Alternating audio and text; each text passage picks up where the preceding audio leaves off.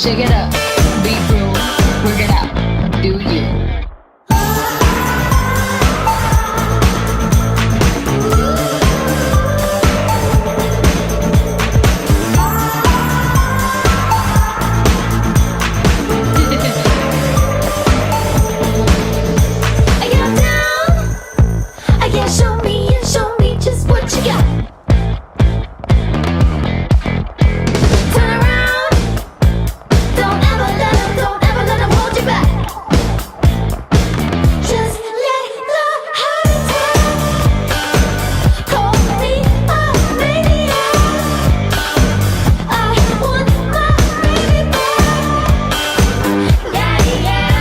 Shake it up, be cool, work it out, do you.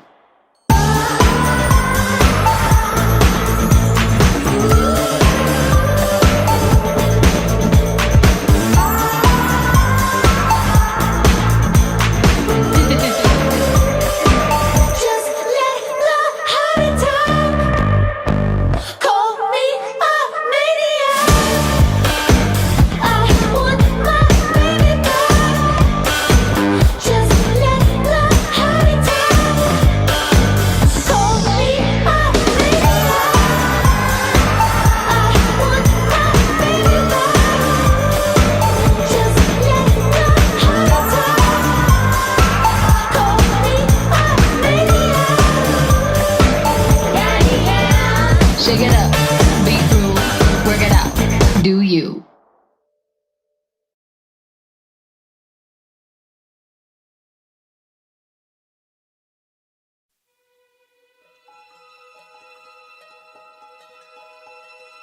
Creativity lies in all of us.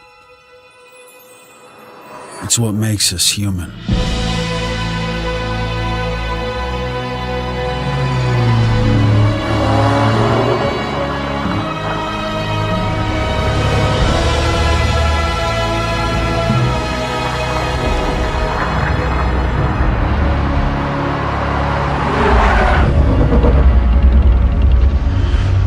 It starts with an idea, the desire to create,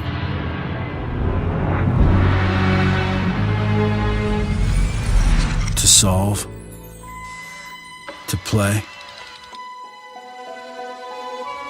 to share, to interact.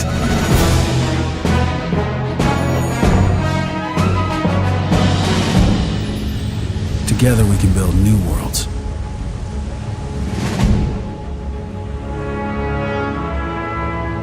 The freedom to create for all.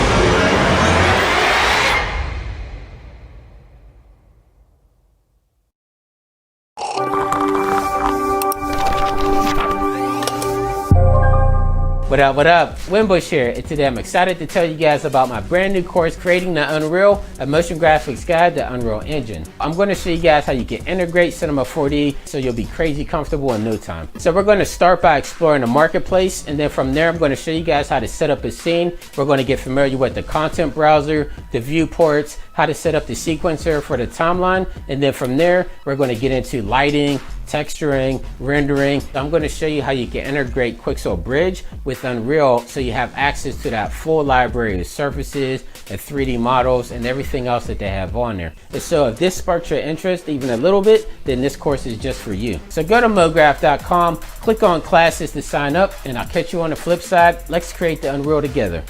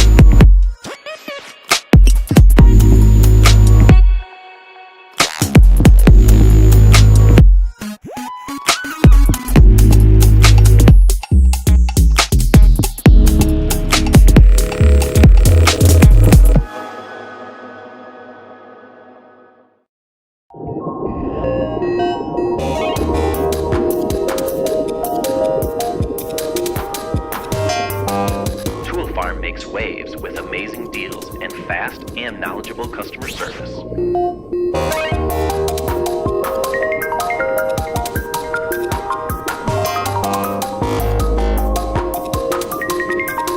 Swim on in for incredible deals on software and plugins at Toolfarm.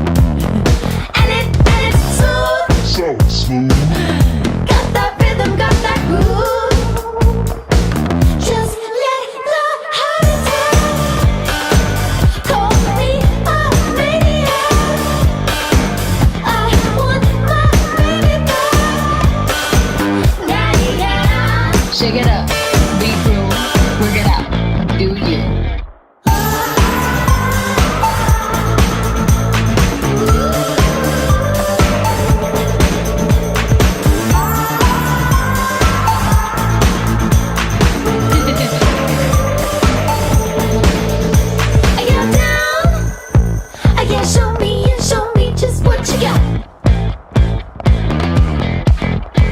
Turn around.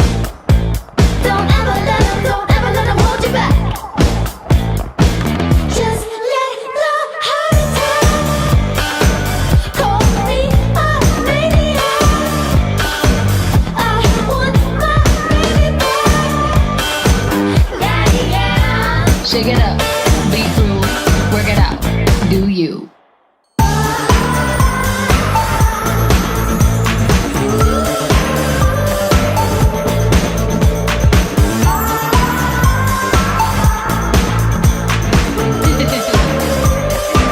Just let the heart attack.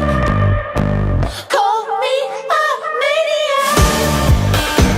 I want my baby back. Just let the heart attack. Call me a maniac. I want my baby back.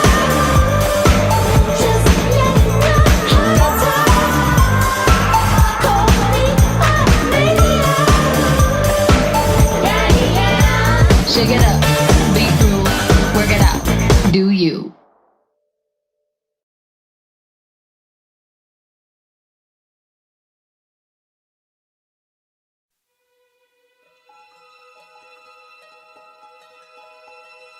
Creativity lies in all of us. It's what makes us human.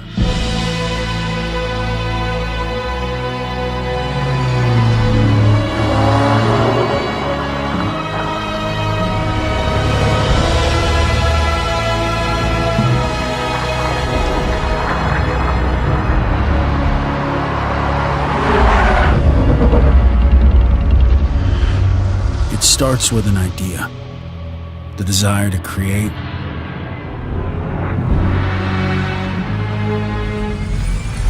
to solve, to play, to share, to interact.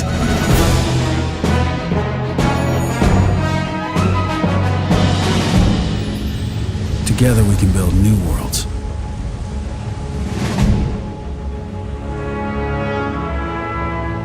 The freedom to create for all.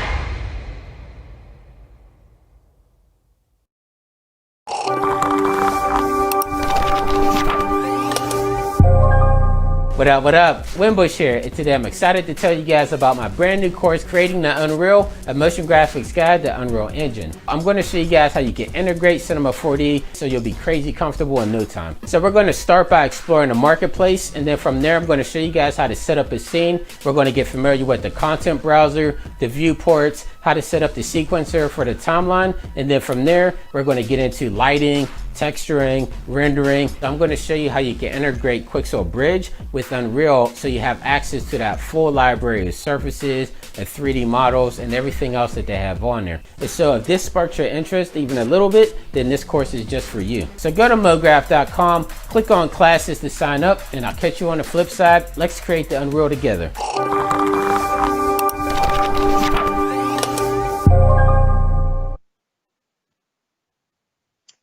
Welcome to day 3, ladies and gentlemen, of the 3D Motion Design Show. I am your host, Matthias Omatola, aka Major VFX, on all those social platforms if you're following us on there. So check us out, go to maxon.net, and make sure to follow us on all of our social platforms. There's so much going on across the web. For those of you who don't know, the show is sponsored by Dell and Unreal, which is great because we have an amazing presentation by the one, the only, what's up, Jonathan Winbush. Let's check him out.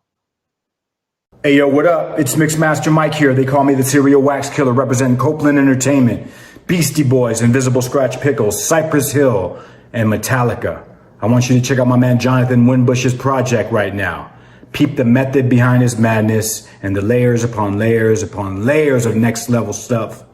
He's gonna blow your mind, all right? Peace. What up? Winbush here, and today I'm excited to show you guys how I made this.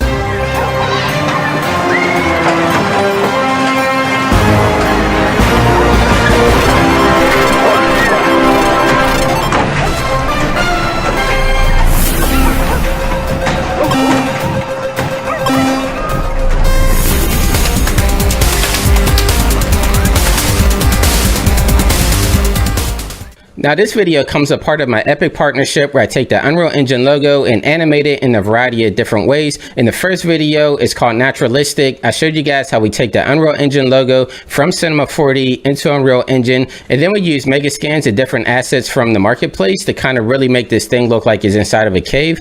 And then the second one, called Geometric, we use simple shapes and simple colors with some wood grains to make the Unreal Engine logo come to life. Again, going from Cinema 4D into Unreal Engine. And then this third one, called Gameristic, which you just saw, is heavily inspired by games like Fall Guys and Mario Kart. So in this video, I'm going to show you guys how we can take the Pug character and we're going to rig it up in Mixamo, and then we're actually going to add our own mocap data courtesy of Rococo. As you can see, I have the mocap suit on right now, so I'm going to do a live demonstration on how I go from this, bring it into Cinema 4D, rig everything up, and then bring that red character into Unreal Engine. And not only that, I'm going to show you guys how we could do custom camera moves in real time in Unreal Engine. If you look right here,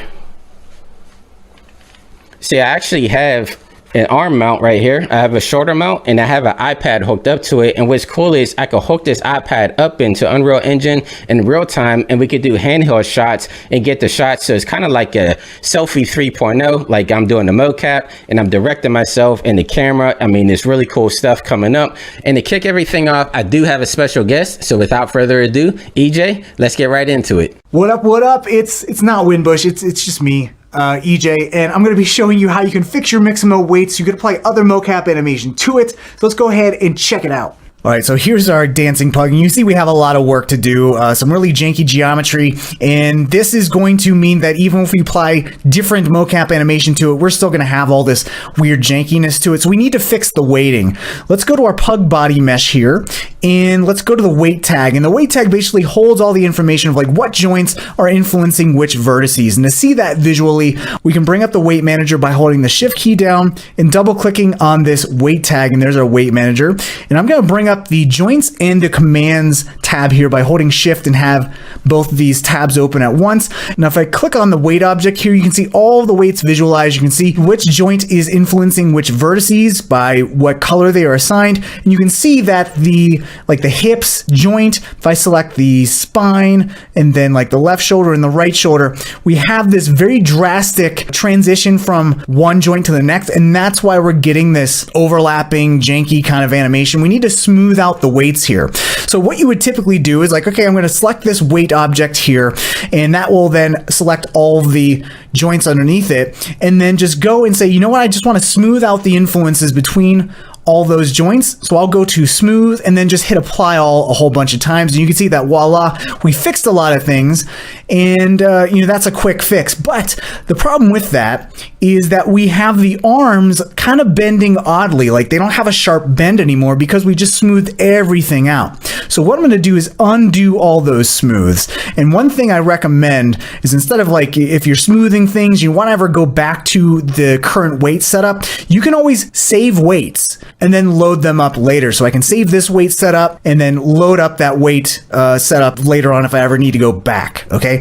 So instead of selecting everything and smoothing all those joints, I can go and just select the joints that I want, say like the hips and the spine, and maybe I just blur these together. If I select these joints, I can just blur the weights on just those selected joints here by hitting apply all. And actually a good thing to do is bring the strength down so you can kind of go in increments and not go, so drastically. So instead of going 100%, we're going 30% at a time and slowly smoothing everything out. Now, another thing we can do is bring in like the left shoulder here and the right shoulder, and maybe we blur these all together as well. So I'll hit apply all, and you can kind of see what we're doing there.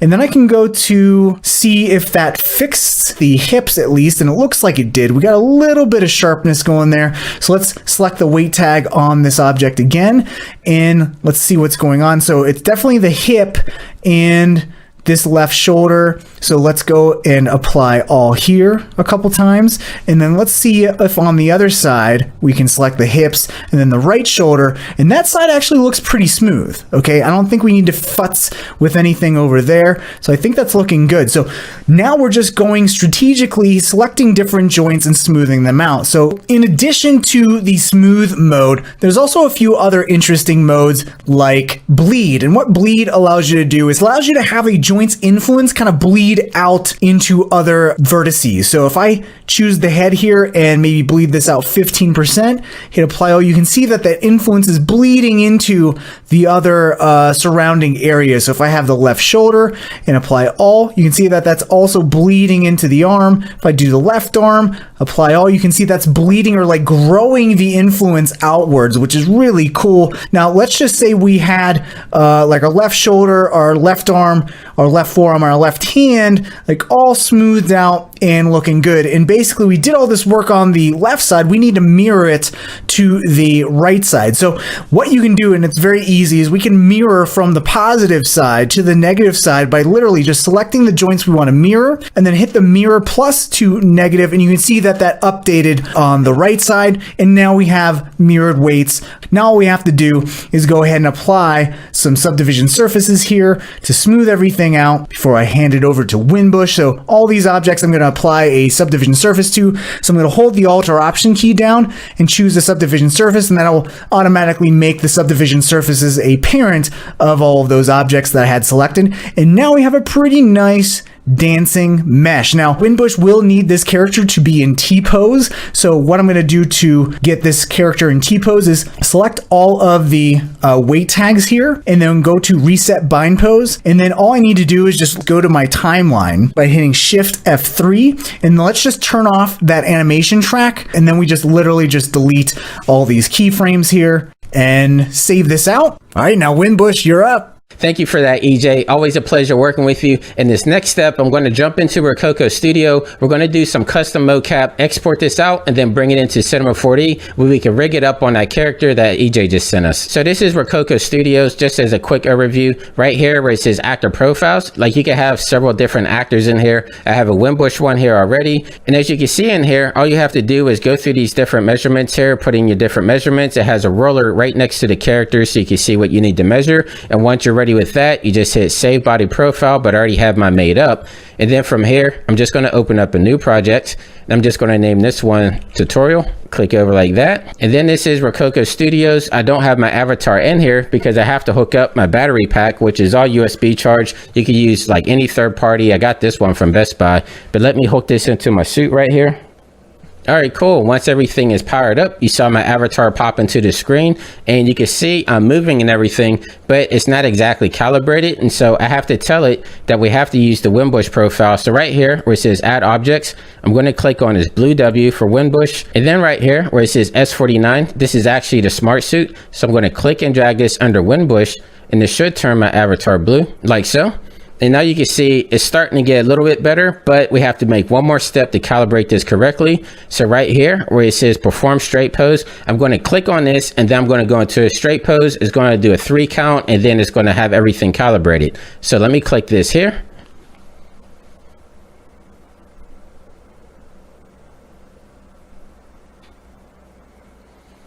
And there we go. Everything is wireless, so it's just running through my Wi-Fi router. Everything is one-to-one. If I look down here in the lower right-hand corner, this is all the different sensors that are in the body. So if it's green, that means it's perfect. If it's yellow, there's a little bit of interference, but I found that my studio setup in here is work perfectly with this. And so the next step from here, I just want to kind of move around, make sure everything is locked in. So I have my head movement. You can see here, I have my strap underneath my main gear hat here, and I have everything going accordingly. So I can lift my feet up, everything's good to go. And so from here, I'm just going to do a quick mocap and then we're going to export this out and bring it into Cinema 4D. So if I look down here in the bottom, I just have to click right here where it says start. And right now it's recording. So I'm just going to move back and I'm just going to do a little dance for the pug there.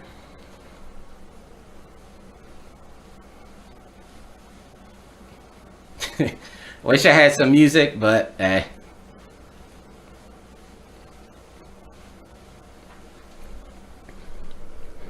There we go. So that should be good enough. So if I come over here to my left side where it says take, if I double click on this, I could check to make sure that my take took well, which I'm pretty sure that it would. See, you can see me talking there. And there we go. You can see my little pug dance there, get my groove on.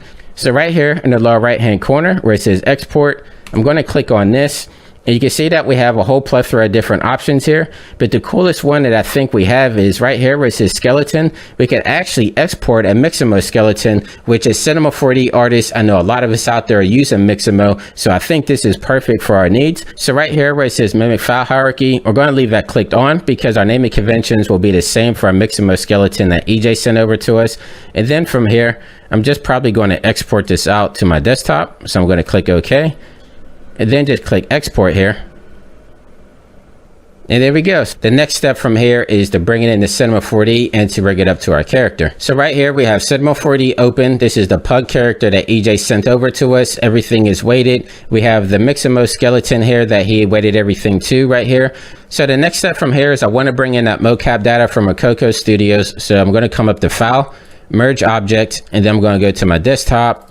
Look for where I saved it out at right here. Mixamo take 1, click open. And I'm just going to leave everything at default here and just click OK. And now we have our Mixamo skeleton and it brought in the mesh. So if I hide these right here, so I'm going to select all of these, hold down the left Alt key and then just double click and drag down to just hide these for a minute here. So this is the mocap data that we brought in from Rococo. So I'm going to drag this out in the timeline. Then I'm going to hit Control D because I like working at 60 frames per second. There we go. So if I click play here, you can see that we have our mesh brought in from Rococo Studio and the Mixamo skeleton. If I look over here at my file structure, you can see right here, we have Mixamo hips, and then this is the one from the pug. So what we're going to do is we're actually going to connect this right here that's connected to the pug to our mocap right there. So let me click play right here to stop it. I'm going to go back and I'm actually going to delete this mesh because all I need is the skeleton. Then if I hold down the left Alt on my keyboard, click and drag down. There we go. So now we have our pug character in here. And as you can see, the pug is way larger than the skeleton that we brought in from Rococo, but that's fine because all we really need to do is connect the joints. And so the skeleton size doesn't really matter that much. And so to do that, actually, I'm going to select all of these first, and I'm going to put these into a group. So I'm going to select object, group objects, and then I'm just going to name this one pug.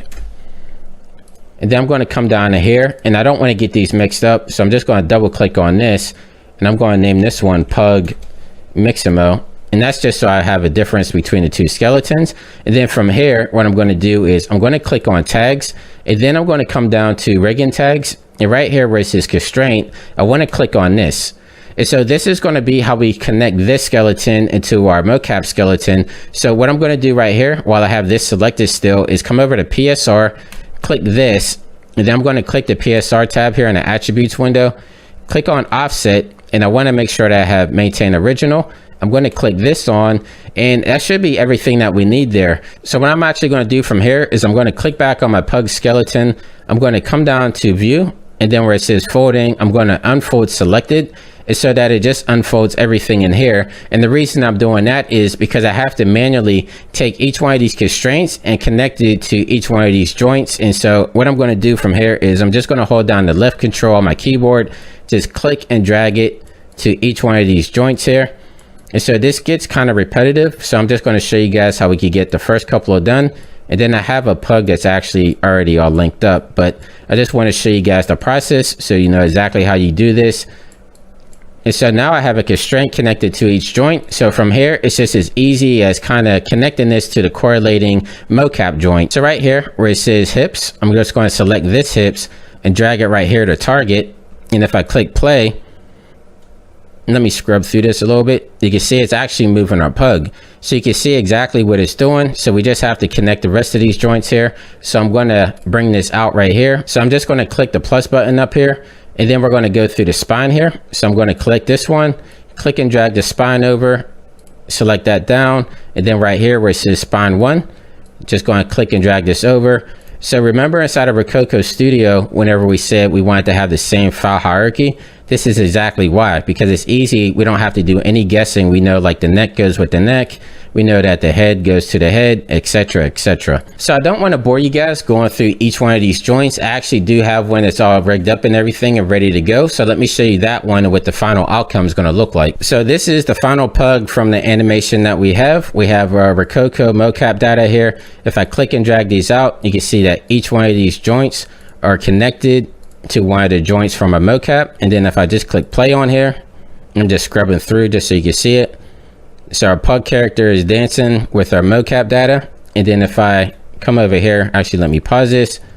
I'm just going to hide this. So like I was saying, the scale of the skeleton doesn't really matter. It's all about just connecting the joints there. And so it looks like we have a pretty good rig here. And so the next step from here is we want to take this data into Unreal Engine. But first, let me make a stage just so we have something that the pug can be dancing on. So he's just not dancing in the air. So I'm just going to make a quick stage real quick. So I'm going to make a cube.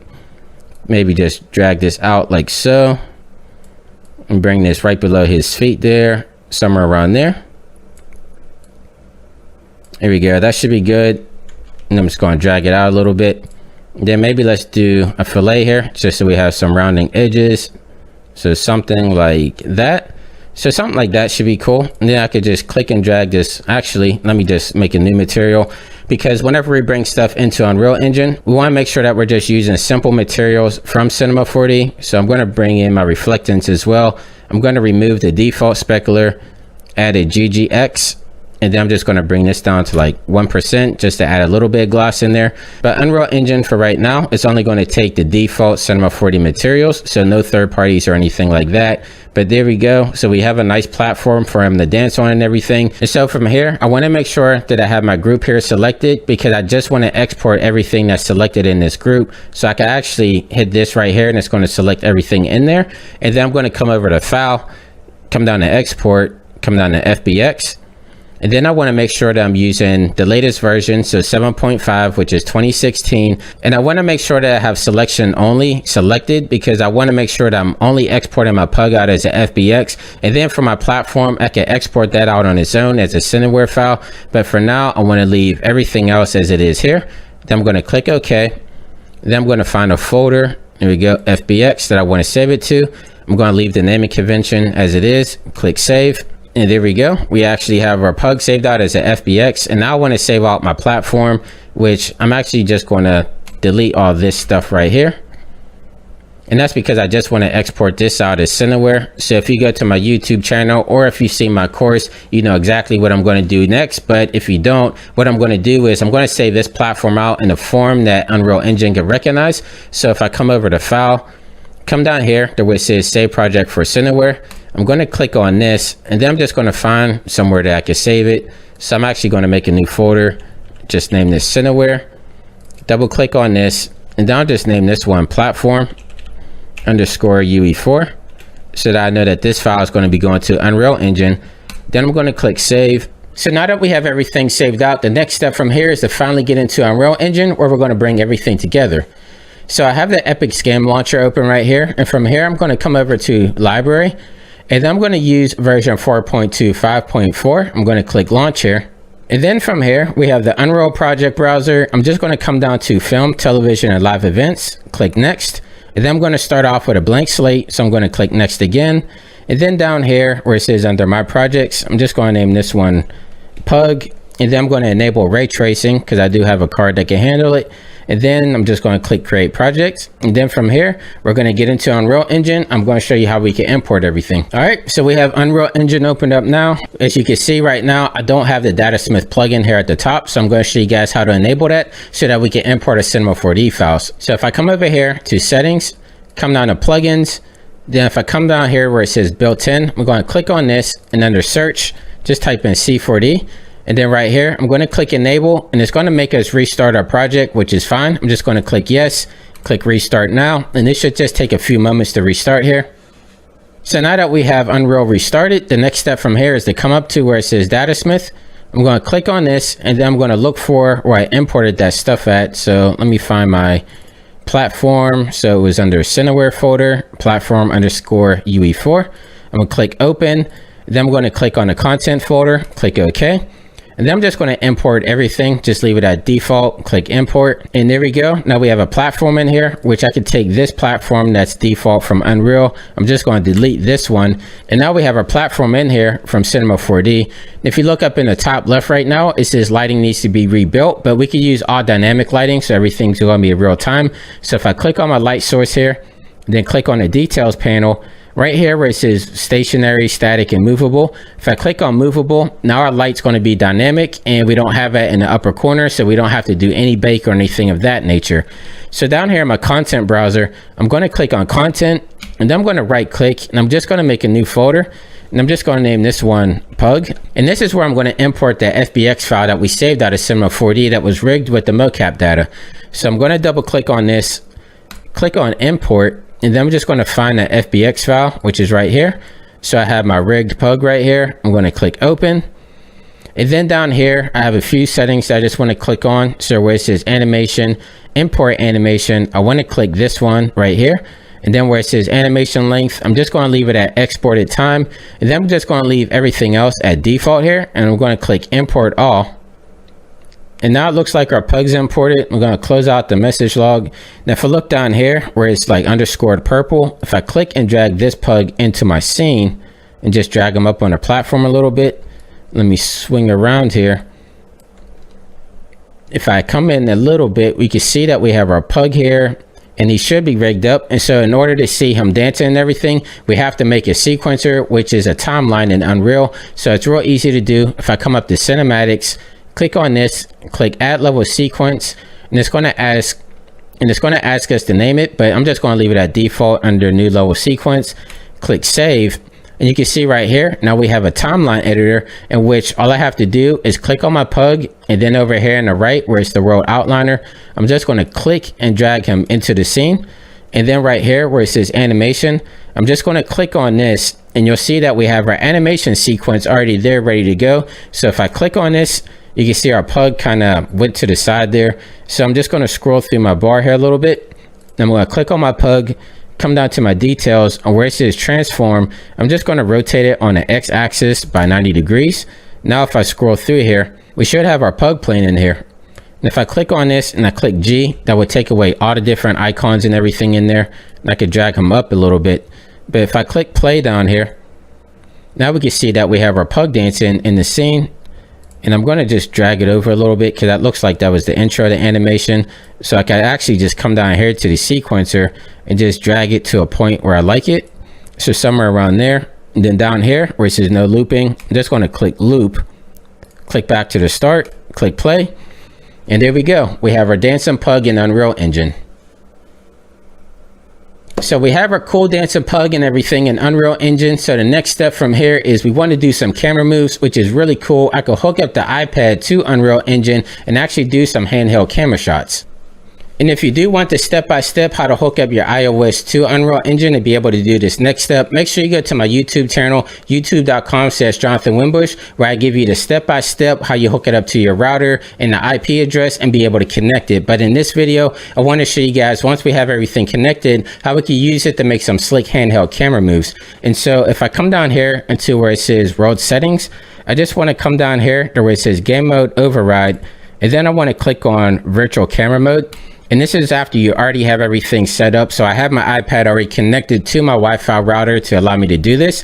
And from there, all you have to do is go to the App Store. And we actually have an app from Unreal called URemote. So I'm going to select it on my iPad now. And then I'm going to click the connect button. And let me put this up on my shoulder mount. But before I do that, right here where it says play, I'm going to click the down play button. And then I'm going to come right here where it says new editor window. Click on this, and this should connect everything to my iPad. And so I'm going to step back so that I can see my Pug in my view. But if I look on here, and actually you can see it in the window down here as well. If I select this, it should correlate in real time. And so I actually have a controller up on my screen, which I can control with my iPad. So let me hook this up on my shoulder.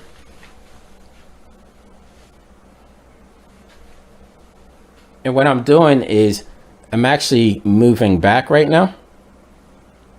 Somewhere around there. So I'm using a joystick on my iPad to move back, and then I didn't put in the camera, but you can also set up like a start camera. But let's say I want to shoot this Pug from the side. So you can see right here, if you look on my computer in the lower left hand corner, there's a red button, and if I click on that on the iPad, it actually gives us a recorder. So now once it hits the 1 mark, I could just actually move my camera around. I could kind of take my joystick, move it in a little bit if I want to dolly in. And it gives us a whole bunch of leverage. So say that we want to start in the sky like I do in my demo, and then come down, point at the pug. It's recording all those movements. And then if I click back on there, now it's going to give us a take within our system here. So let me put this down and let me click stop. There we go. So if I come back to my content browser, if I come to content, you can see that it actually made a folder here called cinematics. So if I double click on this, we have a takes folder. And if I double click on there, right here, it made a sequencer for us. And if I click on this camera here to lock it into place, and then if I click play, you can see now we have our camera move all in Unreal. And so now the next step from here is just kind of connecting the two together, which is easy in itself. So I'm going to come over here where it says Cinema Camera Actor. I'm going to right click and just click copy. And then I'm going to find my sequence that I made before. Remember the one with the dancing pug in it? So I'm going to double click on this. Then I'm just going to right click and paste the camera in here. And then you see we have a button here for plus sequence. I'm going to click on this, and then I'm just going to find the one or scene 101. I'm going to click on this right here. And then you can see it's still not dancing, and that's because we need to add a camera cuts. So if I click on track right here, click on camera cut track, then I'm going to select camera, and I'm going to select the camera that is our sequence there. So I'm going to click Cinema Camera Actor. And I'm just going to drag this over. So now we should have our camera locked in. And there we go. So hopefully this demo gave you an overview of how I created my project for the Unreal Engine logo animation. I used Mixamo, Rococo Studio, Cinema 4D, and of course Unreal Engine. And then I brought it all to life with handheld camera moves on my iPad. So hopefully this is something that's really cool that sparks your interest and gets you guys exploring as well. And I also want to give a big shout out to EJ. Thank you for allowing me to use your pug model and giving us a demonstration on how you could properly weight it with the Mixamo skeleton. And I also want to give a shout out to Rococo because this mocap suit is dope. If you guys want a discount on it, make sure you hit me up. They gave me some codes that I could give away to you guys if you're really interested. And I also want to give a big shout out to Maxon and Unreal Engine. Without you guys, none of this stuff would have been possible. So thank you guys again, and make sure you go to my YouTube channel, youtube.com/Jonathan Winbush. Make sure you click that subscribe button, and I'll catch you in the next video. Take care.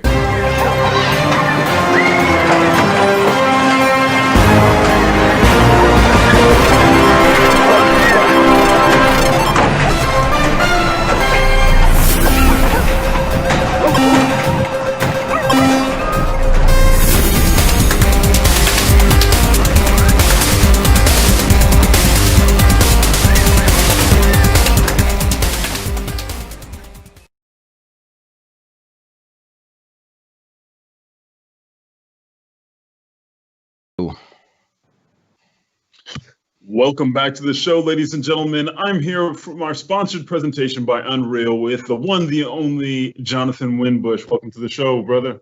What up, what up? Thank you for having me, man. It's a pleasure. Yeah, man, great stuff. And you brought in EJ in the mix too. So thank you, EJ, as well for joining in on that one. So a bunch of questions here, and we'll dive in those. And I know you have a couple other things going on today as well. Later on this evening, you have a Twitch, and we'll be posting that as well around 7 Pacific. So we'll talk about that in here as well. So first question, can the R23 character definition and solver be used here? I haven't had a chance to test it out yet, but if you like anything that has any type of rigging in it, if you export it out as a FBX, I found that no matter what, it always seems to import into Unreal. So I would say, yeah. Yeah. So just make sure you use that FBX export and you're good to go. Yeah, exactly.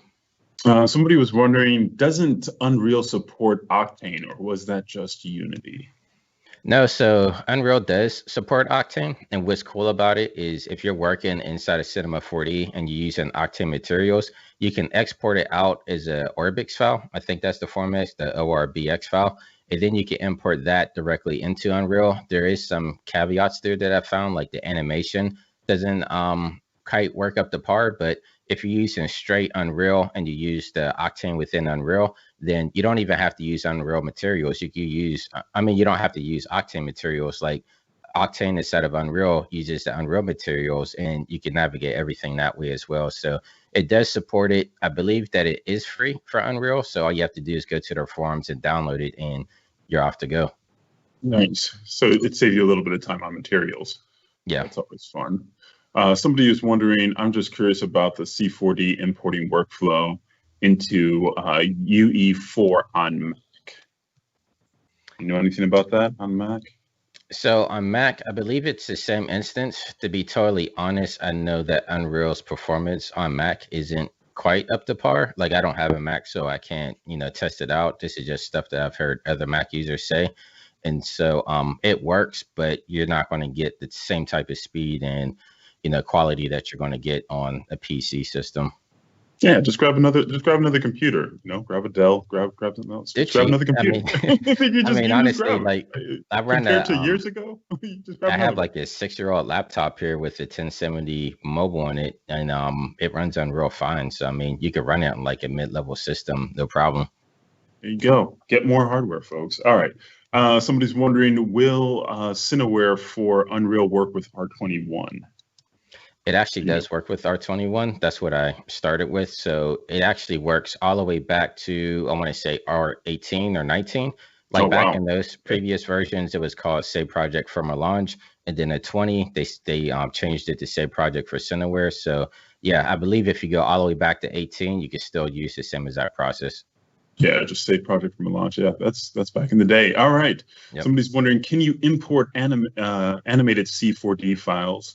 Does Unreal support the MoGraph system inside Cinema 4D, or do we need to bake everything? So if you go to my YouTube channel, youtube.com/Jonathan Wimbush, I have a bunch of tutorials on this. When it first came out, you did have to bake your MoGraph stuff, but with some recent updates, you can actually just use your MoGraph cloner and import it into Unreal. So you don't have to do bunch of baking or anything. So yeah, that will work. And even with dynamics too, like I show how you could use like Veroni Fracture, and you don't have to do any baking. You just take it straight from Cinema into Unreal and everything just works. Wow, just recognize that. That's a huge update. Yeah. All right. Let's see. Question is, why is the animation object in Unreal for Cinema always off in the up vector, and how do you solve that? Yeah, not run into that issue. Do you mean like is the axis inverted? Yeah, I'm wondering if it's maybe they're talking about the up vector for the object axis. Because I know in Unreal, the axis, the X, Y, and Z is laid out differently than it is in Cinema. So maybe that's what's throwing you off. But I mean, it's all going to be in the same exact position as you have it in Cinema. It's just the way that the axes work in Unreal, they're a little bit different. Like I believe the Y is depth instead of Z or something like. I have to go back and check, but I just know it's a little bit different because that's how game developers are used to working in that 3D space. Yeah, so you just adjust it when you're in Unreal. Is that just a quick fix? If you're ever running into it, you just rotate it? You don't even have to rotate it. It's just the way that the axes, how you have the red, blue, that axes in there. So it's just going to be labeled differently, but it's exactly the same. So you shouldn't have any problems like whenever you bring it in. It should all come in, exactly how you had it in Cinema. Very cool. All right, so let's see. Any tips for ArchViz in Cinema to Unreal?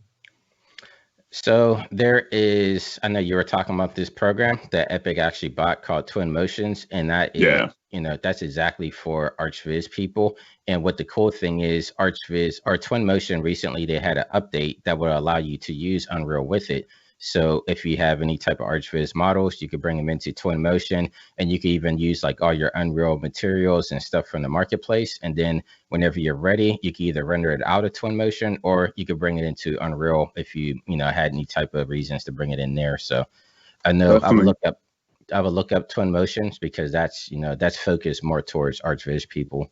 Yeah, and there's definitely some good tutorials on Twin Motion out there on YouTube, and I have worked with it and actually brought like SketchUp models into Cinema, cleaned them up, and then brought it into Twin Motion. So that workflow totally exists, and yeah, it's great for ArchViz, and it does work, hand in hand as far as you can do FBX, OBJ, all those different imports, exports. Somebody is wondering, could we just keep the pug or any other characters just inside the Cineware file and upload all of that in just one file? So can you do that all in one go, or do you need to export those individually? No, so for anything that has any type of character animation, so if you have like a character rig, you're going to have to import that as an FBX file. You have to remember that Unreal is a game engine that's made to be used with like a whole bunch of different applications. So if you're in a game studio, you're going to be working with artists that are using Houdini, Maya, 3D Max, and Cinema. And so they have that universal FBX model that you could use. So say like, so you have the Unreal level designer. He needs like a character for a game he's working on. It might be made by the Maya artist, and then so that Maya artist could then export the FBX, give it to the Unreal designer, and he could just drop it right in. Or same thing if somebody's working in Cinema, they could just export out the FBX. So it's just excuse me, it's just about having that universal design. But for like your level design and everything like that, or any type of like MoGraph animations or anything of that nature, you can straight up just export it out as Cineware and then bring that in. But again, anything that uses any type of character rigging, you're going to have to export that out as an FBX file. Got it. All right. Somebody's wondering, would you recommend using Unreal materials over the ones you create in C4D? So how does any material information actually cross over from Cinema into Unreal, or do you just build all your materials in Unreal?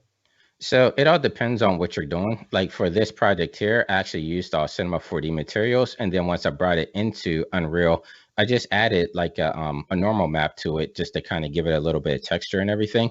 But for Unreal, it only really recognizes the basic Cinema 4D materials, and there's documentation on what it can bring in as well. But the cool thing about bringing your materials in from Cinema is inside of Unreal, they have something called instances, which you don't have to do any type of like blueprinting or noding or anything. And so what it does is it automatically converts it into something that Unreal can recognize called instances. And then whenever I was in there and you saw like the check mark boxes, whenever I was playing around with any materials and stuff, it's as easy as going into that menu and saying like, oh, I want to add more specular. You just drag it up, you add more specular. Or if you want to add any type of like UVing, like messing around with the scale or anything of that nature, like it makes it real easy to coming from Cinema to be able to navigate in there. So just adjust the materials. Exactly. So if you're just starting out, I would say build all your materials in Cinema and then bring them over and get kind of acclimated that way. And then as you become more advanced, then you might want to start building out some more advanced materials in Unreal. But I always say I use like a combination of both. Whatever the project is calling for, that's what I'll jump for. Yeah, one of the things whenever I'm working with game engines, I try and at least do my base materials in Cinema, because once you're replacing them in the game engine, it will replace it everywhere that material is used. So you can at least kind of organize what material is going to be used where, if you're going to be using unique materials on a lot of different things. So then you at least have it organized. So you're not trying to jump into a place where everything's gray and then try and get things organized. It's just a little bit easier in the workflow there. And then the last question, and then we can kind of jump into a little bit more what you got going on, is can point morphs for character animation be exported to Unreal? So I would say for that, you might need to export it out as an Alembic file. So for exotic stuff like that, sometimes if the FBX doesn't work, then I usually jump to Alembic file to make that type of stuff work. But usually Alembic always works. But the only caveat there is the Alembic files could be pretty big. So say like if you have a scene that's like 1200 frames and you export that out as an Alembic file, it could make it into like a 10 gig file. So that's the only trade-off that you have there. So I would just say experiment with it and see if it works. That's pretty much what I do. Awesome. Yeah, and then that wants me to let you know that you're the GOAT, which is a good thing. Which is a good thing. Not you're a GOAT. Yeah. You're the GOAT. No. The GOAT. Yeah, me and LeBron James, right? So you have a couple other things too. I know we're going to be wrapping it up. We're going to take a quick commercial break and be back here. But you have a couple of things going on in the horizon, one of which is your Twitch stream going on tonight at 7 p.m. So if you guys are interested and available and still awake, depending on where you are in the world, you definitely want to tune into that. And I'll be tossing that in the chat so you can check that out. So you want to talk a little bit about what's going on there? Yeah, so EJ's going to join me again on a Twitch stream tonight at twitch.tv/Jonathan Wimbush. I'll be giving away a few prizes from AE Scripts. And so there's a plugin called Autofill by Plugins Everything. They gave me a couple of serials that I could give out to you guys. And then also the Pixel Lab, they donated some of the flag packs to give away. So inside of the Unreal Engine opening sequence there, like the finish line, that was all brought in from Pixel Labs. They have a flag pack that they just released that's really cool. So he gave me a couple of those to give away as well. And then we're just going to kind of kick back and chill. I'm not really a Twitch streamer, so we're just going to figure this out on the fly. So it should be a good time just kind of hanging out with me and EJ and just kicking back, and we'll see what happens. But I like to improv everything, so yeah, we'll see what happens. And then lastly, if people wanted to learn more, you just released a course. I know some people were already asking for discount codes, but you just released it. So if people wanted to learn more about the whole workflow for Unreal, can you tell them a little bit more about your course and where to get it? Yeah, so if you go to mograph.com, I have a course called Creating an Unreal, a motion graphics guide to Unreal Engine, which I have a lot of really cool stuff in there. So if you're a beginner motion graphics artist and you have a Cinema 4D background, or even like people even said, like if they use Blender, they say it's been helping them out as well, or other applications. But this course is mainly focused on Cinema 4D and Unreal Engine, how we could get started in Unreal, how you can navigate and learn the way of it. And then in like the last chapter, I show you all about how you could take your stuff from Cinema into Unreal. And we have a couple of projects that we build from the ground up and stuff. I know it's been getting a lot of great feedback. We actually have one person that's been getting a lot of jobs from it. She's just been posting online like crazy, and she actually got like a sponsorship from a mocap company. So shout out to Feeding Wolves. And yeah, I would just say check it out up on demograph.com. I actually have a preview up there as well for one of the chapters. So check that out, see if it's right for you. And then a discount is after you finish the course, you'll know Unreal Engine, and then you'll be, working in no time. You'll be pulling in all these crazy jobs, and there's your discount there. So I would say check it out, and yeah, let me know what you guys think. I put a lot of work into it, and shout out to the MoGraph guys. They've been great. We had a lot of great beta testers in there as well. So yeah, check it out there. Very cool. Well, I think if we can get, all set up, we're going to take a super short break and be right back, diving right in to Joey Camacho's presentation. And so I give a quick shout out to... Yeah, do a shout out. Quick shout out to Main Gear Computers, to Rococo, to Smart Suit that I have on right now, the Pixel Labs, EJ for helping me out with this, and then of course Mixmaster Mike of the Beastie Boys. I appreciate all you guys, and I couldn't do this without you guys over at Maxon and Unreal Engine. So thank all you guys. Yeah, thank you guys. See you in just a moment.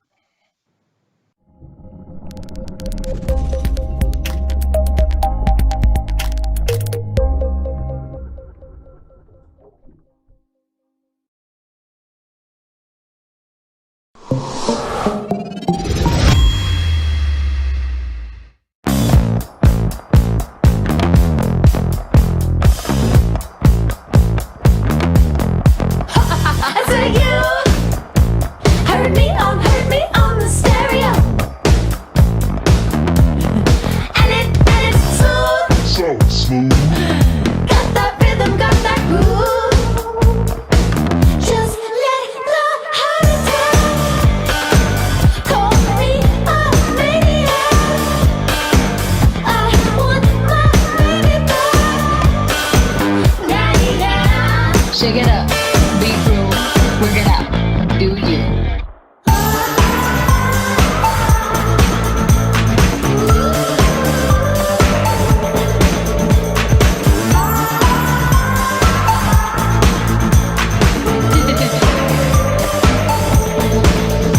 I get down. I get show me just what you got. Turn around.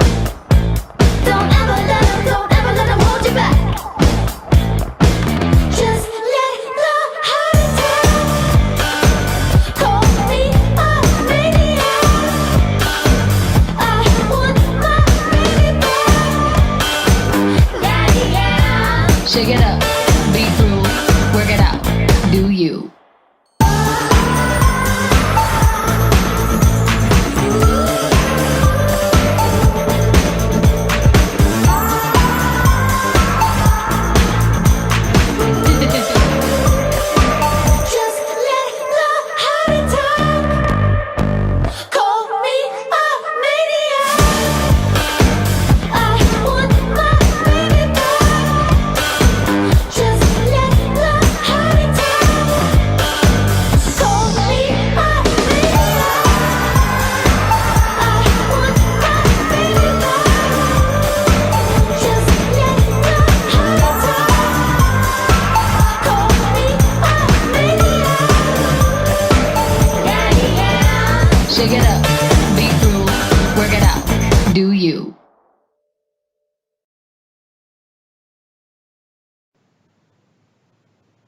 Welcome back to the show, ladies and gentlemen, tuning in from around the world. If you guys haven't already signed up on 3dmotionshow.com, right under the player, you'll see a little sign up to get all of the latest and greatest updates. And this is where we can keep you informed of everything going on here in the world of Maxon.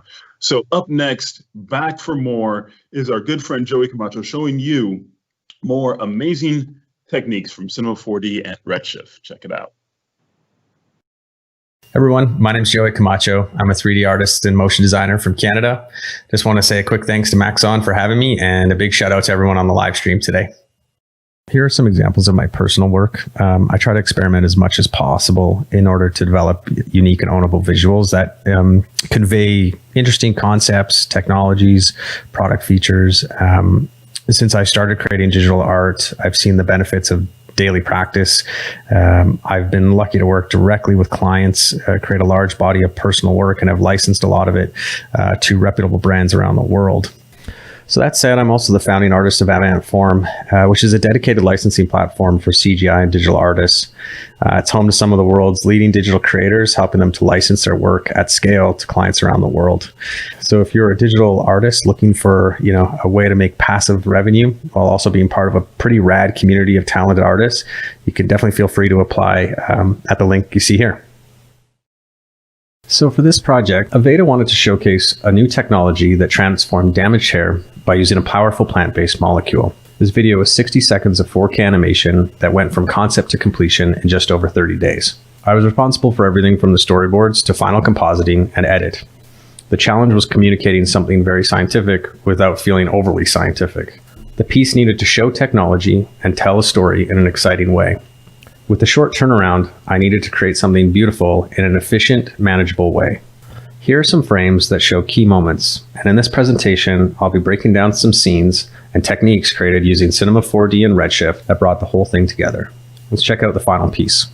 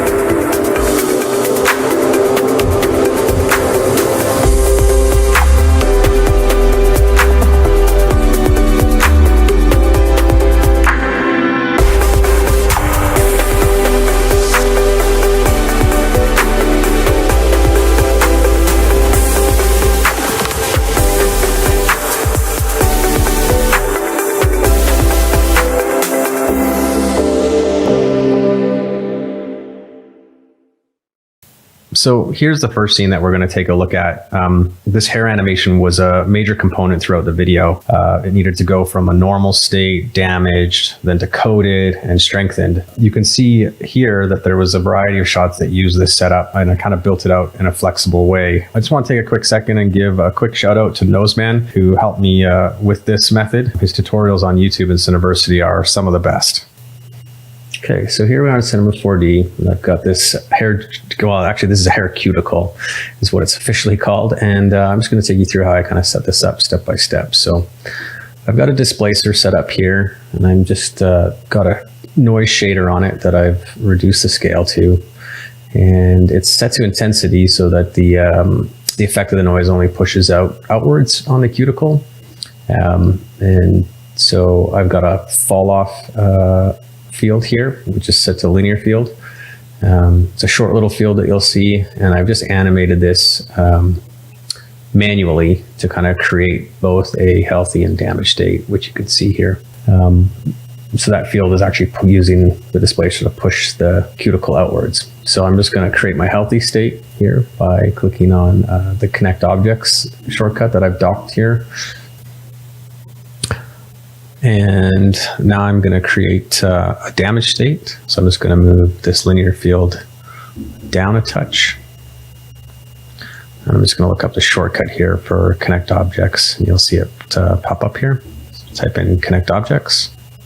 And now I have a damaged state. So you'll see the two states now provide the geometry that I need to blend in my cloner, which you'll see later. So here's kind of what I ended up with. So now that we have these healthy and damaged states, I'm just going to show you how I set up the field states, which allow me to drive the texture transition. So we've got two states now of our geo, healthy and damaged, and the healthy field and damaged field here. And you can see that I've got two vertex maps, but I'll show you how to do this from scratch here. So I'm going to delete all this. You'll see how I set this up. So we've got our healthy field here, or our healthy state. And in that healthy state, I'm just going to quickly make a vertex selection just using the paint tool. So now I've selected it. You'll see the vertex tag show up here. I'm just going to turn opacity. Basically, you can just paint if you wanted to, if you want to write in your own map, but we're going to use fields to create this. So I'm just going to apply this, and we're going to click on the use fields option, and we're going to jump into the field section. So right away, there's a freeze setup, which means that that's where you want to start from. And in here, I've got freeze, I've got linear field set up to normal, I've got a shader field and a curve field. So we'll just do that. So we'll add a linear field. Now I've got this linear field down from here, but you could create your own. I use this because I already had it set up in the animation. I'm going to add the shader field that I had and the curve effect. Now, if I go into the shader field has a noise set up. I've shrunk it down quite a bit to like 0.2, increase the contrast. I've done a number of things, but anyways, when I get into this, I'm going to set this to overlay because right now it's affecting everything, and I only want it to affect when the linear field goes through. So I set it to overlay, and now you'll see when this linear field comes down, it actually brings the shader and breaks it up as well. If I didn't have that, you would just get a flat kind of like basic gradient. And so I'm going to apply that vertex field to the damaged state. And now you can see they both kind of match as that linear field moves through. And now I don't want to deal with having to, change one thing if I decide to make an adjustment to a curves in the other. So I'm just going to go into Espresso here, set drivers on the healthy state and set driven on the damaged state. And now you'll see that these two states, I can change things in the healthy state, and they automatically show up in the damaged state, but I can't do vice versa. So anything that I change here shows up in the other one, which just saves you a bit of time. So now that we've got our two field states and our vertex maps set up, we're going to put those together into a cloner to create some blended animation states. Okay, so now that we have our healthy and damaged kind of field states, I'm going to bring those together and put them into this cloner. But first, I want to be able to visualize my vertex maps in the viewport without having to always click on them. So I've created a native Cinema 4D material, and in the luminance channel, I've added this vertex map texture by clicking on effects and vertex maps. And I've just dragged in my vertex map here because those are both named the same. They show up in the viewport the same way. And now I can just see what's actually happening without having to click on the vertex maps. So we've got our cloner set up to blend mode, and we've added this plane effector, which doesn't have any effect going on, but it's got a linear field, a wipe kind of attached to it. And if color mode is set to fields color. And I've turned modify clone all the way up. And what that does is when the clones are in here, and this linear field moves through, you'll see it actually blends the state of the clones. And that's just the geometry right now. So what I'm going to do is I'm going to export 5 different states of this clone that will create the different blended states of both the geometry and the field state, the vector map state, vertex map state. So we just go again, connect objects. We're going to delete the espresso tag that comes over, and we're going to turn off the fields that gets brought over from that state. And so I'm going to highlight these. I'm going to move that one down. Okay. Here, let me start over here. So just delete that. We've got our state number 1, connect objects, hit the vertex map, delete this, and then delete the fields from this. So we don't need the espresso. We're going to turn that off. We're going to move to state number 2, export that, delete the espresso. Vertex map doesn't need fields. And then, so now we'll go to the third state, which is this. And now you can see how it's changed to damage there. We don't have the espresso tag because that's on the second clone. And we've got our state number 3 there. So now we're going to create state 4. So now you can see what state 4 looks like there. Connect that, turn off fields. You get the idea. So we're just going to create our 5th state here. And once we have that ready, turn off fields, turn off cloners. So that's kind of how it all adds up. You'll see the 5 different states here in a sec. I'm just going to arrange these out into, just so you can see them side by side, using the arrange object. One sec here, pick a good number and apply. And now you can see there's both the 5 different states of the texture maps, so using the vertex maps, and the 5 different states of healthy to damaged. And then so in the next step, we're going to take these states and then finally put them into their kind of like final state, their cloned animation. Okay, so we're in the kind of the cloned animation section here, and you can see here's the setup. I'm just going to turn off the cloth and the subdivision and all that stuff so you can see we're at the same point as where we left off. We got 5 states, damage to healthy. And you'll start to see that in this cloner object, I've got that plain wipe, which is just kind of the modified clone state. And then I've got a random effector, which you'll see how that works in a moment. But now I've taken this blend clone, done the same thing. It's on linear. I'm just going to show you one instance of that as I turn that on. So here's the damaged instance. And there's the healthy state. So same as before, you know, if I was to bring that linear field, it would affect the one, but now I'm going to create a whole bunch. And there's 5 different states. So you can see a whole bunch here. And you can see the plain white, but now that linear field, same setup as before with the modified clone. But I'm just going to, like, you can see the linear field starts way up here, but I'm going to move it down, and you can see how as it moves through there, this, you know, the effect goes from 0 to 100% based off the size of this linear wipe. And so I can get more or less states. And I know because the animation is pretty quick, and I'm going to use a delay effector, the linear field was quite narrow here. So I've just added some thickness using a cloth. And then once I turn on the subdivision, it gives you that kind of look that you see in the final animation with this kind of flared cuticle. I'm just going to turn this off to kind of watch the preview. But yeah, so that kind of gives you a final look. But now I'm going to add this random effector, and you can see it. You know, I've added some rotation and just offset a few things in the y-axis here. So now we've got kind of our final look, our final assembly. And I'm just going to turn this sub D off again, and you can see that delay effector gives it this kind of nice ripple effect all the way through. Yeah, just it's a little heavy, but we'll show you how to kind of get around that in the next section when we export to Alembic. But you know, with the Alembic file, it's interesting. We were able to reverse it and get that set up as well. So right now it's just on a straight linear path, and in the next section, after you see it here, we're going to assemble it into Alembic and get it all ready for kind of like the flexible setups that it needed to be. So now that I've got my kind of final setup here with all the clones, you can see it rippling through. We're going to go into and export this as an Alembic.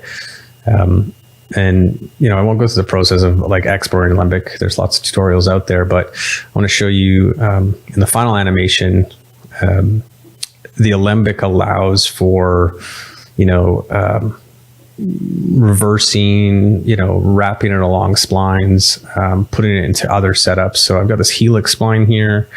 I've added a spline wrap, and now I can kind of like adjust the shape of this this hair setup, and whether it needs to be more curved or otherwise, you can do that. But now you see the animation kind of moving through the Alembic file here.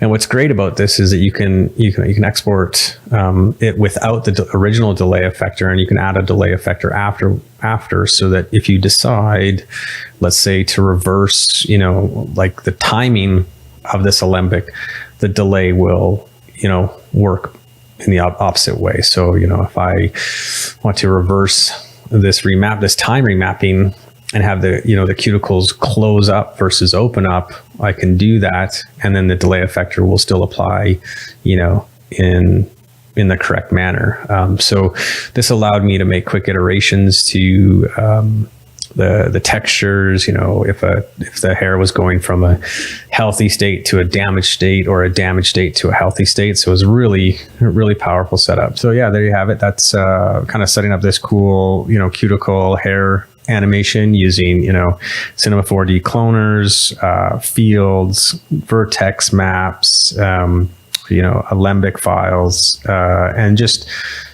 really creating kind of functional, manageable animation setups that can be repurposed throughout multiple shots.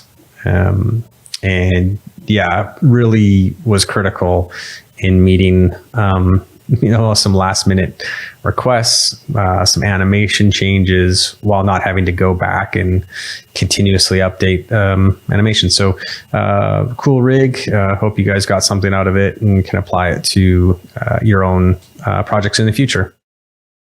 So now that we kind of had that animation portion done, what I needed to do next was come up with some cool texture animations, texture transitions.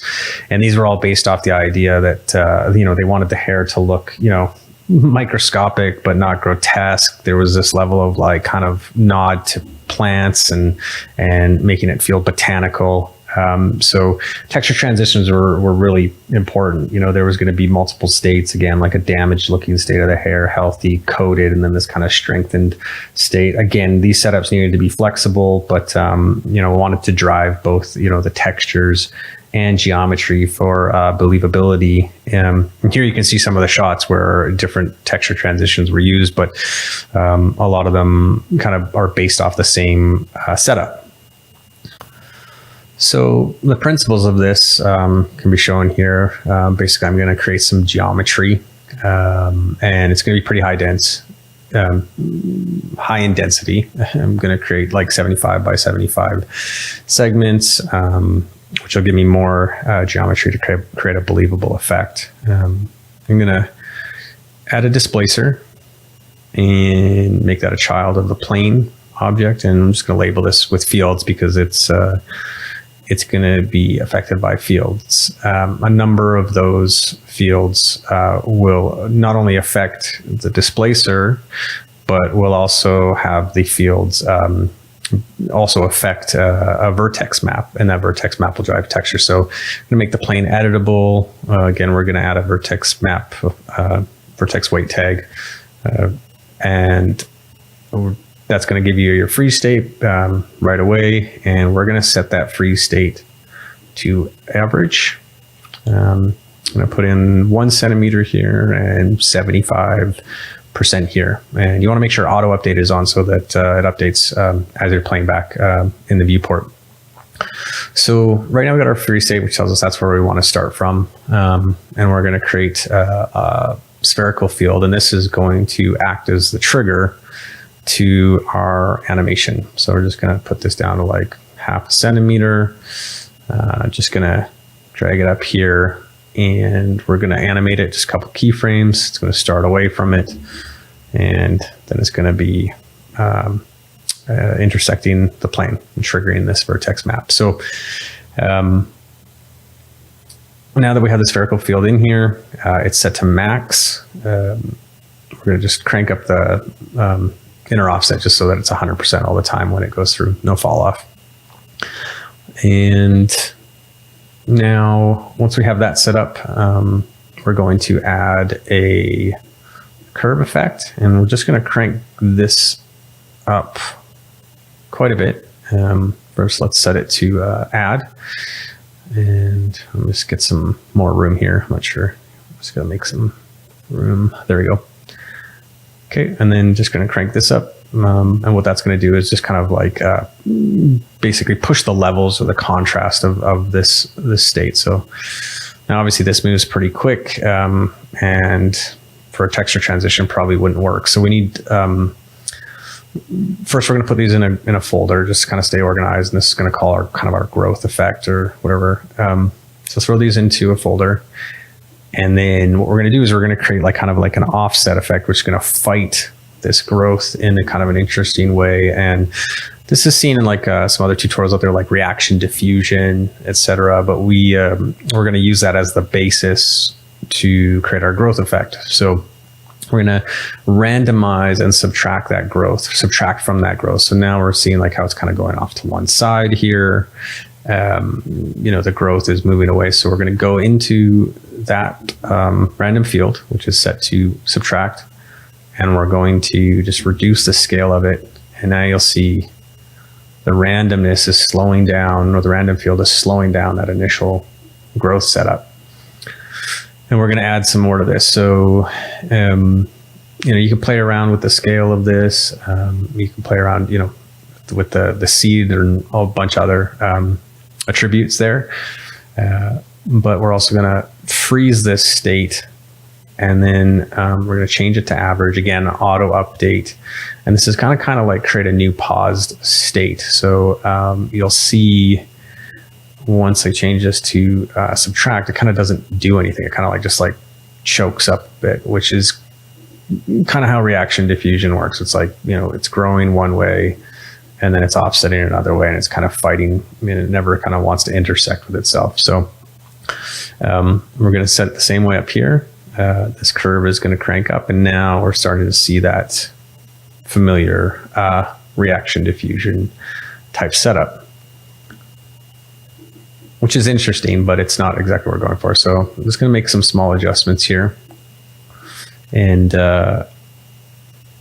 finally, we're going to go and we're going to add a decay effect, and this is going to kind of smoothen things out a bit. We're going to set this to, we got to set the curve to overlay. We're going to set the decay to max, I think. No, we're just going to leave it normal for now. Anyways, we're going to crank this up to 100%. And then, nothing dramatic here, but I just need to make some adjustments.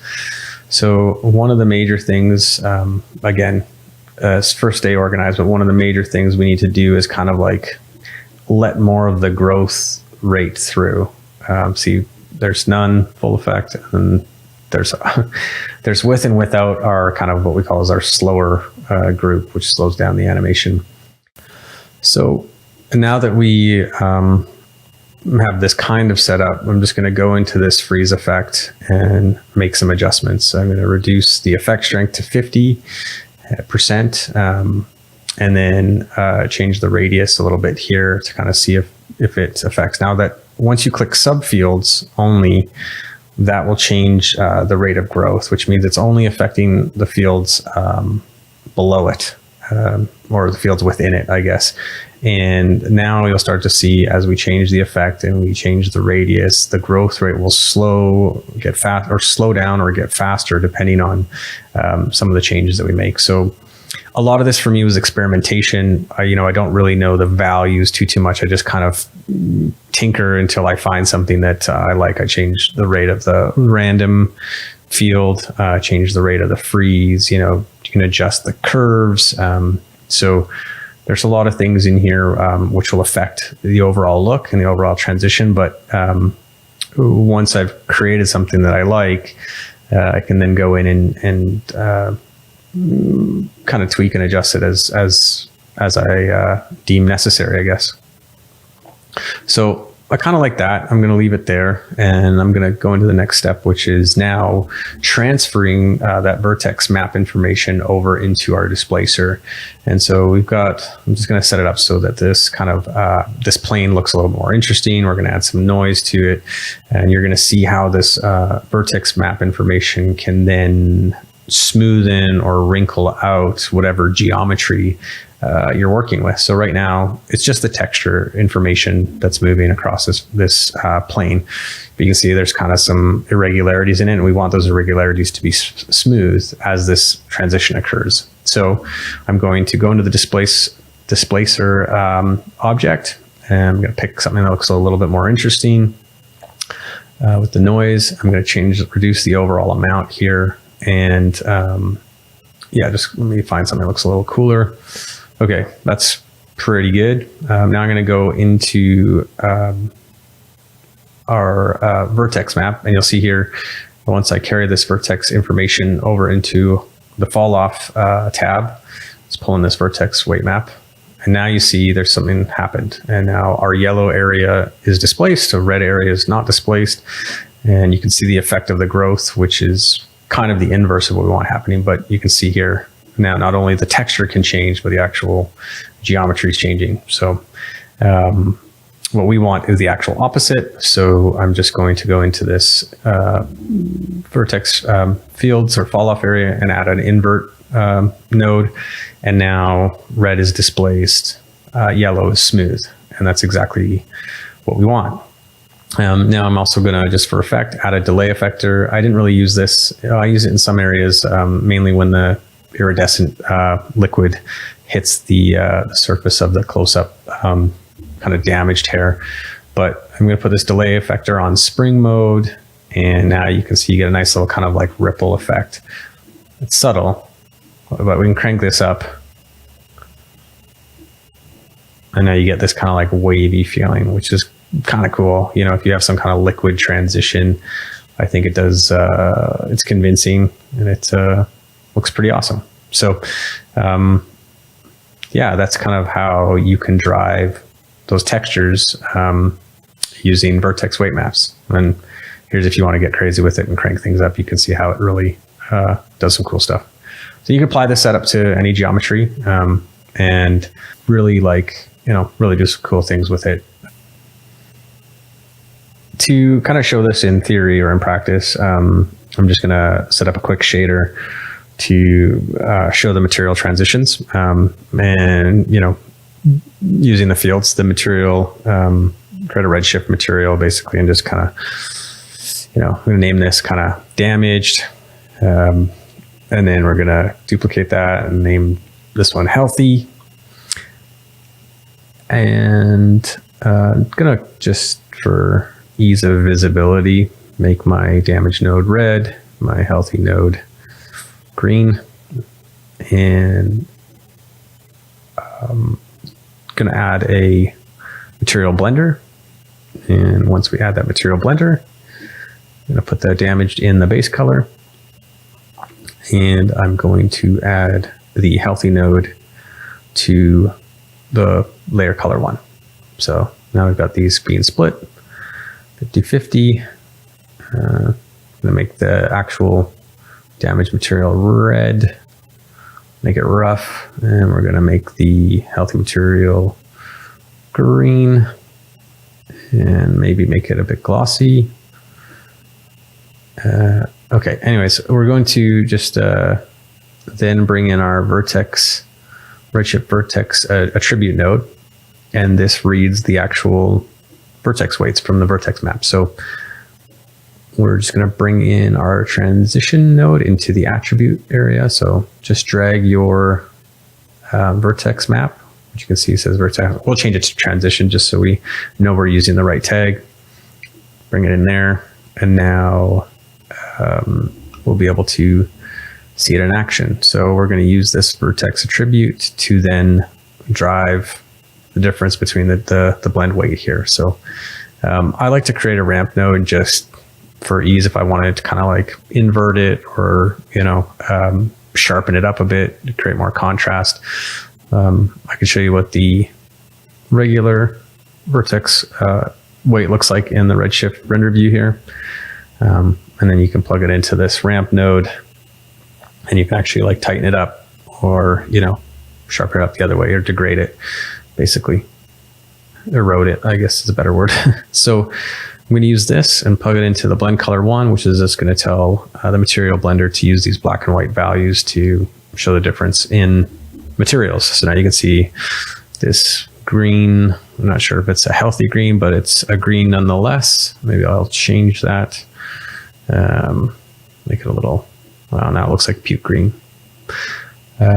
Anyways, so you can see the transition. We've got this glossy green map, and we've got this kind of like unhealthy damaged red map, which is a little bit more rough. So you can use this vertex attribute node in combination with weights or noises to then, you know, create different variations, not just in the actual transition itself, but you can use it to drive roughness maps. You can use it to drive you know, glossy maps, subsurface maps. You can change the black and white values and remap them to affect different attributes in each, you know, different nodes throughout the entire Redshift shader graph. So it doesn't just have to be materials. It can be all sorts of attributes. So that hopefully gives you some level overview. Here I'm just going to add some displacement and just show you kind of, you know, not displacement, but add some subdivisions to smoothen out the actual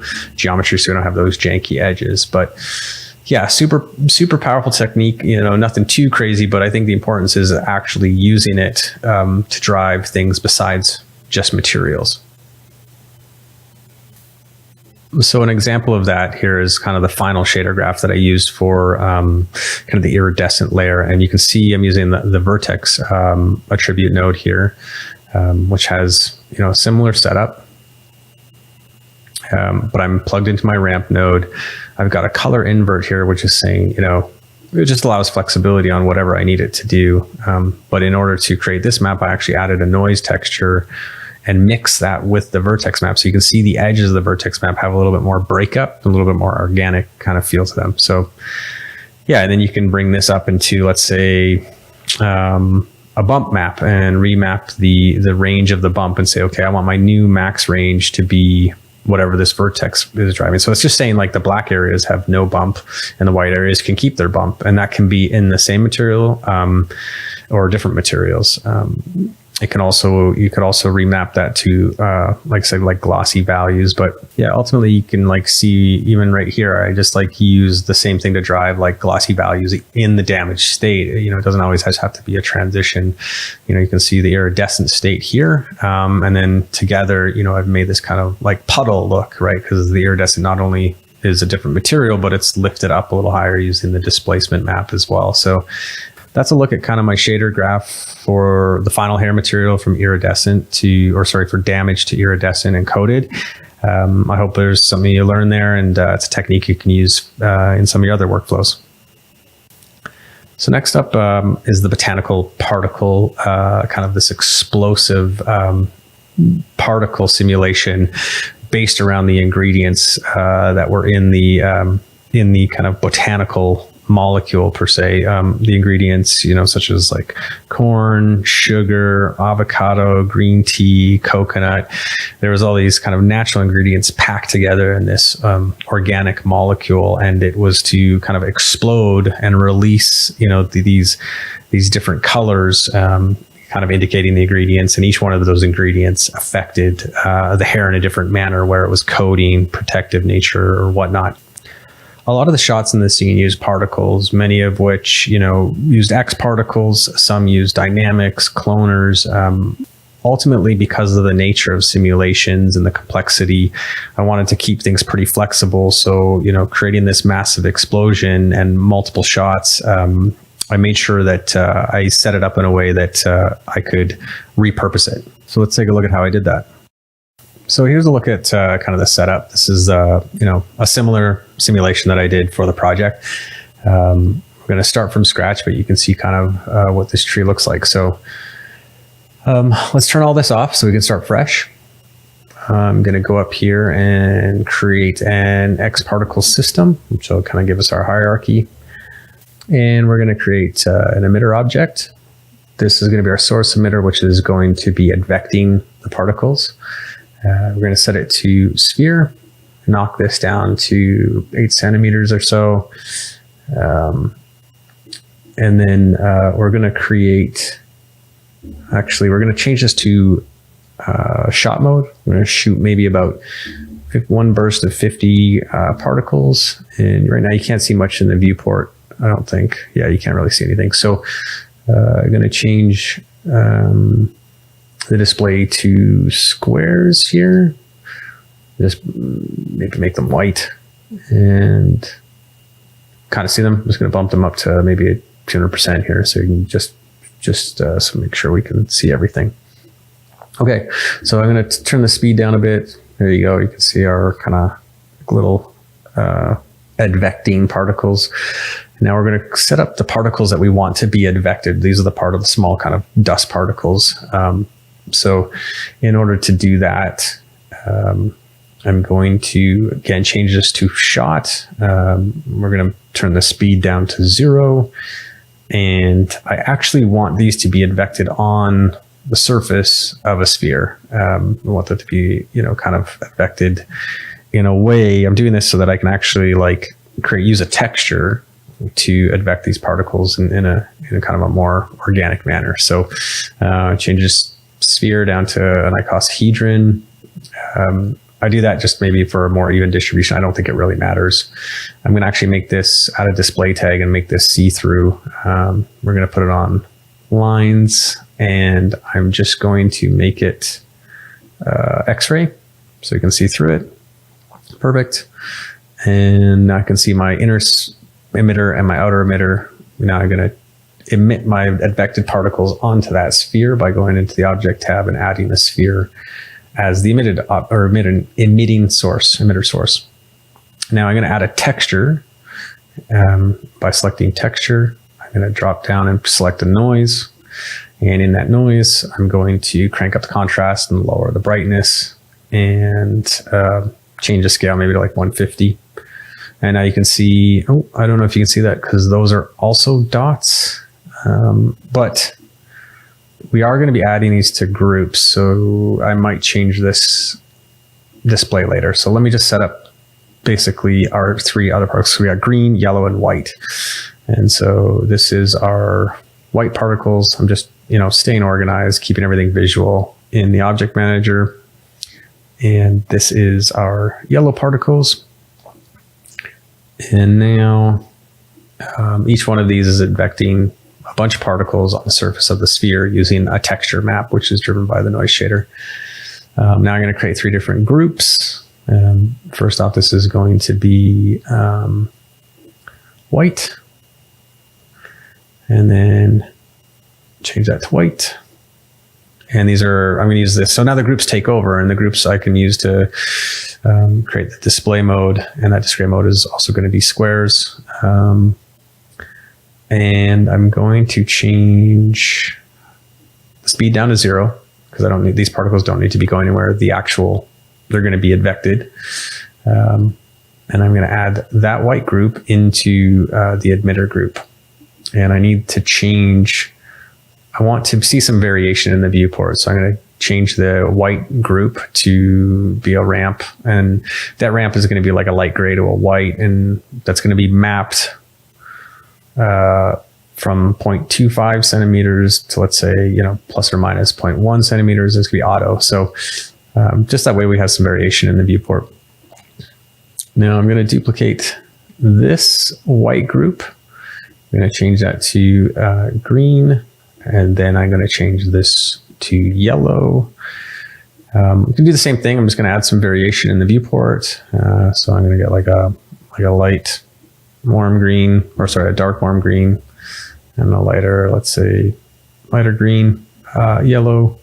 I'm going to make kind of like a orangey yellow, saturate it up a bit, and then the bright end I'm going to make a little bit cooler, and then we'll brighten it up a bit. So these are all mapped. Now you can kind of see them all being emitted from the surface. Now you can only see the white ones. And I think that's because I need to add them to the other emitters, the groups, because right now I've got white, green, and yellow. So white, there's my green. I'm going to bring the green group in there. I'm going to bring the yellow group into the yellow emitter of the advected particles. And so now the groups are synced up with the actual advected particles. Now I'm just trying to, I just want to change the color of these actual icons. Because Just give me one sec here. So that's definitely showing yellow now, which is great. Just give me a moment. And it's doing everything I want. But now because of the emitters all being emitting from the exact same source, so they're all emitting they're all exactly the same emitter. So what I need to do is I need to go in and change the seed to which the particles are being emitted from. So if you go into the advanced tab, well, first off, we can change the noise to which they're each doing. So I'm going to actually change the noise seed. So I'll go num+1, which will give each one a unique kind of identifier. And now you can see all three of them, which is great. So they're all being kind of on a different, whatever's white is pushing out those particles. So now the speed of those particles is just, it looks like an explosion, but it's not really an explosion. Nothing's being ejected. It's just that the particles in these ejected emitters need to be changed to 0. So now nothing should go anywhere. And you can see the noise that's wrapped. I don't know if you can see that. Maybe I need to make that display a little bit bigger. One sec here. Just going to go in here. And now, yeah, there we go. So I'm just going to bump that up so everyone can see it. So now you can see kind of the noise distributing those particles a little bit more organically. And the next step is to grab an explosion object. And that explosion effects object is what's going to create kind of our gaseous fluid-like state for these ejected particles to move around. So in our simulation tab, just drop gravity down to 0. We don't want any buoyancy or anything moving anything around. We want these particles kind of float in space. We can leave the vorticity and that stuff the way that it is. Just going to go down to sub-steps. I'm just going to change the max pressure to 1. And then for advection, want to turn that on. Obviously, we want our particles advected. And yeah, I think that's really it. Just turn the color up to 100%. And I think that will start to give us what we're looking for. We're not getting any advection yet, though, because here, let me just make some more adjustments here. I think the only thing that needs to change in here is our adaptive size. That just allows the adaptive bounds to catch more of the simulation. But we're still not getting the advection. And the reason that is because our emitter source isn't being recognized as something that should be affecting the advection. So by adding an Explosia FX tag or source tag, that'll say, okay, now recognize the particles that are coming off here as a source to advect those. So you'd think that it would start working, but there's one more gotcha. And the reason you can see kind of the adaptive bounds is there's something going on, not much. And the reason being is there's no fuel being added to the fire. And what that means is that not only have we not added the explosion modifier into the source tag, so you can kind of see some movement now. But once you add the explosion modifier into the tag, you also need to make sure that there's fuel being added to that source. So you go into extended data, go into the physical data of that particle emitter and say, look, you need to emit some fuel. And now there's some heat. And that heat is what's going to create the advection. So now you can not only see the explosion in effect, but you can see the heat coming off the white particles. And that heat is pushing the advected particles, which are stuck to the surface. It's pushing them outwards and creating this advection. So now it's working. We turn off the visibility of the explosion modifier, and we can see how those white particles, kind of like the source particles, are pushing that. And there's our advection. So next up, we're just going to actually create the particles using Redshift. And to do that, we're going to create, well, let's get cleaned up here. So this sphere, just so we know, is the advected particles source. That's where the advected particles are going on. And then we're going to create a another particle, a sphere. We're going to call this white particles. And that sphere we're going to duplicate it, make our green particle and our yellow particle.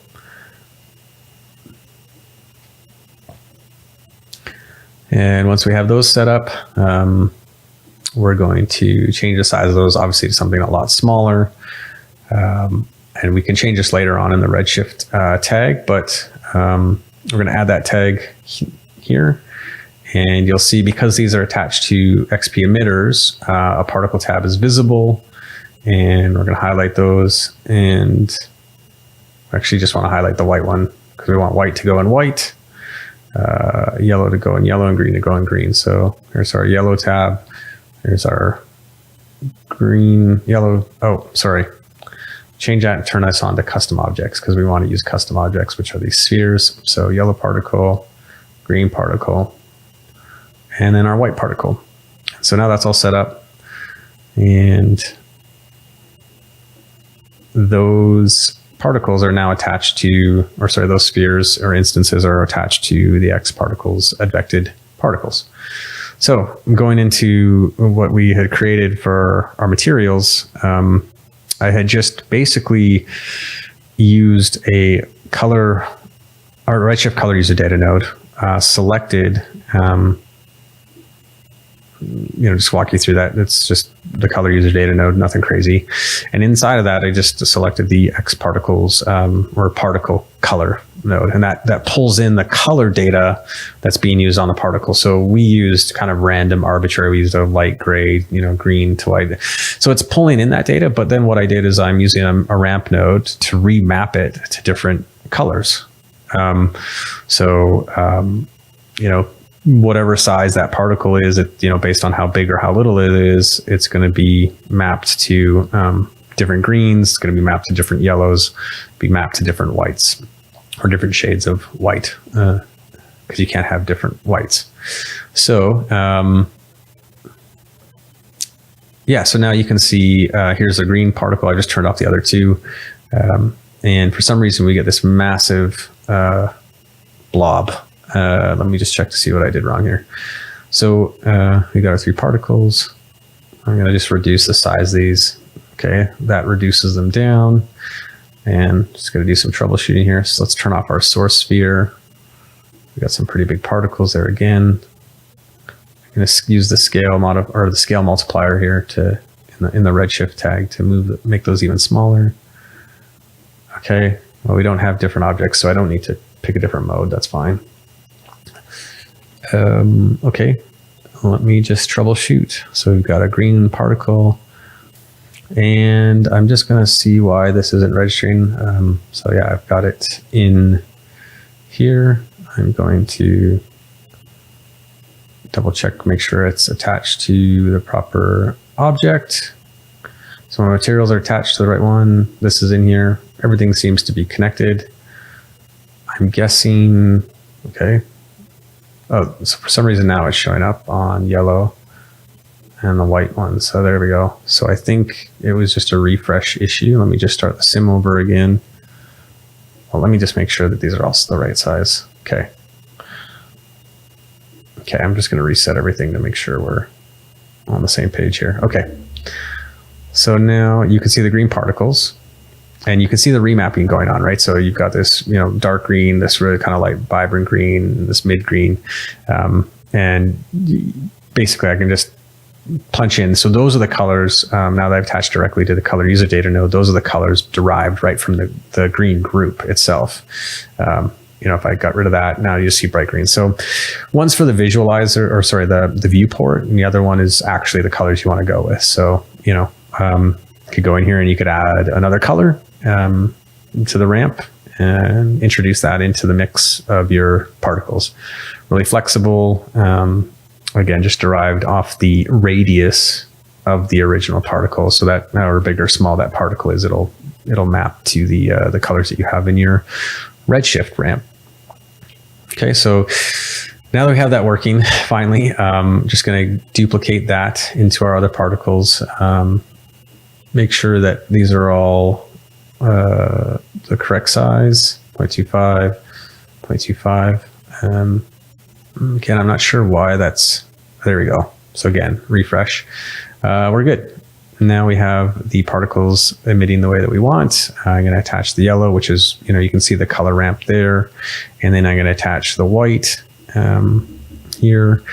And I'm just going to, add a little bit of variation. So it's just like a really kind of like light gray to white, and attach that. And there you go. You can see now kind of the baseline of our setup. And so, this allows us to like just, the noise, driving the particle emission from the noise texture just kind of creates a little bit more of an organic approach, organic simulation, basically, instead of just everything shooting off in the same manner.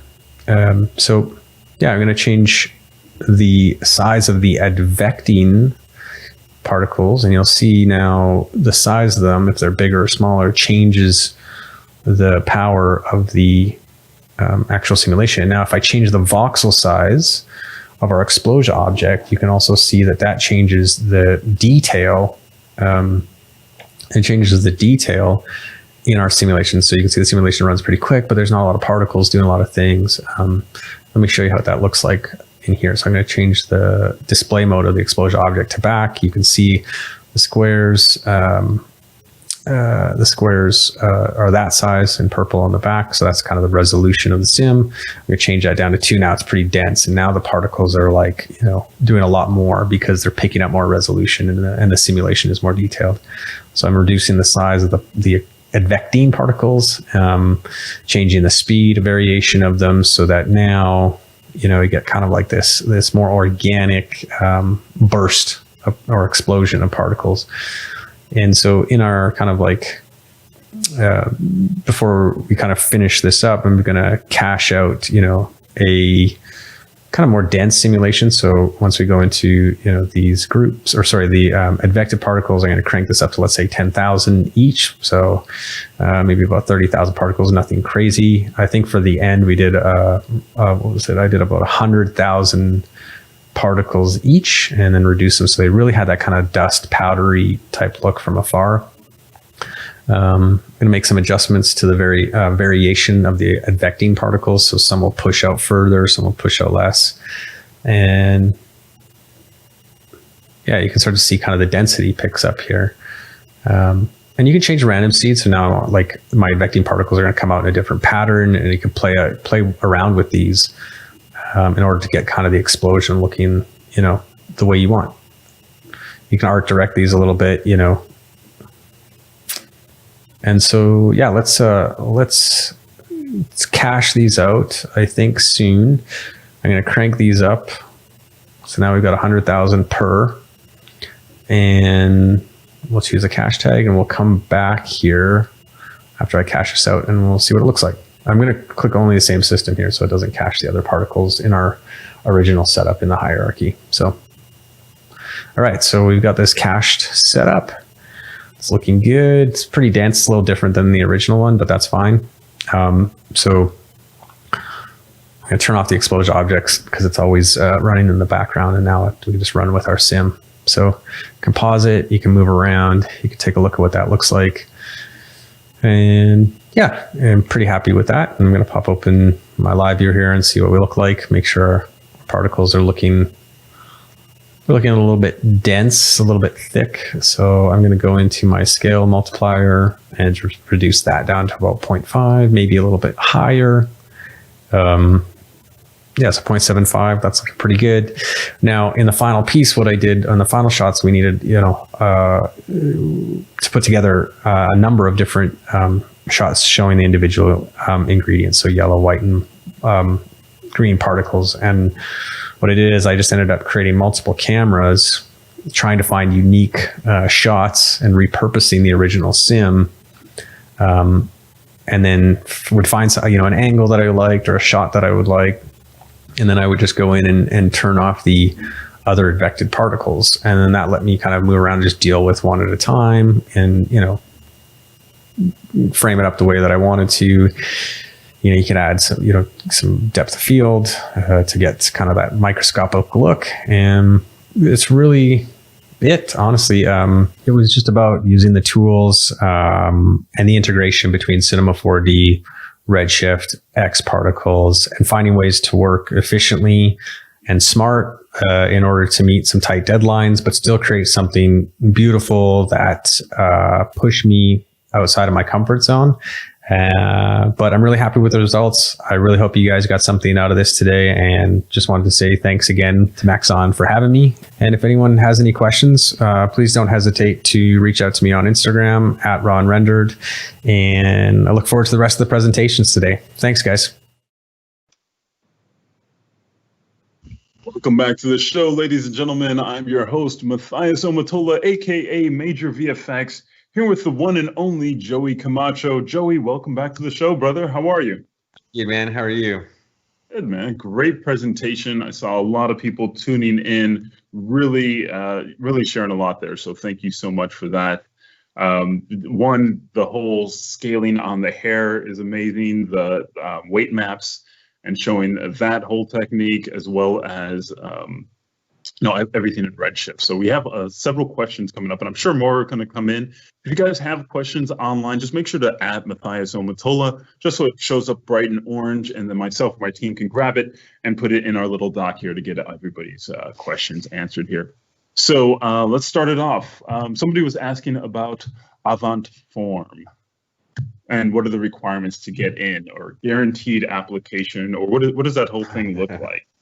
I don't think there's a guaranteed application. There's like tips, I guess, for the artists that we work with. If you guys are looking at the work on the site right now, there's a level of kind of authenticity, style. These artists, that are on there are kind of creating work consistently at a high level. And they treat their personal work like professional work. I think it's really inspiring, like the level of commitment, I think, and the level of exploration and experimentation that they put into their work. So I think if you're interested in applying, I would make sure that you have kind of like a really robust initial body of work, like say like 20, 30, images, high resolution, animations that are, not just based off a single tutorial. Like you've kind of taken those tutorials and all that information that you've gathered, and you've created something kind of unique.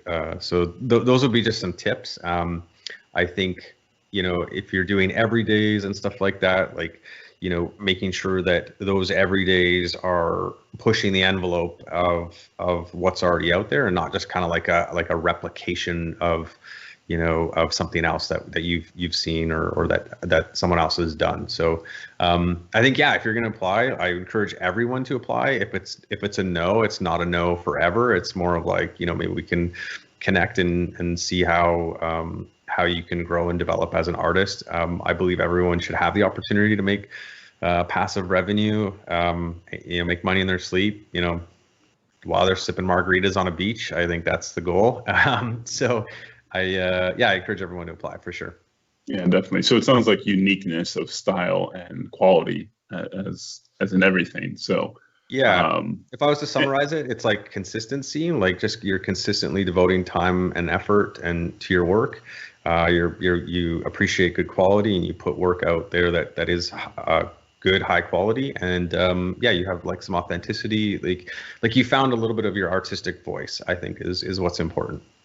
So yeah, it's a big thing. Yeah, a lot of people are just replicating and doing what they see, and still trying to find, what is it that when you see it that which artist that is, and that makes a big difference. But as soon as you see a piece, when like, oh, you know exactly whose piece that is, I think that's really when you know that you're breaking through as an artist instead of just somebody who can use the software.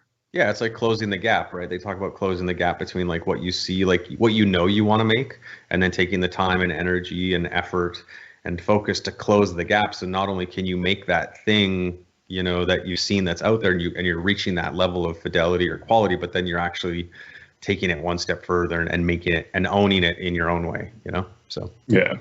It's a process. It takes time. I mean, it takes time as an artist. So, it should be an enjoyable thing too. So don't get overwhelmed. Like, oh, I haven't got my style yet. It's a work in process. It's a work in progress. So enjoy the journey. Time and enjoyed it. intention. I would add intention to that, because anyone can take time, not anyone, but a lot of people can take time and work on something. But if you don't have kind of like your personal intention, like what's driving you kind of intrinsically to go and follow all those tutorials and go and create all that work, if you're not clear on that intention, it might take a little longer to get there. So yeah. Very cool. Somebody is wondering, can this be made with thinking particles? I wouldn't know. I haven't spent any time with thinking particles since the onset of X particles. So he doesn't know, folks. But yeah, thinking particles. There's a lot of different tools within thinking particles, and you can do some very complex things. Yeah. It's just a different workflow, and so you're gonna have to actually work with it. So if you're not working with it, it's gonna seem really challenging. If it is, you'll know some things that are going to help you get closer to that look. And that said, I think that I've seen some integration, like guys that in the C4D community that are heavily into particles that do rely in some cases for thinking particles to do some specific things using espresso and stuff like that, to pass on data, to pull in alembic stuff. So I wouldn't count it out as like, I don't use it as much as a creative tool. I find that I can throw paint at the wall or throw particles at the wall if you want, with X particles. But I do know that there's some technical advantages to knowing certain aspects of thinking particles, really. Definitely. Somebody's wondering, do you have to instance geo to Redshift in order to get the particles to show up in the renderer? Is that how the typical particles, or is that the typical particles to Redshift workflow? In this case, I used like actual geo, and the reason I did that is just I find in some cases like the lighting reacts a little differently when you're setting up materials, and so I think there are other drop downs when you add a Redshift tag to like a particle emitter that you'll get, like you choose custom objects, so you can literally throw in like anything. You can throw in a platonic object or something else in there, but they do have instant spheres and like flat kind of circles that if you want to preview stuff quickly, you can use instances inside of the Redshift tag. Very cool. Somebody is wondering, how often do you experiment to find efficient workflows like the one in your presentation? Are you doing just workflow experimentation, or is it usually just look dev and then a workflow comes out of it? Yeah, well, obviously, like I'm experimenting every day through my personal practice, daily practice. Now, that kind of, when client work comes into play, like this project, when they're kind of coming in hot and heavy, I'm usually cherry picking from methods that I've learned through daily practice. And then sometimes I'm like doing like deep dives into a single technique. Like, a lot of this process with this project was figuring out that hair transition, because it was such a substantial part. So, usually when I get into like texturing lighting quickly, in this case, it was, how are we going to set this up so that if I need to reverse this, if it needs to go from damaged to healthy, and then it needs to go from normal to damaged, and then it needed to go from damaged to coated, and then it needed to go from coated to strengthened, and then it needed to show all those in different ways. How could we set up something that would work flexibly? So I think, in my daily practice, I'm just kind of experimenting, but I'm building up that muscle memory and building up that kind of like archive of skills, hopefully over time. And then when things like this come into play, I'm doing a bunch of things. I'm like trying to look up as many resources to layer up these effects, whether it's tutorials or going through forums, but then it's also pulling through this like database of everydays that I've created and going, oh yeah, but I can use that methodology. Very cool. Yeah. Somebody's wondering, my Mac is not compatible to use Redshift. Is there any other way that I can make this without Redshift? And the quick answer is you can always use physical renderer. It's just going to take longer. Like, it is going to take longer, and you can use fields to be able to drive textures and everything else. So you can do it, but it's just definitely a different technique. If you go back before we had GPU rendering. Just Yeah. about everything visually was, Can be done. everything visually could be done. It's just going to take a little bit longer because it's not using GPU rendering. But yeah, you can pretty much develop all these looks with advanced render. Yeah, And I physical. think we've been blessed with GPUs, but if you have a good CPU, you can still do good work. Yeah. Yeah. Let's see. Another question regarding artists finding their own personal style for avant form. Let's see. So the T that time. Look at that. Avant form. Is it better to have a single signature style aesthetic, or is it better to have a variety of aesthetics? Yeah, I would say, because speaking from my own experience, like I wouldn't say like I have like a single like style or aesthetic. Like it's not like dark and moody. It's not bright and vibrant. Like I don't think you could, because I'm really just experimenting every day. So I wouldn't say it's important to, while that will help define you as an artist and people will be able to,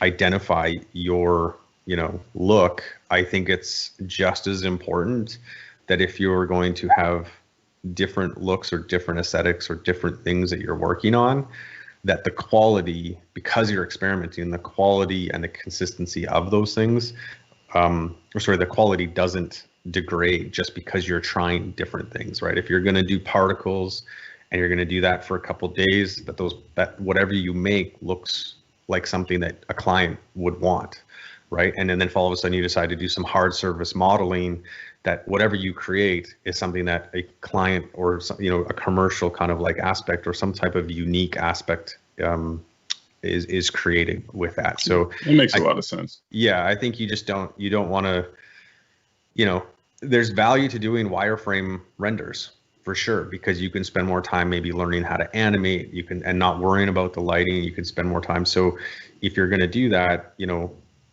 if you decide to put out a polished product, just make sure whatever you do is to the level of, of what, a client or a customer or a brand or someone out there that'd be like, this is something that I'd like to use. Very cool. Let's see. Someone's wondering, how do you deal with advanced texturing vertex maps on Alembic? So are you using Alembic and trying to work with vertex maps? Yeah. So so that final, like that hair animation, the final use of it was literally an iteration of the linear cloner, just in a straight line that was exported to Alembic with no delay effector on it. It was just a linear animation with the linear field creating the transition. But then when it was exported to Alembic, all that information still carried over, because each cuticle state, the 5 states that we exported, had a texture application to it. So anyways, the Alembic was then able to be, like I said, wrapped on a spline. You could put it in a sphere, in a circular spline, in a helix spline. And then because it was a linear animation, you could time remap it, right? You could reverse the time. So instead of those cuticles flaring open and going from a normal to damaged state, and those cuticles flaring open like they were being damaged, you could also turn that Alembic animation and invert it so that those flaring cuticles would then close up and become healthy, and you could apply that healthy texture to it. So yeah, it can definitely, it all. That's a really smart technique. It just works. Just works. Do it that way and it works. Yeah. All right. Let's see. What are your favorite resources for more advanced learning about fields in Cinema 4D? So. Yeah. For me, the Redshift forums are super helpful. I like to spend time in Cineversity. Like I mentioned, Noseman. He did a great one on. Yeah, he did a great thing on fields. If you guys haven't seen that, you're trying to learn about fields and you have not watched Noseman's tutorial on fields, that's definitely what you want to check out on Cineversity. Yeah, and he was really helpful. Like when I had just a couple specific questions about just the transitioning of field data to these texture maps, and he had the tip about being able to view the fields, because Redshift, sometimes the textures don't show up in the viewport, just using like kind of the Cinema 4D like native shader to just be like a visualizer. But yeah, I go to Cineversity, the Redshift forums, and I think for me, it's like, it's not just trying to find that one answer somewhere. I think when you're trying to do something kind of pretty articulate or advanced, you're not going to find the answer in a single tutorial. It's almost like you need to, if you're building a sandwich that's going to taste really good and you want it to be special, you have to go to a, you're maybe not going to get it all from the same grocery store. You got to go to like the specialty meat shop or a butcher, right? And you got to find that little bit of information that you can then compile into something that does something even better, like the texture transition with the fields and like the reaction diffusion. Like there's tons of tutorials out there with reaction diffusion, but if you want something to grow, there's also tutorials out there with like vertex maps and growth. And then there's also like vertex maps and displacement.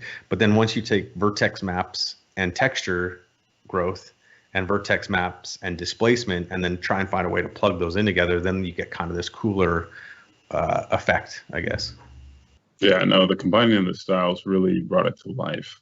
Let's see, and speaking of style, someone is wondering, how did you find your style? Oh, excuse me. I'm still looking for it in some cases.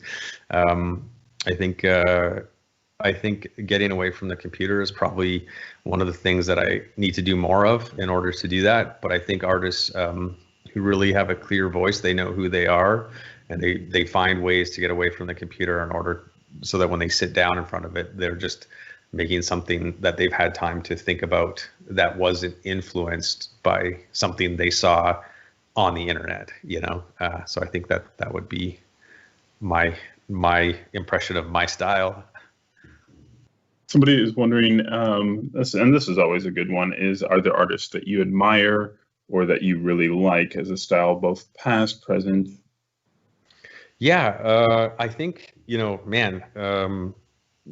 putting, I guess, participating in the community that is Avant Forum, or AF as we like to call it, it's inspiring AF. A lot of those artists have been, creating not only like really creative work, but like really kind of like technical work as well, like using new technologies. So I think, there's a bunch that stand out. It would be hard for me to pick one because there's some artists that I just love their design aesthetics, right? Like that they have really like good design aspects to their work. And then there's other artists that have really good kind of more of that visual effects concept-y style. So it's like, I don't have a singular artist that I really gravitate towards for a style. I just really appreciate the artists that are in kind of all of these areas that are exploring and pushing the boundaries in their own kind of aesthetic, I think, right now. Very cool. Let's see, somebody's wondering, is it possible to use selection tags as an alternative to vertex maps tags to achieve the process of the hair from normal to damage back to a healthy state? That's interesting. I'm currently working on something right now using the Redshift state node. It's a little bit more advanced, but it's based off like the rays that hit the camera or the rays that hit geometry and go towards the camera or normals. So there are ways to do texture transitions actually without tags at all, but they're not as flexible. I'm still looking for ways to influence textures using fields, but with using the kind of like almost like a proximal shader by using the distance of objects to things and having that translate over into Redshift texture transitions. But yeah. So I don't know if you can do it specifically with selection tags. I know that if you put things in fracture objects that different pieces of geometry can put out different color data, right? And then you can use that to transition textures with, but it's more of like it's not as an elegant solution. Yeah, definitely. Well, Joey, thank you so much for taking your time being here. I know you sent me a couple links on Avant Forum, and I will definitely share those with the chat here. So stay tuned. We're going to be back with our next presenter right after this break. So you're going to want to stay tuned for that. So and be be aware in the chat as I toss those in during the break. So we'll see you back here in a moment, and we'll be back with Thanos. Thanks, guys.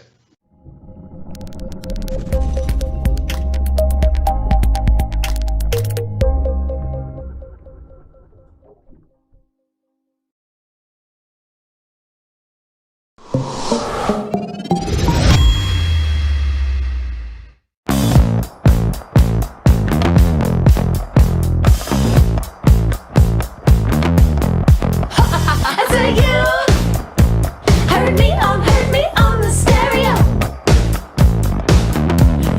and it's so smooth. Got that rhythm, got that groove. Just let the heart attack. Call me a maniac.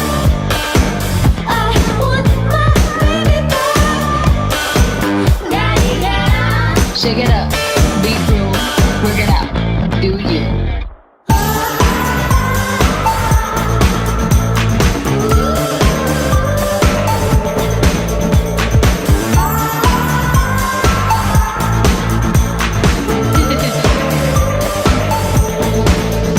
I get down.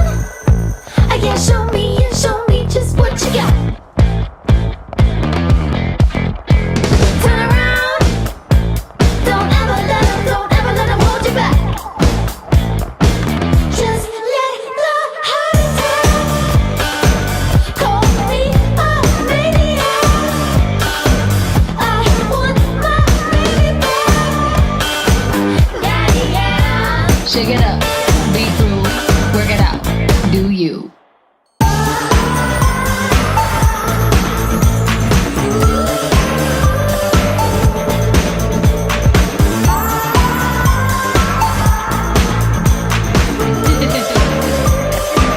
Just let the heart attack.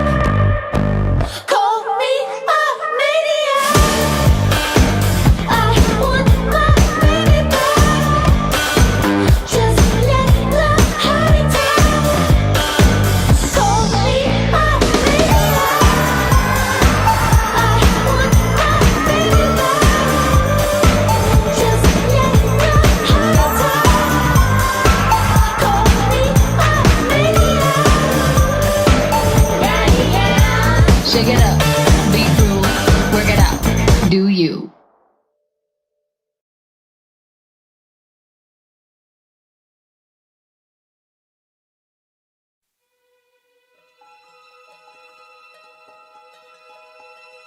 Creativity lies in all of us. It's what makes us human.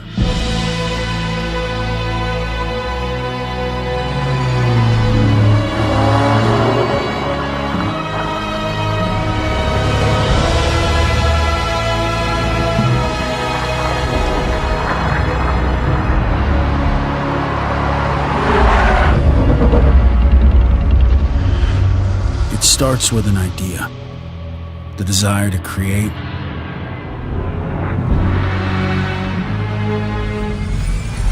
to solve, to play, to share, to interact.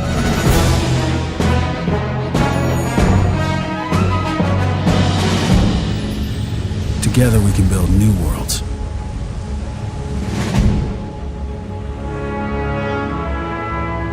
The freedom to create for all.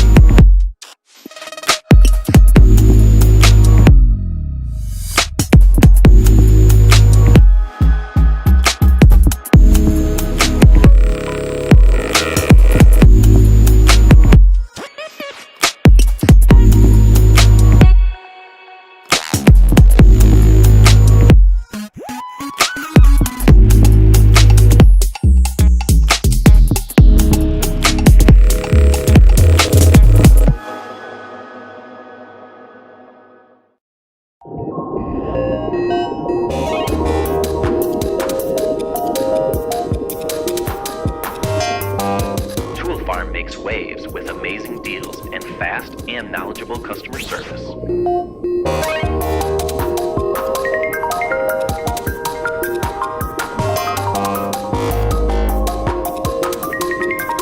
Swim on in for incredible deals on software and plugins at Tool Farm.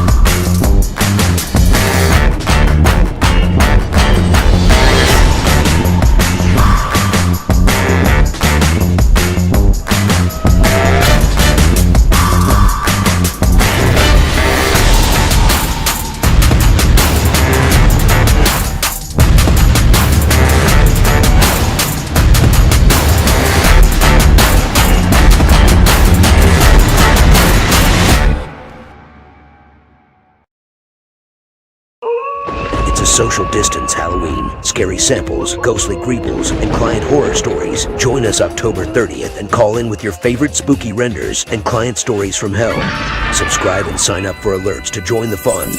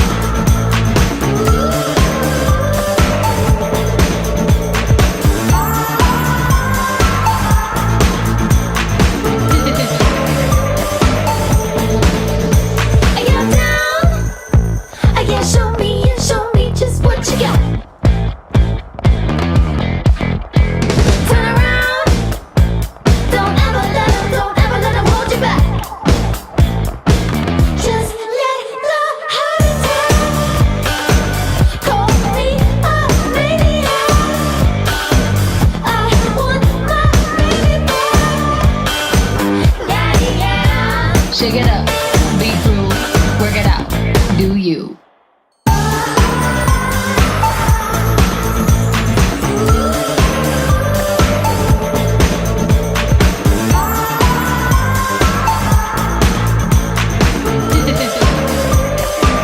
Just let the heart talk. Call me a maniac. I want my baby back. Just let the heart talk. Call me a maniac. I want my baby back. Just let the heart talk. Call me a maniac. Shake it up, be cruel, work it out. Do you?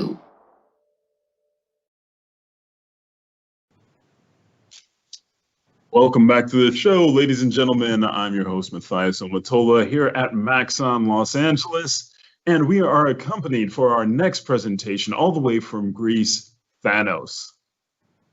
Hello everyone, and thanks for being here for my presentation. I'm honored that you have an interest in my work. I want to thank Maxon for inviting me here again for a second year in this NAB edition line. I want to hope that next year will be COVID-free and everybody will drink beers afterwards, but for the moment this is the best we can do. So I'm Thanos, not the one from Avengers, but I'm Thanos Kagalos, a Greek motion designer director. A little background on me. I started studying 3D about 17 years ago in a school here in Athens, Greece. Things were tight back then, I mean in terms of 3D, very limited. We didn't have real-time engines. We actually didn't have global illumination or reflections back then.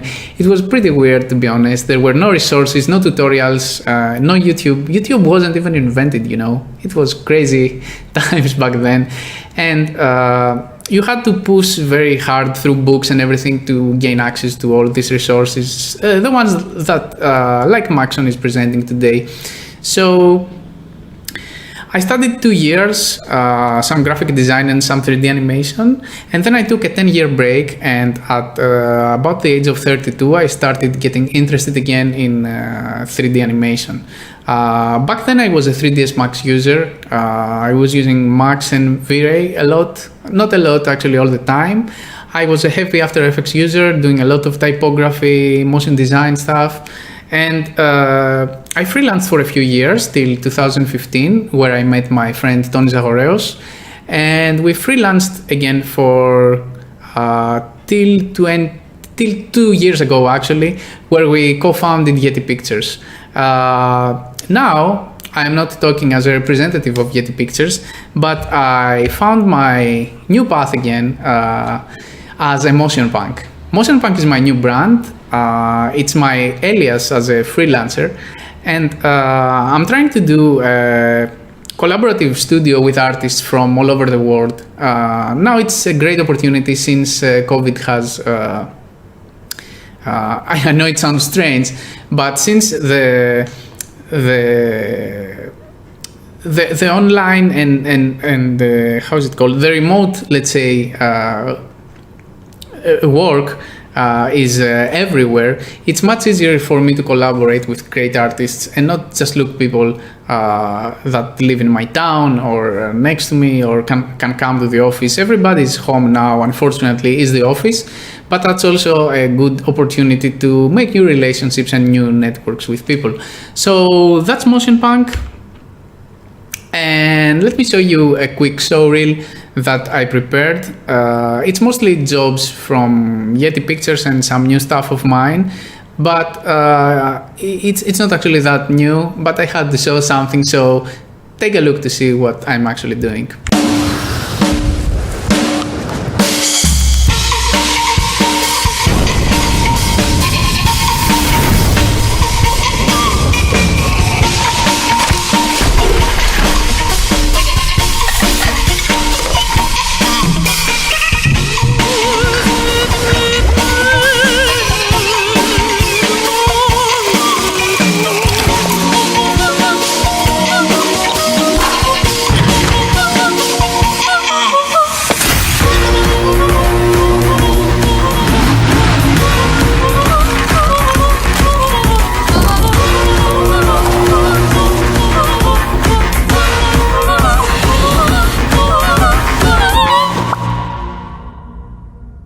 I'm gonna talk a little bit today about the importance of MoGraph and what led me to use Cinema 4D 3 years ago.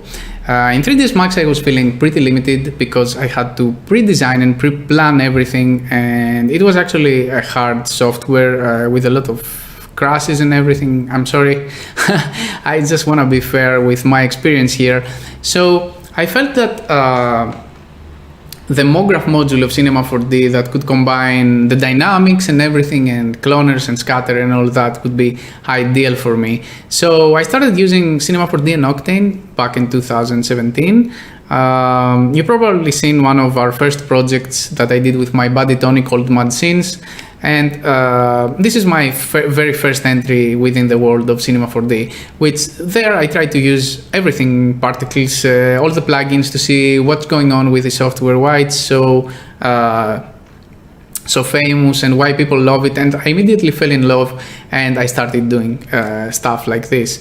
So besides MoGraph, what I'm gonna talk a lot about today is XParticles. And XParticles is probably the best plugin out there for Cinema 4D. It's not only for particle work, but you can also do fluids, smoke, you can do type of VFX work inside Cinema 4D. But also for design purposes, it's great. It can lead to lucky designs. Let's say you can do stuff and suddenly, oh, this is very cool. And from an error or something, you can have a very, very nice artwork. So XParticles is essential in my workflow. I actually do a lot of this kind of stuff that you will see also later on.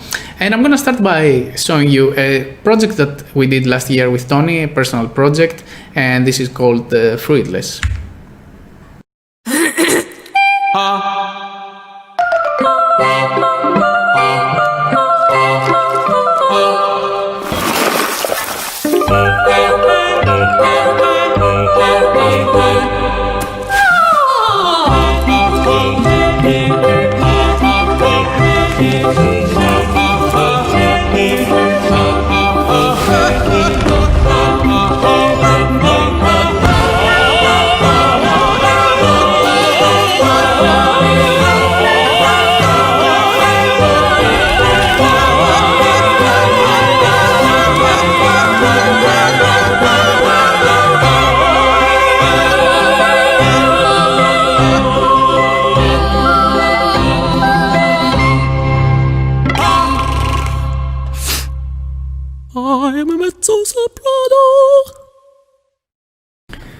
So last year in IBC, we presented our personal new project at the time called Fruitless. And this year again, because I love it so much, I'm gonna break down this shot right here, which uses Cinema 4D fields and dynamics. So inside Cinema 4D, you probably see that I'm still on R20, while I should be on R23, same on me. It's a newer version packed of a lot of cool features, but I had a very heavy workload and therefore I'm back in versions. You can follow along, everything is pretty much the same. So another thing is that I have a custom layout which I'm gonna provide for you as a link to download and customize it to your own needs. Here I already have set a cloner object and I have some fruits here, some model fruits. I have some high poly objects and some low poly objects, and the workflow I'm using is that I'm taking the low poly objects and using them to do my calculations, and at the very end of everything I am using the high, I'm replacing them with the high poly objects to do my renderings. So let's get started. As you see, my cloner is on a grid array and I'm gonna add the random effector, what else, and randomize a little bit the position of the clones. Let's say something about there. I'm gonna randomize the scale of the clones a little bit. And yeah, let's call this one random PS, that stands for position and scale. Try to keep this as clean as possible, because when you start adding a lot of stuff, you don't know which belongs where. So yeah, try to name your things. And I'm gonna add the second random effector, and I'm calling this one _ratio. And in the second random effector, I don't want any position, but I want modify clone parameter. And what this does, it says, take a look at the children of the cloner and give priority to one over the other. So if I go here, where is my maximum and minimum, you see as I'm increasing this, I'm getting more of the lemons, and as I'm decreasing it, I'm getting more of the bananas. So a cool way to find the proper balance in your seed between instead of going here, for example, and duplicating these, which will make also Cinema 4D calculate them more times. This is a cleaner and smarter way. In my case, I don't need it. I'm gonna stay like this, and let's move on. I'm gonna add some a rigid body tag to the cloner. I'm gonna go where it says collision, individual elements, set this to all, and press play. And boom, my objects are being affected by the gravity, and while they go down, I don't want that. I'm gonna go to this force tab and increase the follow position and follow rotation, which, as the words suggest, objects try to follow their initial position and their initial rotation.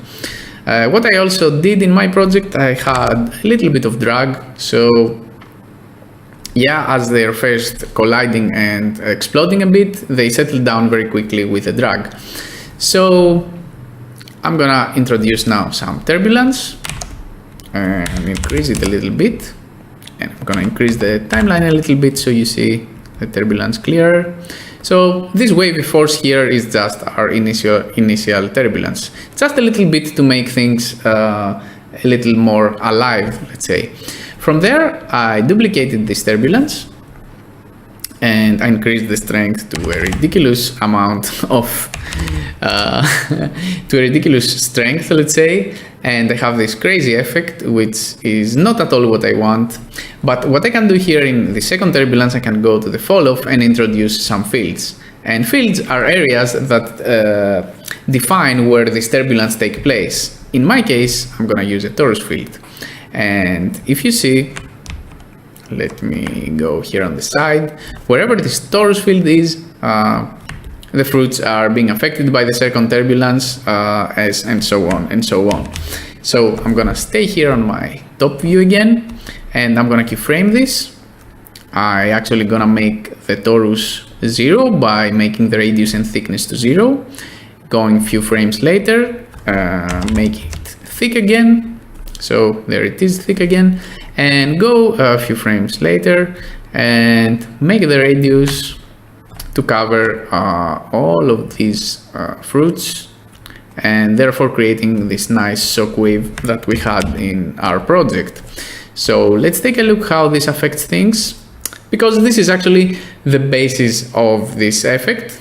Yeah, there it is. So one small turbulence that makes everything more organic, and one much stronger turbulence that steers things up as it from the center outwards. And in order to make this effect a little bit more spicy, I'm gonna select my cloner and I'm gonna add a plane effector, and I'm gonna call this one plane_s, which stands for scale, and I'm gonna disable the position. I'm gonna enable the scale, let's say something like 0.5. And now it affects all of the clones together and makes them bulgy.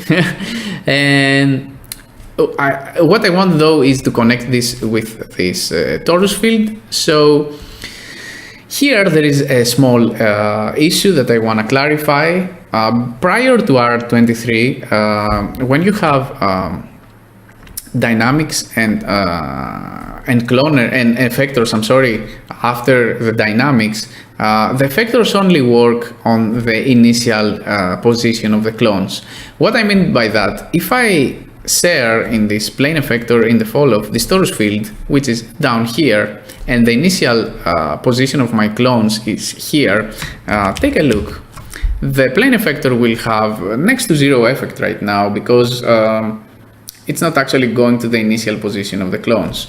So in R23, this is fixed with some custom, let's say, not custom, I think it's a new effector or something that Maxon made, and it's really, really cool and solves this problem. But in my case, in order to bypass that, I'm gonna duplicate this torus field, make it here so I know it belongs to this effector. make it around there where is my initial position of the clones. And now let's go back a few to our top view and let's see. And as it passes, sorry, I didn't apply that actually. I'm gonna delete this one and apply this one. So as it's passing, there we go, our fruits are scaling up and they're also changing their color. Let's first change their color to something like, you select the field and go where it says color remap and change the color to something more yellowish. And let's add the decay field on top.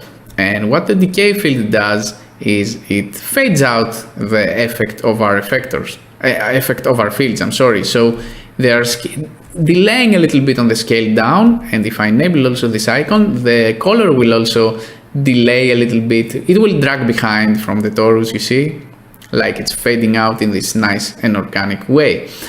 What if we want the color to stay and the deformation to just not to affect the deformation, but only the color? We disable this icon, and this means the decay affects only the color. And if we set it also to 100%, the color will permanently remain to the clones. So there it is. You can just grab this color information now and pass it to your render engine. And as a final step, let's say this is your final simulation, you go here to your cloner object and add this MoGraph cast tag. And the reason that I'm adding this and not casting the dynamics alone is that because I have also color information, this tag bakes both the color and the dynamics together. So as you see, as it finishes, it also calculated the dynamics, but this tag also contains right now the color information of everything. And I do this because if I switch from instance to render instance, we have a wrong representation in the viewport. This doesn't mean, because this is cast, my original color information is there, but I have to turn this to render instance for better performance, because now that I'm finished, I'm gonna take the low poly objects out and drag the high poly objects in, and now I have my final effect. So keep in mind that because this is a very heavy, you see, geometry to calculate, this needs to be set as render instance. Therefore, you have to MoGraph cast both your dynamics and color, change to render instance, and replace the high objects instead. So there it is, very simple, some turbulence, some fields, some very, very basic effectors. Yeah, let's move on to the next tutorial. Another project that I want to break down with you is this Pitatakia snack commercial. I know it's an old one, but since I have a lot of NDAs with my new stuff, I need to revisit some old stuff to show you some techniques that I find interesting to showcase in today's presentation. So let's take a look at the commercial and let's dive then to Cinema 4D.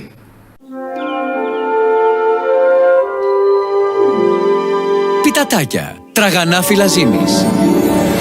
Και ψημένα στο φούρνο, και ζυμωμένα με ελαιόλαδο και με φυσικά μπαχαρικά. Πιτατάκια, το σνακ που εμπιστεύεσαι. So let's see how we're gonna animate some of these elements with basic Cinema 4D tools, and how to use some morph tags, and how to spice up a little bit some boring type of animations. So in this Cinema 4D scene, I'm gonna start by explaining you what these green, red and blue boxes are. These are just nulls placed in a hierarchy, and each null controls a separate aspect of our animation. For example, this one controls only the y-axis, this one controls only the axis on the sides, and this blue one controls the pivot, let's say, the rotation on itself of the object. The usage of why we do this, actually, firstly, because you can animate your nulls and then replace with any geometry that you like and keep your scene clean and simple. And the second reason is there is this problem in 3D animation, not in Cinema 4D specifically, which is called gimbal lock. I'm not gonna be technical with that, just letting you know that if you have an object and animate it on all of its axes, then you will probably, the object will rotate in weird and unexpected ways, and in order to avoid that, by setting a hierarchy and splitting up the axis of the rotation, you completely avoid gimbal lock. So that being said, I'm gonna hide the nulls and focus a little bit on the animation of it. So while the animation looks nice, what doesn't look nice is that we are missing some secondary motion, some squash, some stretch, some bounciness, you know, all that stuff that spicy up your animation. So in order to do that in a cheap way without adding any keyframes, I'm gonna select my object and I'm gonna add the jiggle deformer. And I'm gonna make it a child of my object. And now I have this funkiness. So let's fix a little bit some stuff here. I'm gonna reduce the structural by quite a bit and maybe increase the stiffness a little bit. And yeah, let's say this is a good starting point. But we don't want the object to be that cartoony and that bouncy all over the place. As I said, we just wanna add the secondary motion.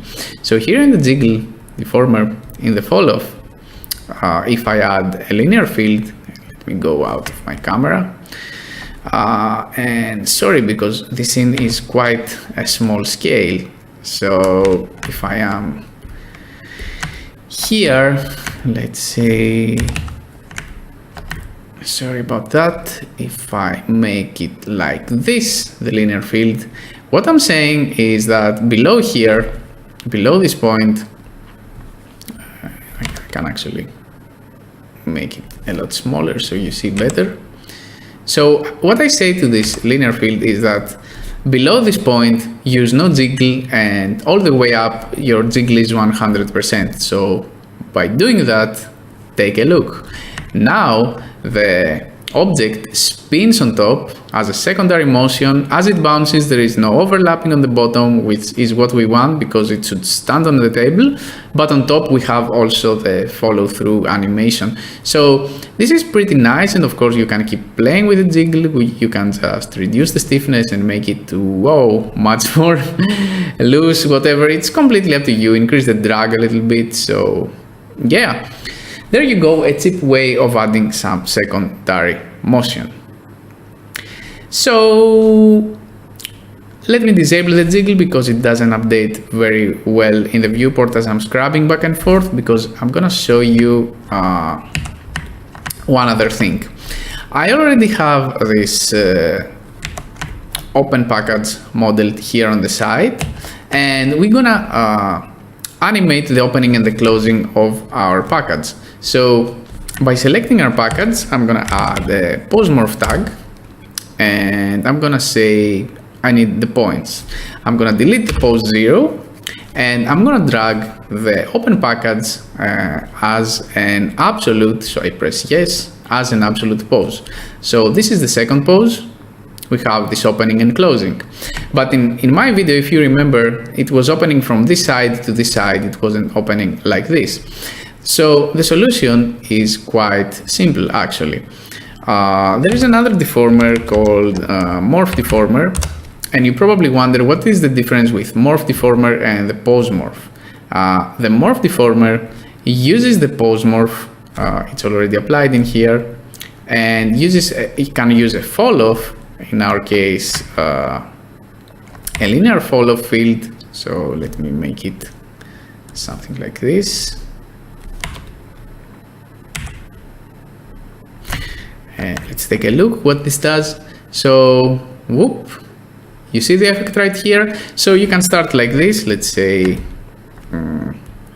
on this frame, and where it lands, let's add the keyframe, go a few frames later and pass this through, add another keyframe, let's go back to our camera, let me hide all of these things right here, and let's take a look. So the package is open, and boom, it closes up. If you have jiggle also on top of that, it will close up a little bit more organic. So using the morph on, let me actually see it from this angle so you see. using the morph on top of the pose morph, the jiggle is a little bit too much in our case. So, boop, take a look. Using the pose morph, on top of pose morph, you can control with fields how you open and close packages, for example, along with many other usages, of course. Just this is a simple setup that I many times use because I'm doing a lot of backshots and stuff like that. So that's the basic, let's say, animation of this. Let me enable the jiggle again, so I like it more with the jiggle. And let me show you how I have this, the Pitataki also going behind the package. I have a very simple helix spline, and I have the Pitataki here on a cloner, and I'm cloning onto this spline. So very simple, this is set as object, and as object I have the helix, and all I've done is I animated the start to end. Very simple. So just like this, I have this very nice and controllable effect. And of course, I can add effectors on that, as I already have a random effector, because by default, you see this is the Pitataki are like this on the spline, very uniform and very fake. But if I introduce some here position, rotation, whatever scale, as you see, I'm animating also the X position in order to make them clamp up behind there. Take a look. Yeah, so very simple. And maybe let's say you wanna also avoid, I'm not sure if we have any. Yeah, we have actually some intersections here. In my case, it wasn't very important, but in case you wanna avoid intersections, what you can do is you select this cloner, add a rigid body tag, and going to collision, say individual elements all, and go to force and add, I don't know, a ridiculous amount of force. So now Pitataki are forced to follow the position of this animation, maybe less, let's see. So they're forced to add, but we don't care about this jiggling here. Let's go back from our camera, which I actually ruined. So if you undo here, and there I am. So by introducing this rigid body tag, I'm forcing the objects when they touch with each other to actually go away. So let's take a look here. Yeah, you see, while they're very close, because of this rigid body tag, when they touch each other, they're forced to go away. And same time, we have some small issue here. No, we don't actually. You see, barely they're not intersecting, but this is also easily fixable. You can increase the follow position for rotation, or a little bit in the project here, your substeps in the dynamics. In the expert mode, if you increase your substeps per frame, the calculations will be much more accurate. So you don't have to do this in this case, but in case you don't want this to intersect as they're moving, adding a rigid body tag with some follow position just does the trick. So there it is, a little breakdown about this shot. Let's move on and see some more complicated and interesting stuff, I think. This one, it's one of my newest projects. It's actually the newest project I did. It's a personal one. I just finished it, I don't know, in a duration of about 20 days or so. It's a tribute to Kobe Bryant.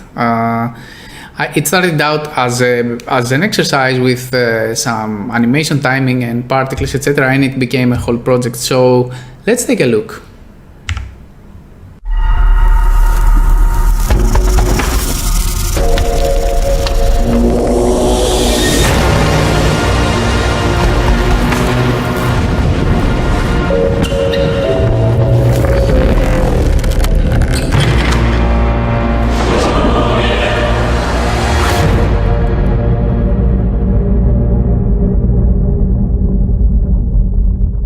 So yeah, it was a bit emotional to do this one. I wanted to make a tribute as as much respect as I had for this great personality and great player.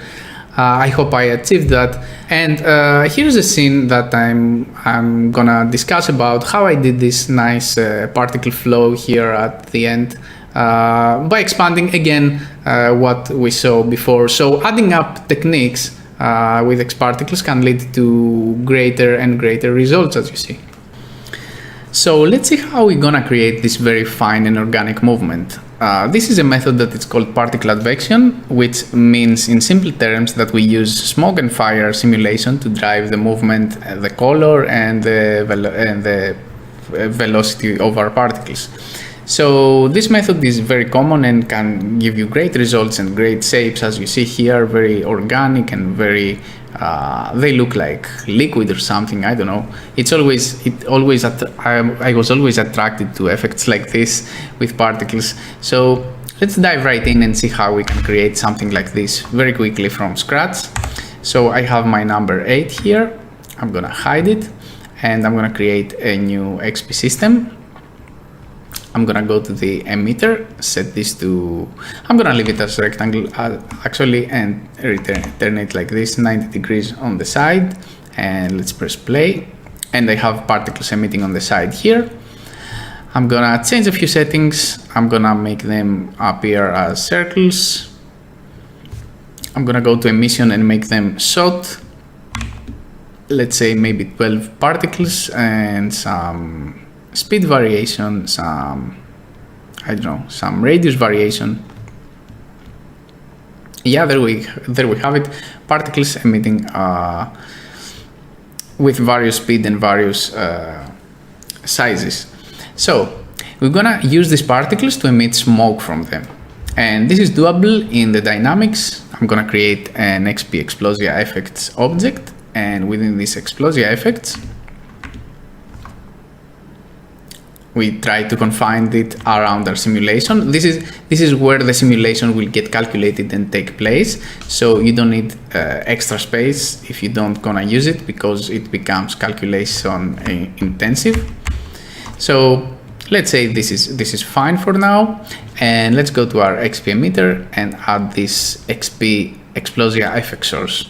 And we don't see nothing because we need to go to extended data and to physical data and add some fuel to the particles. So now with that, the particles are emitting fire and fuel as long as they are inside the Explosia FX domain object. A cool little tip here, sometimes you might wanna use this simple or cycle play mode for your timeline. In cycle, when it goes to the end, it reaches back to the beginning, but in simple, it just stops at the end. And many times if you're using particle simulations, you want everything to stop at the end so you don't have to recalculate the sim all over the place from the beginning, I'm sorry. So I'm gonna set it to cycle so we see what we're doing all the time. So there it is, we're having some nice smoke and particles dropping the smoke down, etc. If we want the smoke to go up, we need to go to Explosia FX domain where it says gravity. We're gonna place it minus, and now the smoke will start rising up. So it's the opposite. A negative gravity makes the smoke rise, and the positive gravity makes the smoke go down. Very cool. The particle size is really important here. Let's say if we have a much smaller radius, you see how much smaller stuff we can achieve. Smaller, let's say, tendrils of fire or whatever.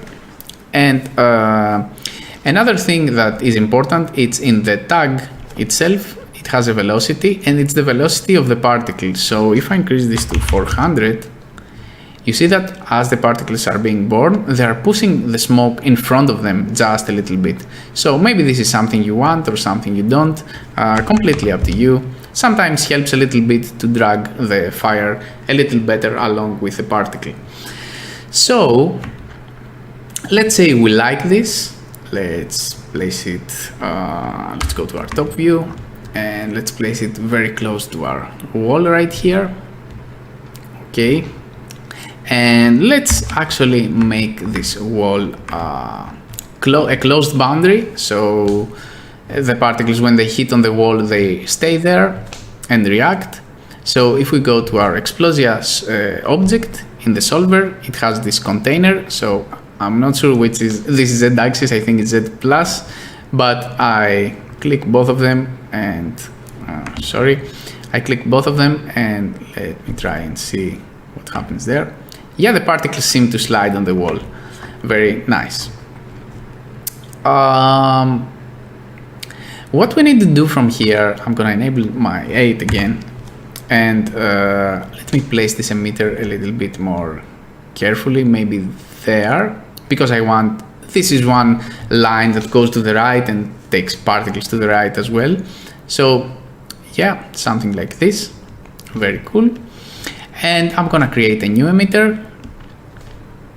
I'm gonna set this to SOT, and I'm gonna make the speed to 0. I'm gonna add some more particles, and I'm gonna emit from my object, from polygon area.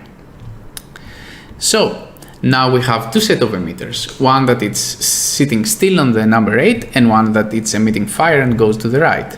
And we wanna use this fire information to push the particles of this 8. Let's actually change some colors here so we know what we're doing.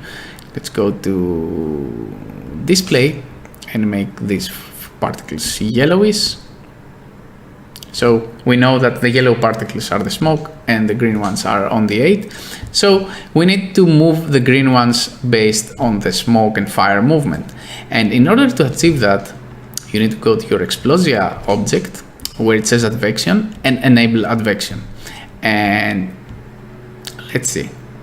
Something strange happened here. And this is because the smoke tries to move the green particles, but at the same time tries to move the same yellow particles that the smoke is being born from.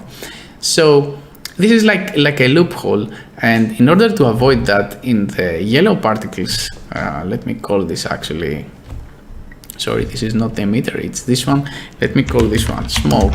So to my smoke emitter, I need to go to modifiers and exclude the Explosia FX domain. And now, in this way, these particles keep moving, but the smaller ones, but the particles on the 8 actually, will still be affected by the movement of the smoke. And right now, nothing is happening. And let's check why. And this is because we are very, very behind here with the domain and everything. So I'm gonna grab the domain and the smoke. I'm gonna go to the top and scoot it right about there. Okay, very fine. And now you see exactly what I was talking about.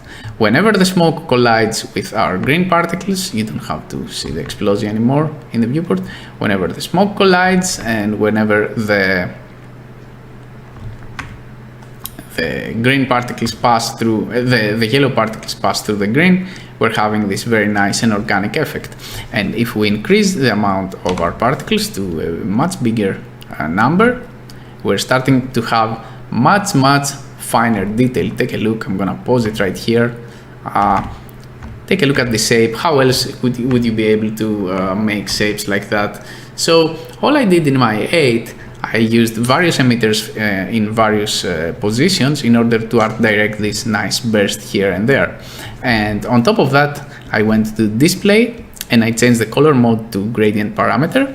And I used maybe, I'm not sure, I think I used speed.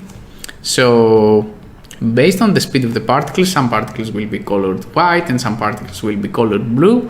And then I took this information and I made black particles and golden particles in the rendering phase. So I know I'm just scratching the surface here just to show you what is possible and what you can do with this setup. From there, I leave it up to you to experiment and make cool stuff with it.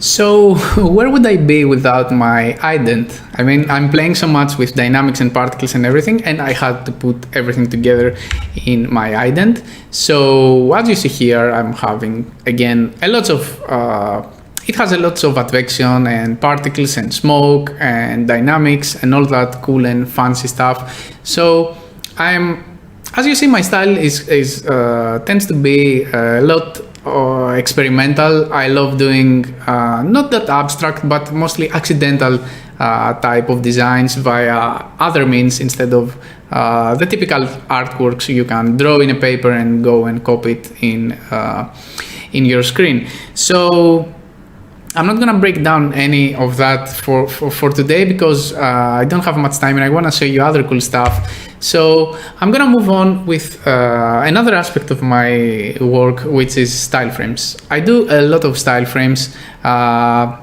realistic ones or wanna-be realistic ones. I do more colorful stuff, more dark stuff. I'm never in the middle. I'm doing either very, very happy or very dark stuff. I'm living on the edge, let's say. So one of my favorite things to do when I do style frames is food. Maybe it doesn't have any concept, but I love doing realistic food stuff like this. So this is a series of ice creams and still life. It's a tribute to the Dutch masters. I love still life, as you see here.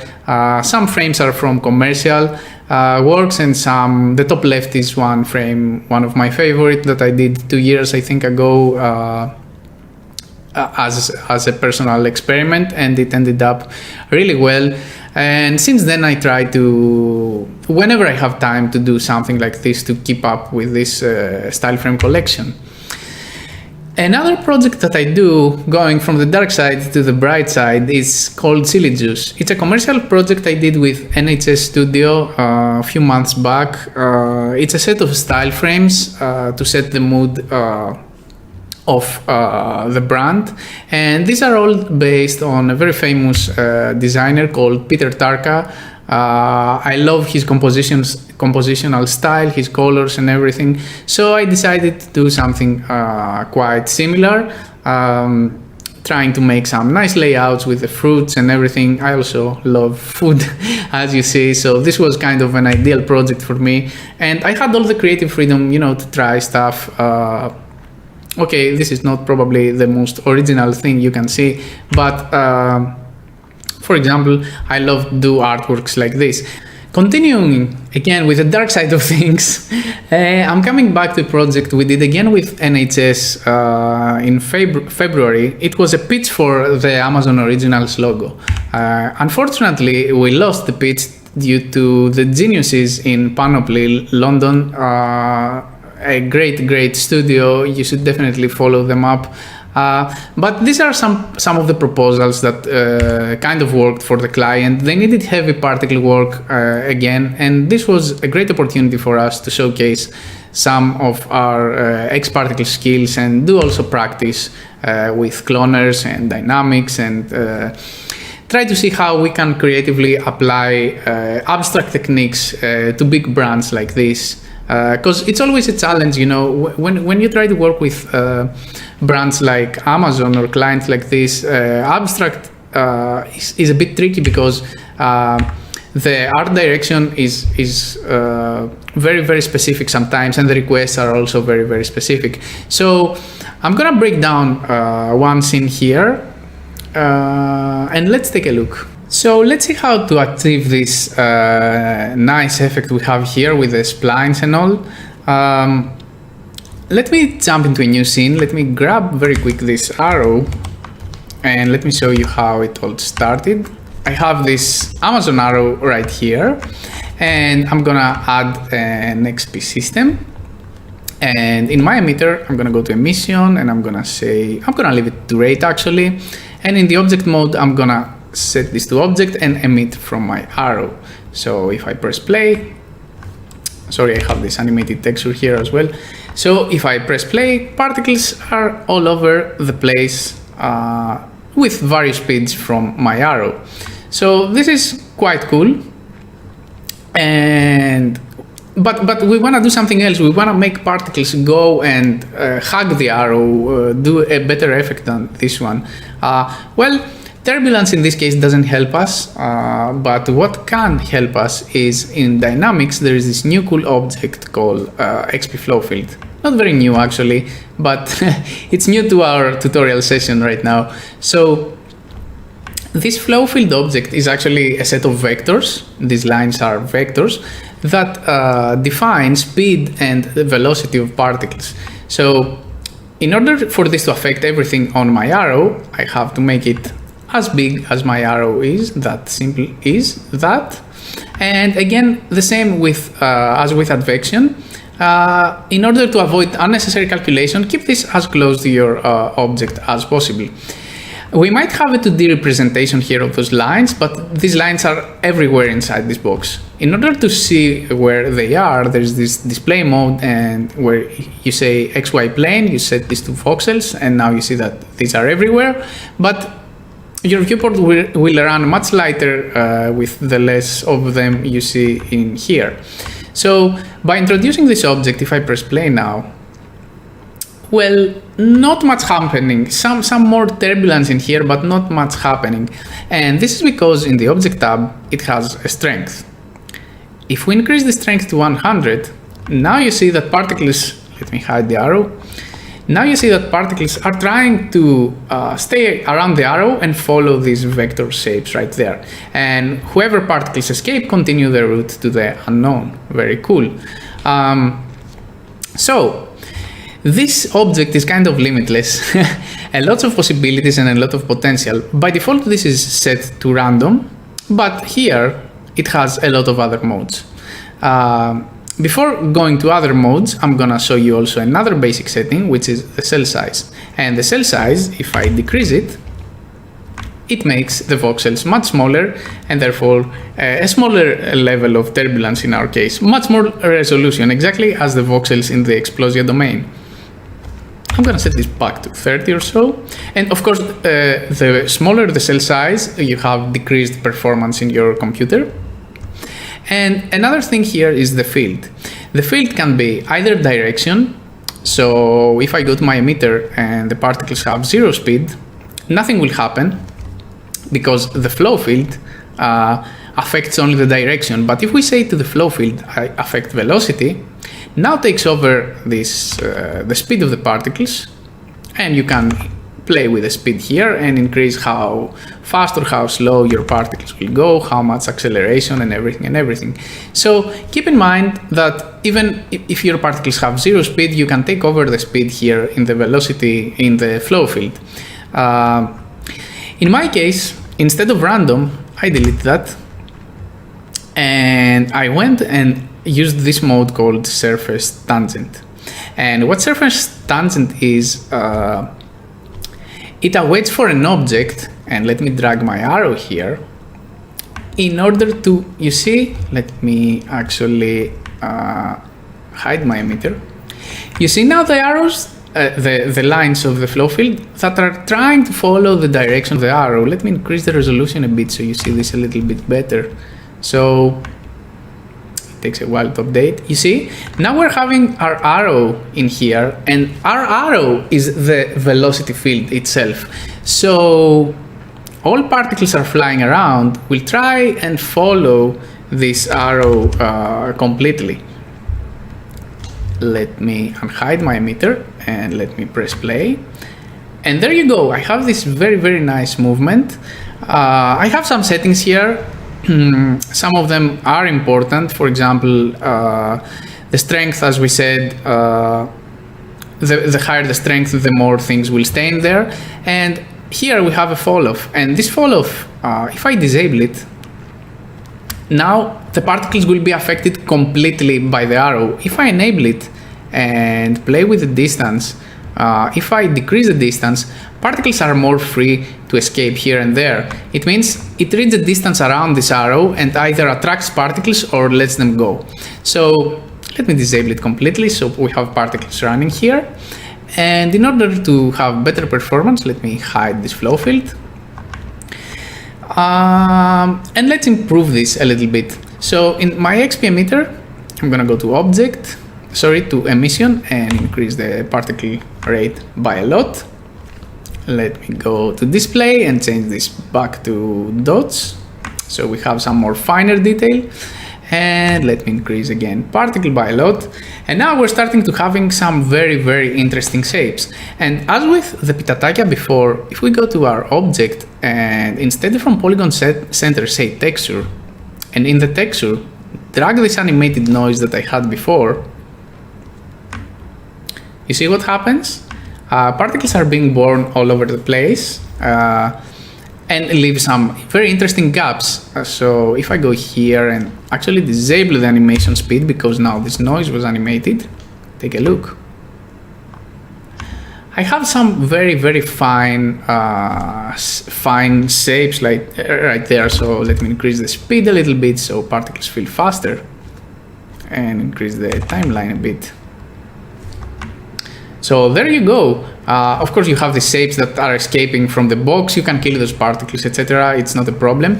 And this is all dependent on this noise. So for example, if I clamp it more and do some less brightness and change the scale, I have different parts of where this noise is being born.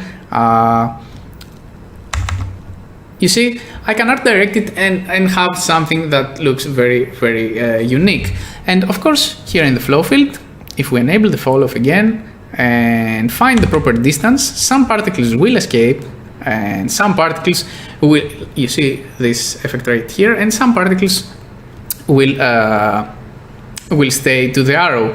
And those ugly lines that I'm telling you about, what you can do, you can stack again a turbulence on top, for example, instead of killing the particles. So by introducing some turbulence, you see, now the particles that are escaping are being affected by the turbulence. In order to avoid that, in my case, in the mission, I didn't have a full lifespan. I had a lifespan of 22 or 22 or something, and now the particles that are trying to live are just dying. And of course, you can go again to display mode, use gradient parameter, similar stuff, and either born by age or increase the emission of the particles by quite a margin. And there you have something like this. So flow field, it's an endless possibility object and can help you with many situations. And getting back to my original scene, what I had here is the exact same setup that I showed you in the other scene with the tangent, the turbulence and everything. The only thing I added is this XP trails. And what XP trails do, just take the particle system and leave a trail behind from each particle. So I have two trails because I had in my render a smaller, you see, this one has less, sorry, I have some update problems with my computer. This trail is less and the other one is more dense, this one, which says no light, because in my render I had some particles, some trails that were self-illuminated and some that were not. So very, very cool way of art directing your stuff. And let's play a little bit here with the lines to see what I'm talking about. If I go to my flow field, I have this distance here in the fall off. Sorry, let me make this up. If I decrease it, the lines will go further away much easier. But if I increase it, the lines will stay much more closely to the arrow and they still remain organic and everything. And you see, this is pretty cool way to make very, very, very quickly artworks based on a setup like this, because now instead of the arrow you can use any object and use the same setup and things will work just fine. So concluding about who I am, whenever I have free time, once a month or so, I never leave my PC, I sleep on it. So I try to do some Patreon tutorials. I have a Patreon page where I do those type of stuff. That's what I love. I mean, doing simulations, procedural work, doing some rendering with Octane. Octane is my render engine. And, you know, if you wanna check it out, this is what about I'm teaching. I'm breaking down also projects and techniques, and I think I would be lucky also to have Patreon pages like this back when I was younger. It would save me tons and tons of time. So These are my social, my website, Instagram, my Patreon link, my Facebook. You can reach me anytime just to say hi or anything. I'm most of the time available to say hi or grab a beer or something, an e-beer to be more precise, because of the COVID situation now. So again, thank you very much. Thank you, Maxon. Thanks everyone for being here, and hopefully to see you next year live. Welcome back to the show, ladies and gentlemen. I am here all the way from Greece, joining us, the one, the only Thanos. Not the one from Avengers, though. The good Thanos. The good Thanos. Yeah, what's up? Welcome to the show, brother. Good to have you. Thank you so much for that amazing presentation. Covered so much there, and a bunch of questions rolled in, so we can jump in and start deciphering all the madness. So what do we got here? How did he change the icon color in the null object? This is kind of a basic one, but maybe you can just walk them through it if you're wondering how to customize a little bit. Yeah, definitely. You select your null, you go to the basic tab where you change the color of your object, and has a small tick box which says icon color. So it changes and the icon color in the object manager. Pretty simple, but efficient. Your attributes, yeah. In there, your basic tab. That's where the magic happens. All right. Did you model the bag in the bag animation in the beginning, or did you start with the content browser? In that specific commercial, we had to model the bag. It was a bit custom, but sometimes this workflow actually exists. We take objects from Object Manager that look similar to products, and we sculpt a little bit on top, project normals and everything. And yeah, Object Manager actually, Content Browser actually is a good place to start many times for product shots. Yeah, there's a lot. If you guys aren't using the content browser, there's literally thousands of objects in there, and a lot of the base objects too, from like bottles and cans and things like that. So if you're looking to just grab some models and start playing with it, you can do that, or even use it in production. Apparently, Thanos is using it in production. Somebody wants to know about compositing. So, are you compositing passes? What's your workflow like? To be honest, I don't do compositing at all.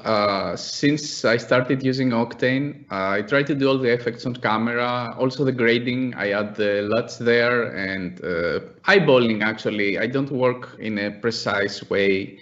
I don't even export 16-bit files. My exports are always JPEG files, which is kind of dumb.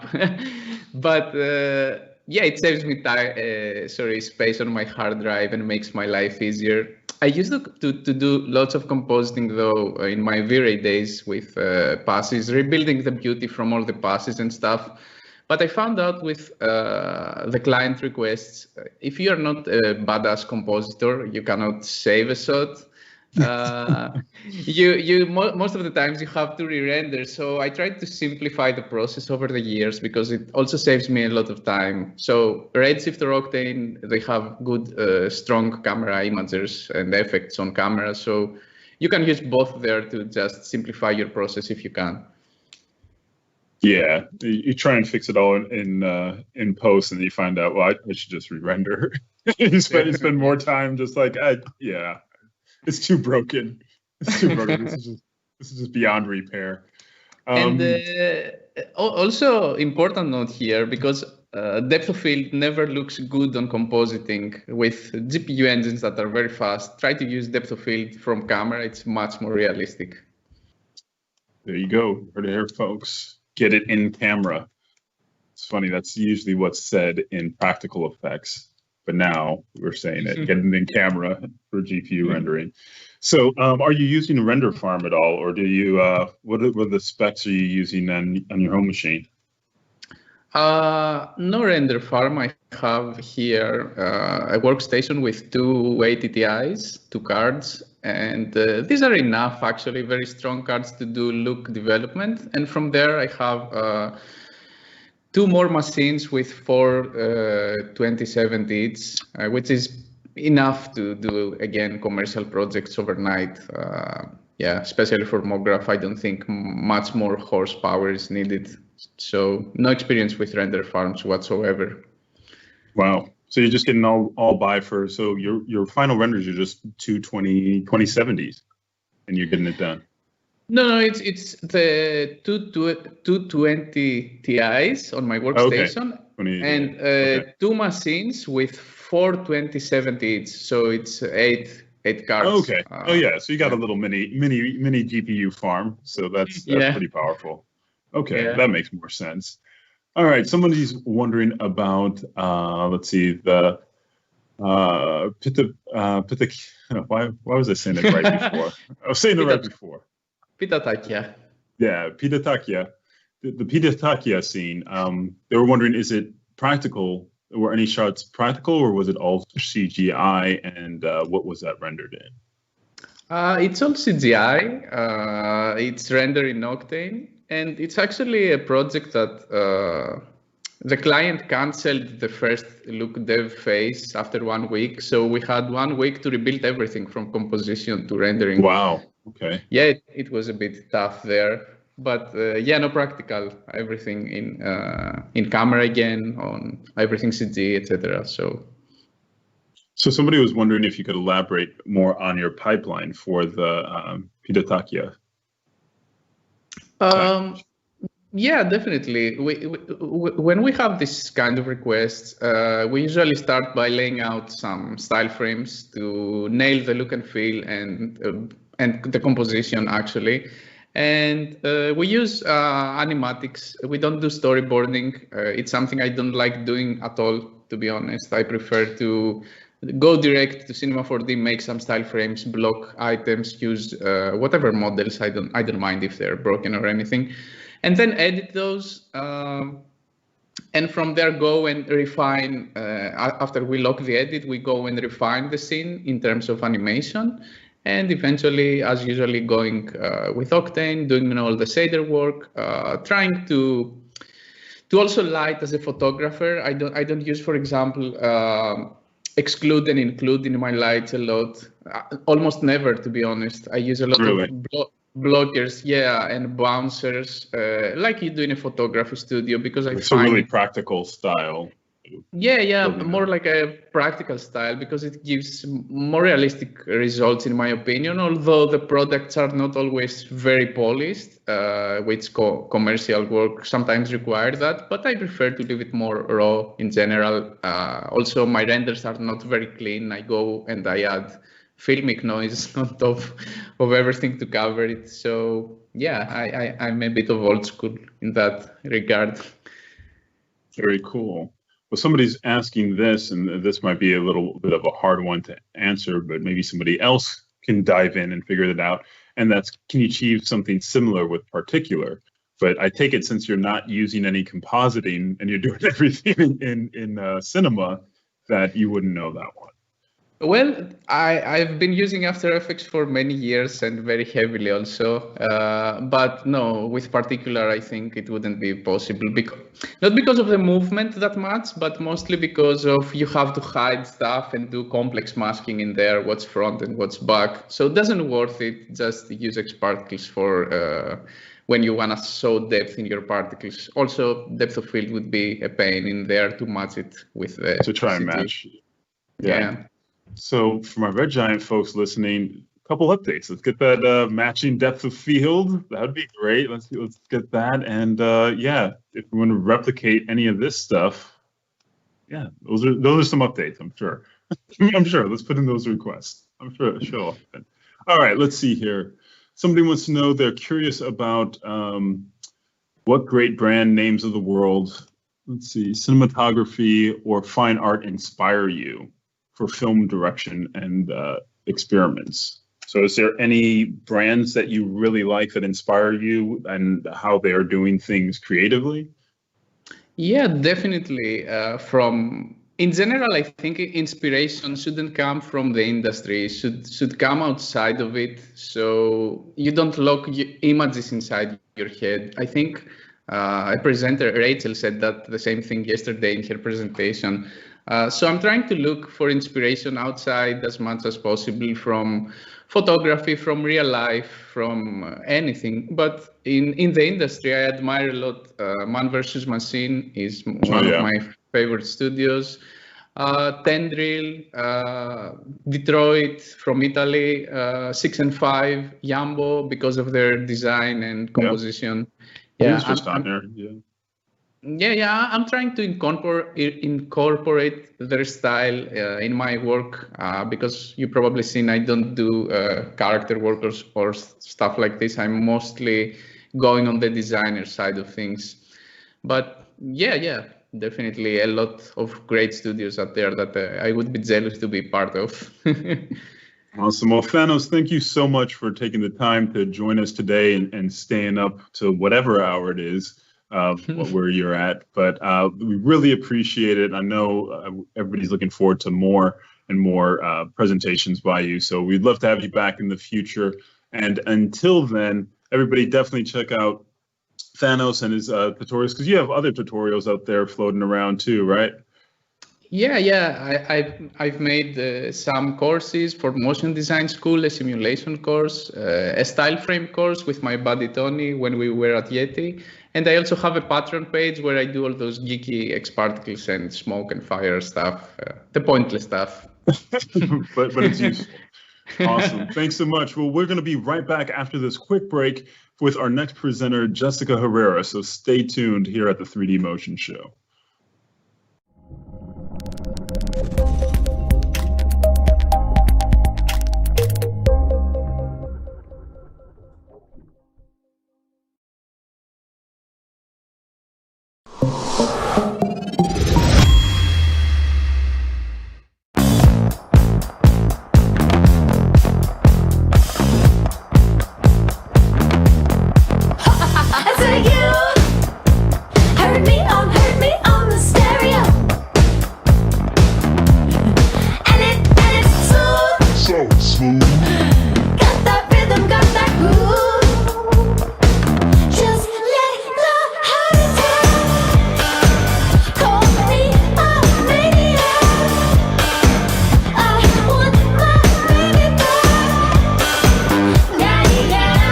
Shake it up, be cool, work it out, do you.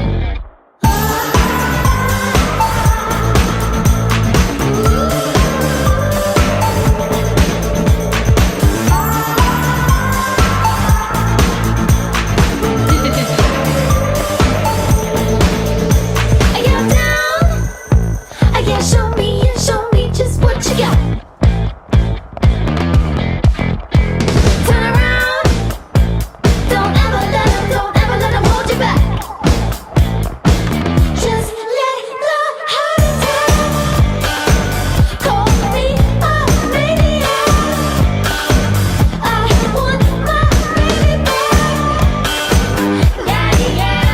Shake it up, be cool, work it out, do you.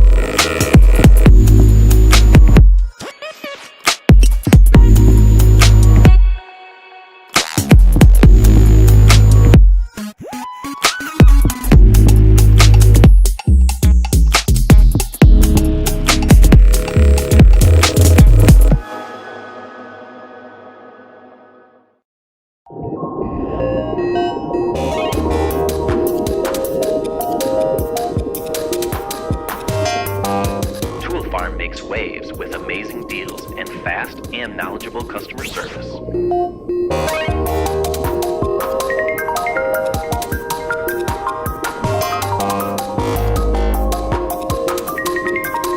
Swim on in for incredible deals on software and plugins at Toolfarm.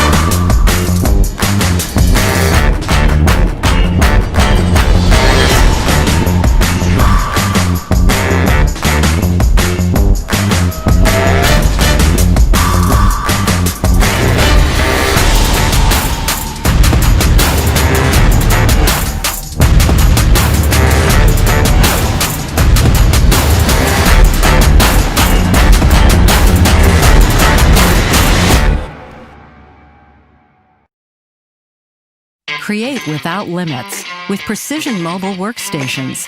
Maximum power, speed, and performance when and wherever you need it. So you can perfect every pixel. Break ground in unexpected places. And make the most extraordinary ideas a reality. Discover your next big idea. Precision mobile workstations. Create without limits.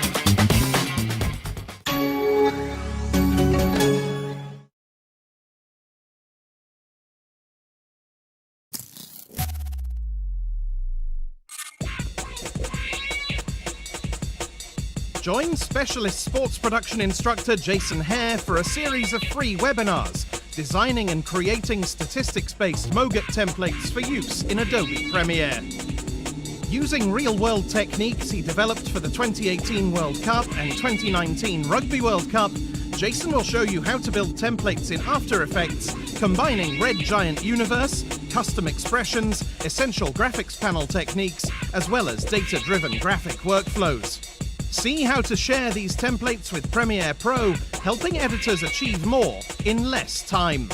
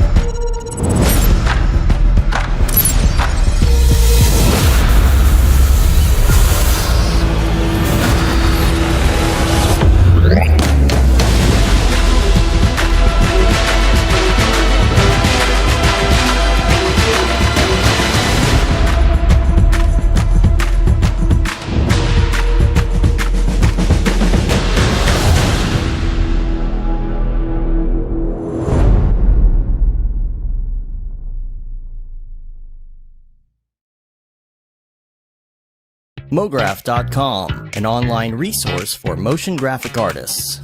Start your week with the MoGraph podcast. Industry news, interviews with your favorite artists, and terrible humor. Watch live shows and interviews from MoGraph events like NAB, SIGGRAPH, Half-Res, and local meetups. This is exactly what I should be doing. Our MoGraph Talks feature live demos and motivation from artists all around the world. Sometimes you gotta make stuff that you're not gonna put on your reel, and I'm not here to judge. What if Rick and Morty show up for the countdown at midnight? That's where I peaked in life, in my career. We gotta stop this thing, Rick! It's gonna kill us all! Hear from the people that create your software, design your render engines, and artists that are changing the face of modern motion graphics. You get that render done. Yeah, you better frame what? MoGraph tutorials and online classes will teach you about Cinema 4D, After Effects, as well as other popular software and render engines. Throw in the HDR Studio, take the render settings, pick the HDR, put in reflection, and gorgeous. Join the conversation in our live sessions. Ah, that's so funny. All right. I'm going to live forever. Subscribe today and get the latest updates on our YouTube and other social media channels. Take all your dreams and just do it! Subscribe to MoGraph.com.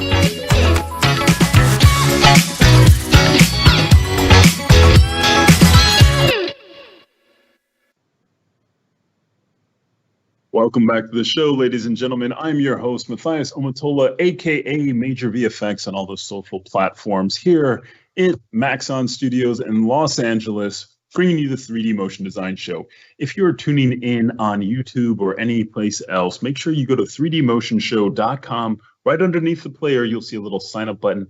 Click that sign up button. That's where you're going to get the latest and greatest updates from us at MAXON and the whole MAXON family, so you can see when the next show is coming on or any other major news and announcements. Now, Paul Babb has been working really hard to get t-shirts. I know a lot of people have been asking about t-shirts, and so I thank our designer Cody and Paul for making this happen.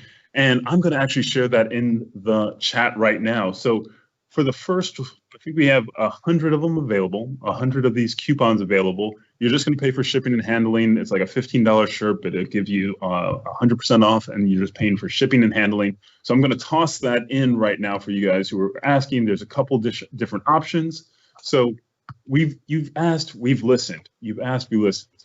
This is what we're here for. So check out this link right now. So I'm tossing it in the chat, and let's see here. So that's the link, and this is the code. So this is good for the first 100 orders. So check that out. It's in there now for your t-shirt. Some of these designs I don't even have yet, so I got to catch up. So while you guys are placing those orders, open that up as another tab and make sure you put that in. And right now we're going to get started with one of my favorite artists from last year. A great character designer, great personality overall, all the way from the land down under. I believe it's tomorrow already, but she's presenting with us today, Jessica Herrerasaurus.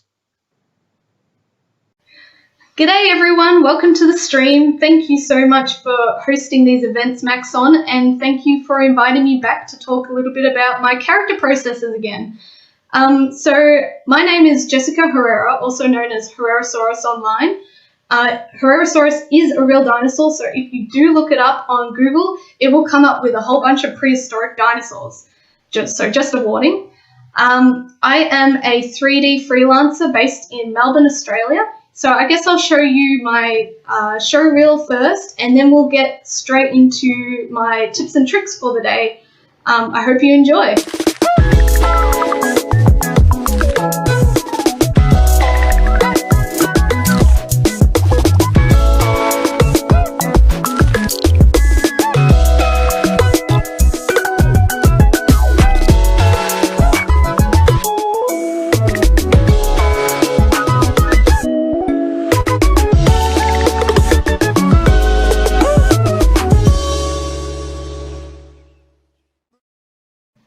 So I highly recommend, if you haven't watched my last Maxon talk, it was SIGGRAPH 2019, was all about topology and modeling skills in Cinema 4D.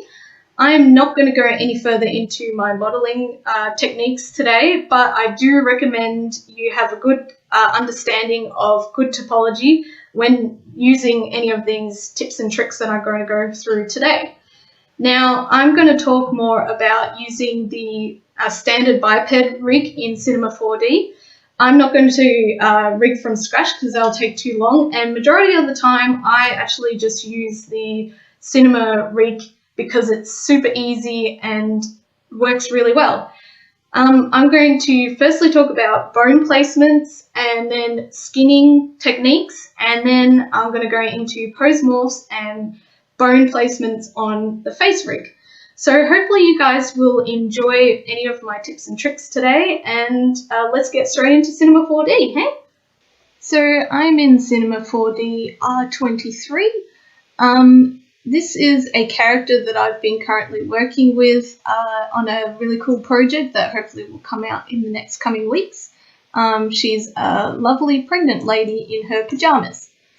So before I start rigging, usually even before I start modeling, I like to make sure that my model is at real world scale. So usually I put in a figure, and as you can see, it's roughly the same size as an average human. So I'll delete that one. So also to keep in mind that she is exactly symmetrical at 0, 0, which helps when making the character rig. Also, as you can see, she's got some really nice edge loops in all over her body. One thing I kept in mind with this animation was she was going to be very angular, so I deliberately put in some extra edge loops around her elbows and knees, so when she does bend, they would be nice and angular. Also around the shoulders, and also a really nice edge loop around the belly, as her belly doesn't move that much, obviously, if you're a pregnant woman. I have some close-ups of her face, so I was very careful with my geometry on the face. As you can see, the knees also have nice a nice bulge around there, and the feet are also nicely modelled and ready to bend. So basically, I'm going to go through how I went about rigging this character. So I've already created the character rig and placed all the bones in the right spot. That takes quite a while. You can go character here. I didn't use the bendy, so I just went advanced biped, and when I did create the arms and legs, I used IKFK, not the bendy ones. With the bendy ones, there's extra skinning to do because there's more bones between the joints. But in this case, I definitely wasn't going to be bending her arms at all because I wanted her to be very angular. So just keep that in mind when you are choosing your rig. I actually usually use the bendy ones only because I usually use tube arms and don't really worry about even the elbows. So yes, that's just my preference.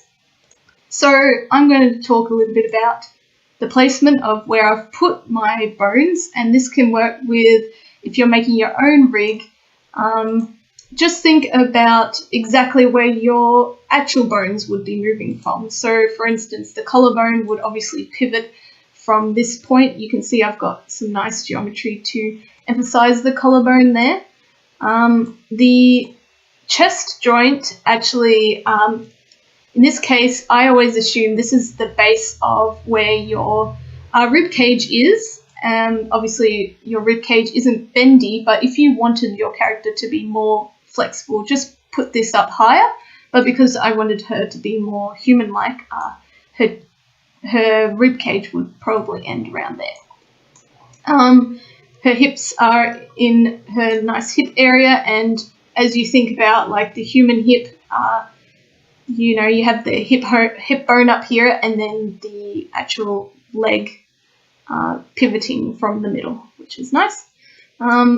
When I've placed all of my joints, I like to put them in between a nice edge loop, so then it would bend on that edge loop, which is quite nice. With the hand, with the thumb, I actually rotate them slightly this way, so they're not bending down, they're bending inwards by default. I think when you have the character bone, it's going up and down. And with the finger joints, I place this last piece, bit of the finger really far back on the hand, as that would be kind of roughly where it would bend. I don't use them too much, but on the last finger, I do sometimes bend it down for a nice cusping action. And last but not least, the jaw, I usually try and make it roughly where the ear joint is, and where you think that is where your mouth would naturally bend. So I'm just going to now put all of my geometry into binding, and then we're going to go into skinning. So now that I've bound my mesh to all the joints, I'm going to start painting weights and fixing them. So some people will totally skip this step and go straight to a delta mush, and that will do relatively a good job of cleaning up some of your weights. But sometimes you have to just clean up weights. I personally don't use delta mush, but it's really handy that now it's inbuilt in R23. So before I start painting anything, I'm going to turn off my subdivision surface, and I'm also going to just turn off the visibility of everything but the body, because that's what I'm going to start painting on. Another thing I like to do is actually animating some key poses. In this case, I've just animated the jaw and the arm. Most likely when I am painting weights, I have a bajillion different animations going on through the timeline, just so then I can see what's going on. Now I'm going to open up the weight manager and just pop this on the side here, because we want that open at all times. And I'm going to go into my weight tool. So you can see all these different colors. If your subdivision was on, you can't see it, so there you go. I'll talk through the weight tools options. So I usually have projection and visibility turned on, because I don't want to paint straight through the body. Auto normalize I always keep on, because that will help make sure that every vertex has up to 100% of any other, the influence of any joints. So you can see this in this options. It's got the percentage of how much that joint has on each and individual vertex. So you can see that this head joint is 100% on number 1. On number 0, it has 14% on neck joint and 82% on the head joint. So that's roughly, you always want them always to have up to 100%. If it has any less, you get errors. Any more, you get errors. So that's good to know. Keep your normalize on. I'll just go back into these. Selection only is really handy, especially let's say I want to fix up the mouth.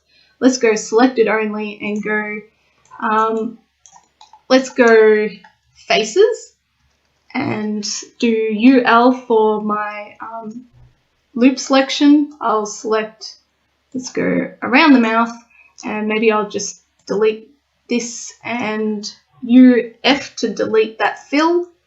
I'm going to go UX and go from polygons to points, convert, because it wants to have polygons. And now I'll go back into my weight tool. I'll go into the jaw joint and I'll go 100%, I'll paint.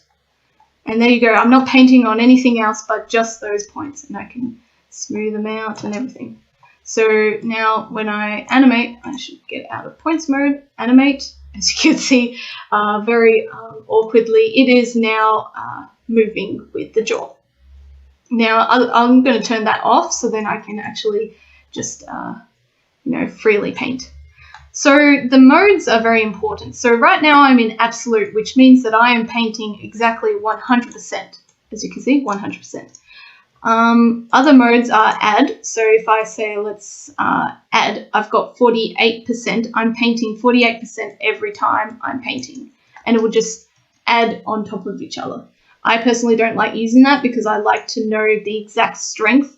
So I'm usually always on absolute, and you can move this up and down. So if I want to be exactly 50%, I can paint 50%. Subtract is the opposite to the absolute. So obviously you'll be deleting whatever you have strength here. I've deleted 50%. To keep in mind, if you want to subtract from a 100% painted joint, you have to smooth it out first. So if you go to smooth and smooth it out, and then you can delete from it. I don't know why, but as you can see, this joint must be at 100%, and so I couldn't paint that one out. So just keep that one in mind. I don't know why. It's a weird bug in Cinema. Every version has it. It's a bit annoying, but yeah. Anyway, so that's subtract. Smooth is obviously to smooth out anything. I don't really use bleed, but you can use that to kind of extend your selection. Intensity is to make your selection more intense, whatever you have. It won't do anything to 0 points, which is good. And I don't use remap. Prune is handy, so if you, let's say, anything under 50%, it will delete. So that's cool. Just do that. I don't use dropper either. I'm not really sure what that does. But I usually am always on absolute. And the cool thing is if you press shift, you can smooth. And if you press control, you can delete. So that's really handy. This is your brush fall off. And I don't usually use clamp, but you can clamp whether you want to have higher or lower. Another cool thing is symmetry. Having this enabled in name, it means that you'll be painting symmetry on that one joint. If you have it by name, and let's see, you can see in these joints, if you put in the left L underscore and in the right R underscore, let's say I go to the hip joint and start painting 100% on here, you can see that it is also painting on the opposite hip as well. Now sometimes this doesn't work. You can easily go copy and then replace, and then just go flip, and now it's flipped. Now a little tip is quite often if you've painted, you can have some overlap of over 100% on your vertices. So as a test, let's see, as you can see, there are some very strange things happening here. That is because we pasted over some of the geometry. A way that you can fix that is if I go back into the lady and into that hip, I can go normalize, and sometimes it fixes it up. But as you can see, this vertex is now very confused. It has no influences whatsoever. So what you can do is just go into weight tool and just go either in your smooth or pressing shift, and you can smooth over those and they will bounce back. Okay, so I've just quickly placed her back into the 0 position. And what I'm going to do is probably finish off, maybe I'll do the jaw to show you just how I usually work. So I might just go back to selection. I might go turn off only select visible elements. I might select all of the head. I'll just deselect some of these points. There we go. So now I'm going to go back into object mode. I'm going to go back into my weight tool. Let's go to the jaw. Let's have a look at what's going on. Oh, it's looking very scary. So what I'll do is I'll go selected only, and let's start painting, I guess. So I'm smoothing this, so pressing shift down. Actually, I should be turning on by single, so then I can get it on both sides, painting on both sides. So I will paint down these. So you can see it is quite scary. So now I'm smoothing, and now I can see that this is looking very wrong on both sides. So maybe I'll do mirror one outlier. What are you doing here? Sometimes that happens, but no problems, can fix that. Get rid of you. Oh my goodness. There we go. Oh well, you're not working. So anyway, now you can see that this is now symmetrical and I can work nicely. Got some odd ones going inside the mouth. Now one thing is, I just want to let you know, I usually navigate with cursor mode. Some people have object mode, but cursor mode is a lot easier to skin by clicking where you want to look. So just keep that one in mind. I always forget to mention that. And this is looking a lot nicer. Now I can do some smoothing. That's looking nice. I think that's all right. And smoothing the whole mouth open and close. It's looking quite nice. And so I had the selection selected, so I'll deselect that for just so then I remember for next time when I can't select anymore. So that's just the painstakingly awesome way of skinning. So sometimes this can take a little bit longer depending on how bad your weights are and your character complexity. I like to keep my geometry low, so then this painting weights doesn't take too long. But you saw that painting the jaw wasn't too bad, you know. So now that I've kind of demonstrated a little bit of painting weights, let's go into rigging the face. So firstly, I'm going to talk a bit about pose morphs and then go into other different ways of facial rigging.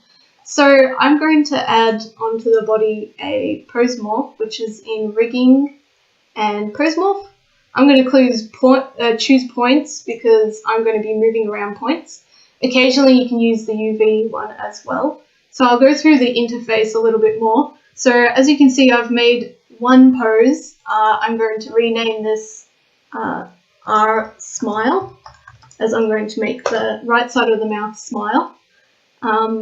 I can add poses here, and this edit selected, you can have in place or selected.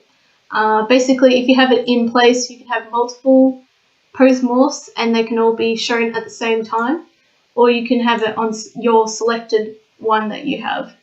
An important one to keep in mind is the mixing mode. Usually by default it is relative.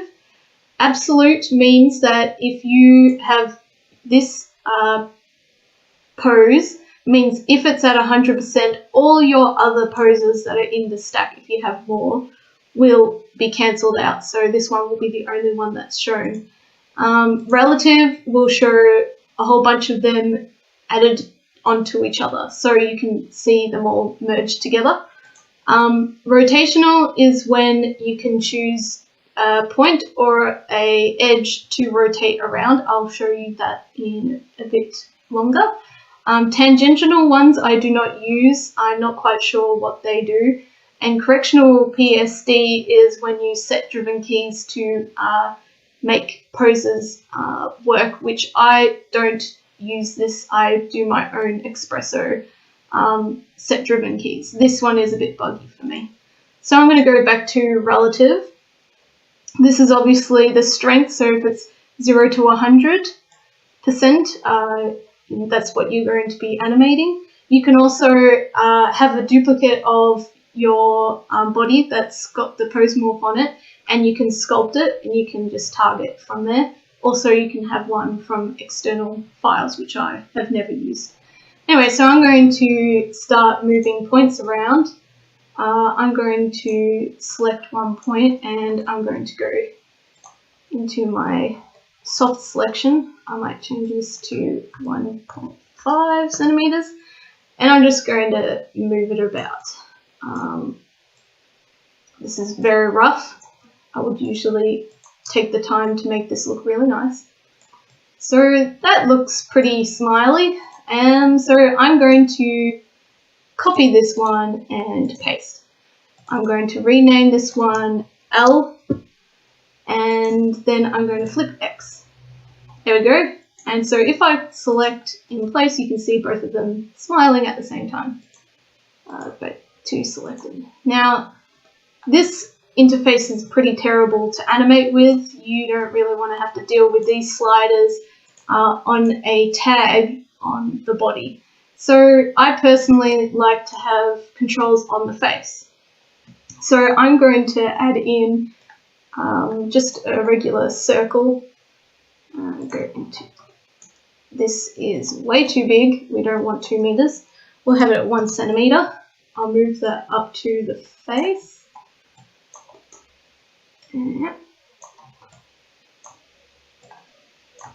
Roughly in its place. Now I'm going to freeze all its transformations because I want this all to be at 0. So now I'm going to use an espresso tag, and don't be scared, this isn't too hard to do, but I'm going to put one here. I'm just going to rename this into mouth rig. Now I'm going to drag this pose morph on here. I'm going to get my strengths of my 2 pose morphs in here. I want to bring in this circle. Now I've only got it for the one side, so I guess I'll only show it for the one side of the mouth. I'm also going to use this range mapper, which is conveniently just right there. Range mappers are my favorite. So I'm going to get, I should probably check, it's going up and down, so up in the Y, positive and negative. So I want its local position Y. And I'm going to drag this into the input. Now, so we can see what's going on here. So the input range is going to be 0 to 100 because it's just a value.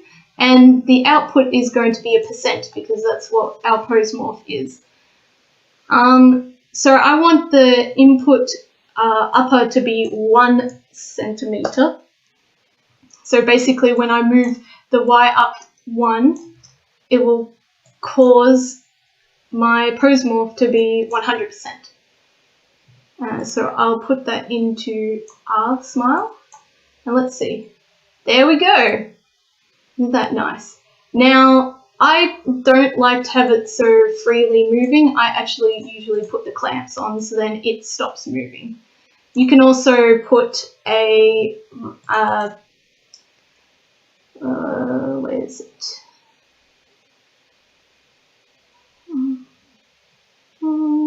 A protection tag. So I would like to limit the Y from 0 to maximum 1. So now it will only move to 1 and down. So that's nice and handy.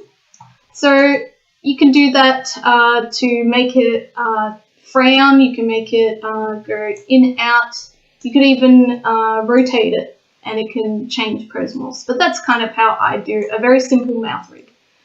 So I hope that helps. I'm going to now show you an eye rig. So I'm just going to add a new folder. I'm going to call this one mouth. So I'll add these two to the mouth. And now I'll add a new folder and call it eyes.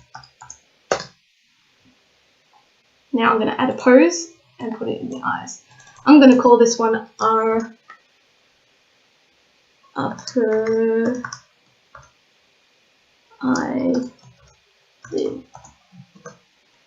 So I'm just going to do a very quick eyelid closing. Now I'm going to turn off this and just imagine this looking very nice.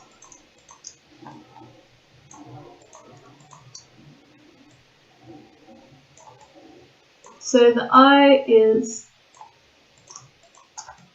kind of closed. There we go.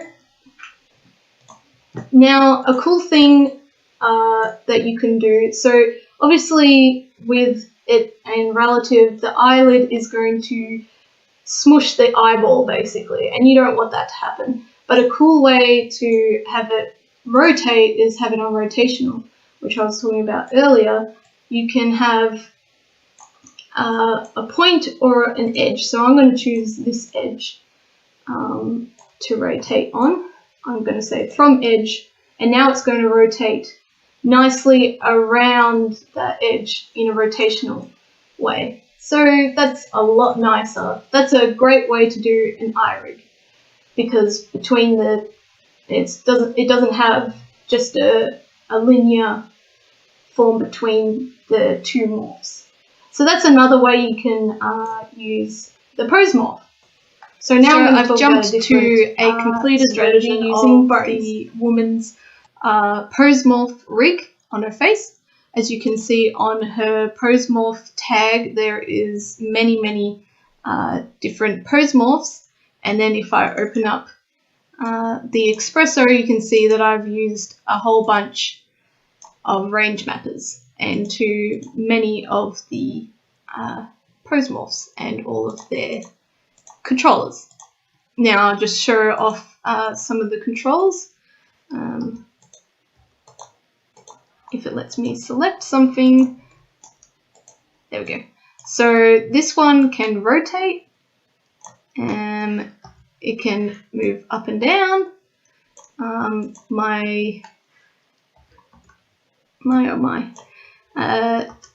I'll select one of these and I can move the mouth in and out. I've also got some secondary movements, see, and the same as the bottom. The eye is also rigged up, so I can move the lid, bottom lid and the upper lid using the rotation pose morph. I can also squeeze the eye, which is handy. Also, the eyebrows are linked up. So basically, I've got a pose morph on the eyebrows and on the face. So then they move together. So that's a fun little piece. So I'm going to jump into talking about using bones on the face now, using the same woman. So my second way of rigging, and I also tend to use it in conjunction with pose morphs.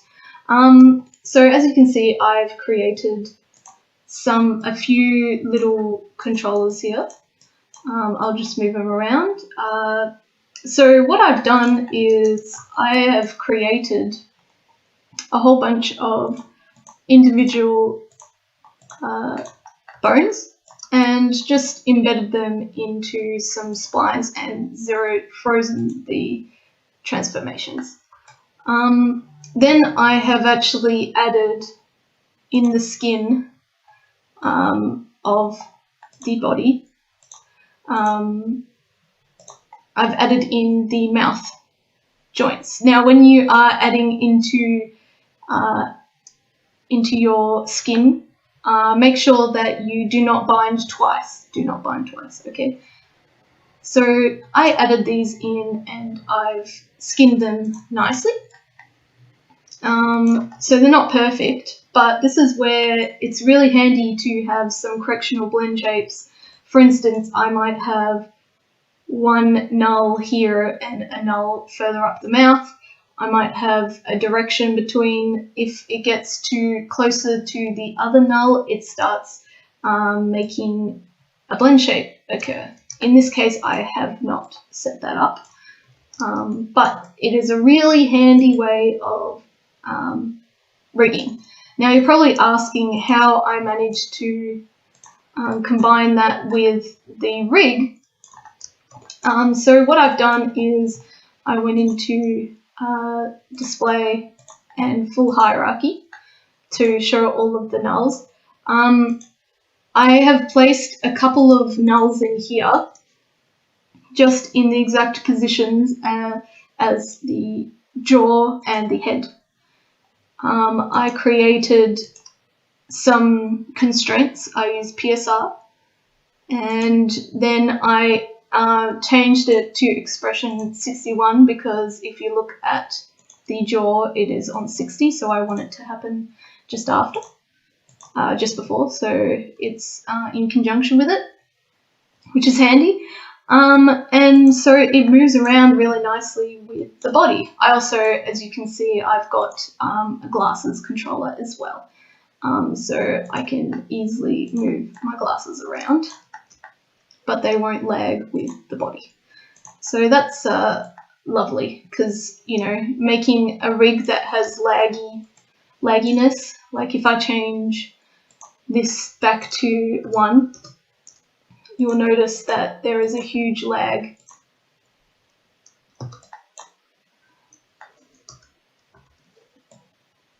See? That's not what you want. So that's something to keep in mind. So that one's an easy way of getting some extra controls to the mouth rig. Another way of animating a mouth, and I don't personally use this way, but some people like to use it, is using IK splines, where you have a little bit more movement on a spline than just on individual movements. So I might show you how I made this outside of this rig, because it can get a little bit complicated, but as you can see, you have a bit more movement in the lip than you did with moving just the individual mouth joints. So yeah, this one is interesting the way it's made, so I'll just explain a little bit further on that one. This kind of rig can also be used for an eyelid as well, so I'll just jump into another file and start this from scratch. Okay, so now I'm going to start it off on a fresh mouth. So I'm going to start off by making the joints. So I'm going to go into Character and Joint Tool. Now I want them to be the same shape as the mouth. So what I'm going to do is I'm going to turn snapping on and snap to vertex. So basically I want to snap to each one of these points. So as well as pressing Control, I'm going to click down and click on all these points. Now I'm just making the upper lip for now, just to demonstrate. So I've done the joint section, and now I'm going to select all the joints, and I'm going to press Shift-C and look for joints to spline. So now I've created a spline. Now I'm just going to solo that spline and have a look at it. Now there's quite a lot of points on it. I don't really want that many. I'll probably keep 3 of them. So I'll delete these ones.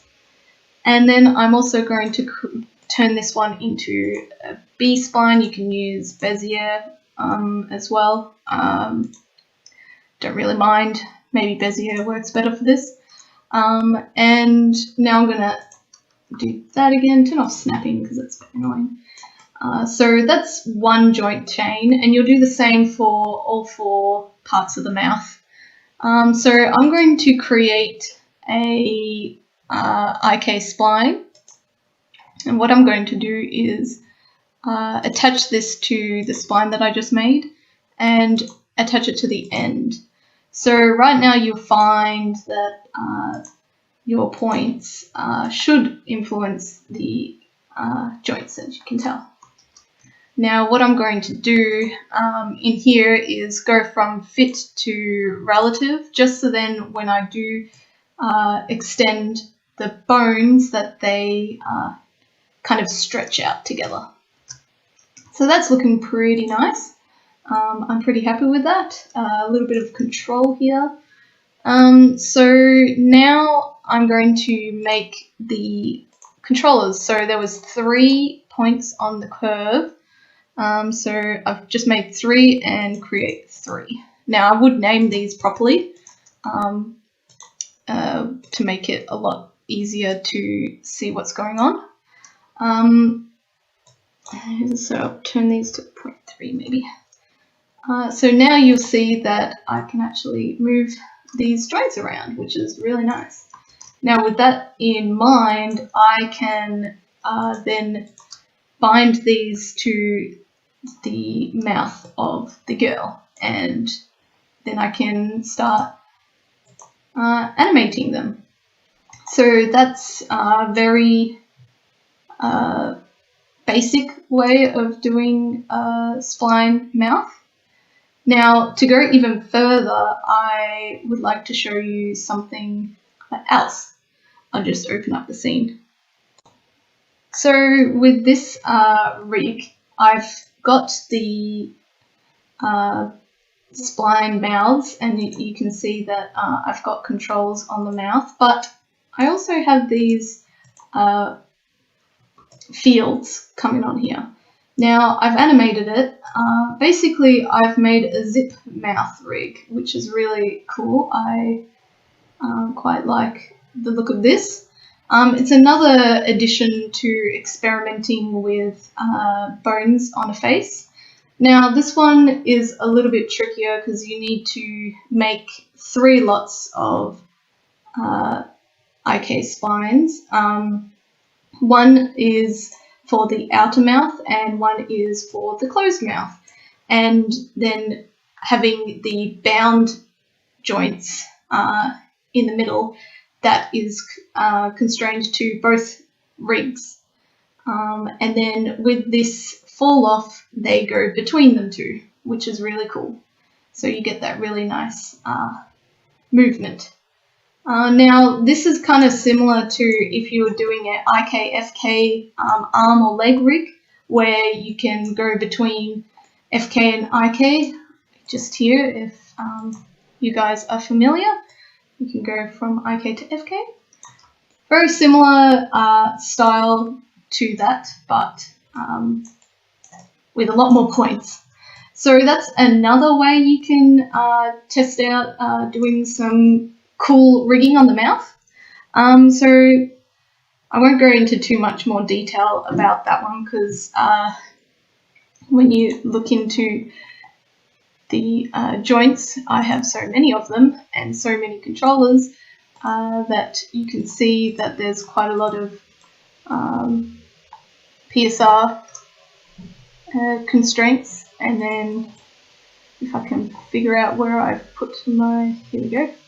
Here's my espresso, and you can see that I have quite a lot of inputs here. So I've got fall offs and then some subtractions between the fall off, which is my little handles there, and then it gives me the weight between the joints. So it's actually not that complicated, but it looks complicated because there's a lot of stuff going on. So I'm going to look at the eyes now and go into how I do some rigging, not on this character obviously because its eyes are little peas and they don't move that much. So I'll open up that project. So this is a rig that I made while I was at Animate. It was a uterus rig that was going to be animated by a whole bunch of 2D artists, so I had to make it super simple for them to understand. Now the reason why I'm opening this one is the interesting eye rig that I came up with. Now this eye rig, their eyes are individually animated in this case. But as you can see, the actual pupil is stuck on top. So this character needed to look kind of claymation-y. So what I actually have done is, I'll show you, it's actually just an eyeball, which is just a ball, a blob. And what I did was I put a surface deformer that's linked to this, the UV map of this geometry, which is really cool. So it actually squashed it, and what I did was I used my range mappers to animate the difference between the up-down motions. Also the scale, as you can tell, I also played with the scale here. Sorry, the scale's here. So I do know that I had a controller in there to make the eyeballs scale. So that was pretty cool. It was a very different way of rigging an eye. As you can also see that there is a whole bunch of movements on the mouth, and I had names on everything, so then it was easier for people to animate. Anyway, so that's one interesting way of animating an eyeball if you have an object on top of it. But I'll go into a more normal eye rig that I would usually set up for my characters. So here's a new character. This one isn't completed yet. It's a bit of a personal project of mine. But I experimented a little bit with an eye rig. So as you can see, I've got her eyes rotating. If we're looking closer, her eyes are not completely circular. So I'm just going to show you my process of how I rigged these eyes, because I have done these eyes many times in the past. I just don't have those files on me, sorry, so I had to recreate it myself. So in this case, I have, these are the controllers, so each one individually can animate on its own, as you can see. I've got eye rig here, and what I've done is on the eyes, I've got these FFDs, so you can see, I'll turn it off. That is what my eyeball looks like without the FFD, because I tend to make a lot of characters with weird shapes, but you want them to rotate nicely. So this is my cheat of how I squeeze the eyes in. Now, I've used some aim constraints, so basic aim constraint and an up vector. So basically what I did was I've got the up vectors up here, and I've got this as the aim, the up vectors, so it doesn't flip the eye out. As you can see, it works very well. You may not have noticed in the detail, but I've actually got a bit of movement on the eyelid. Now, because this girl's eyes are so large, you don't notice it as much, but if you think about a person's eyeball when it does move, the upper eyelids and the bottom eyelid does move with the eyeball. So I did some experiments. Now, in the past, I have actually just slightly skimmed the eyeball rig to the eyelid. But in this case, I didn't want to do that. I wanted a bit more control. So what I did was I have another pose morph tag, and as you can see, I've got 4 different ones in here. I've got the upper eye, the lower eye, and they're all slightly different. Now, this is a little bit more complicated, and it is kind of how I would rig pose morphs with the controllers around the mouth. So kind of constructing an equation between 2 points, which are 2 nulls. In this case, I have this one null, and I'll unhide this. I have this one null with 2 nulls underneath each other. One null is parented to the eye aim constraint, and as it gets closer to the B null, the equation that I have gets smaller, and as it gets further away, it gets larger. So I'll show you how I did that. So I'll just make this a little bit smaller so we can see our attributes. So basically, I have B and C, which are nested in A, as you can see. I've gotten their real position and plugged them into a formula node. I also worked out the dot product, which is a trigonometry equation between the two positions, coming out with one result, which is plugged also into the formula node. Then I've done an inverse trigonometry equation using the three values together, and that comes out with another result. And then I've plugged that result into my two range mappers to go from 0 to 100 using this result as a driver. So if you notice, I'll pull this away, the value gets higher, and I'll pull it closer and it's getting smaller. So that's basically how the mathematics works on that. Hopefully you could keep up with that. But that concludes all my tips for the day. Thanks for tuning into my stream today. I hope it helped you understand a bit more about skinning and rigging in Cinema 4D.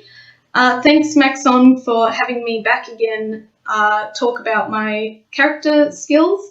And if you guys ever want to ask any questions or just plain old chat, you can find me at hererosaurus.work. That's my website, and it has any links to any of my social media accounts. I hope that I can meet you guys in person or just chat online. And thank you. Goodbye.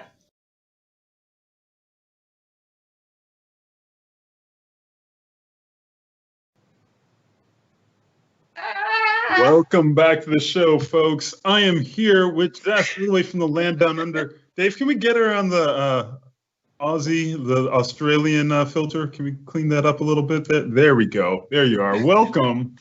Welcome to the show. Look at that. What is this? Online magic. Welcome back.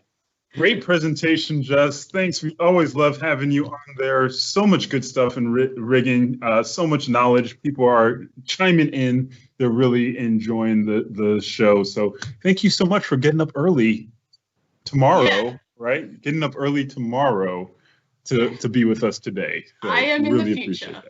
And You also are. upside down. Well, I mean, that's where you are, right? I was. That's where you are. We filtered that. It's all better now. All better now. So we can dive in with questions. Folks, if you have questions, and questions are coming in, just at Matthias Omatola, and any questions that you have for Jess, and I'll do my best to get to those. So we're going to dive in, and I'm sure more will come as we go. So first off, somebody was wondering about motion capture data, if you can have that conform to your rig. Yeah, so I think that kind of stuff, it has to be like programmed in. I'm just making like, I don't have the kind of, I've never even done motion capture, but I think that kind of stuff would come, I don't know if Maxon would ever do that with their like new rig or something. I don't know. But I'm glad you actually mentioned that, because yesterday Chris Schmidt was actually working with that exact technique on one of your characters.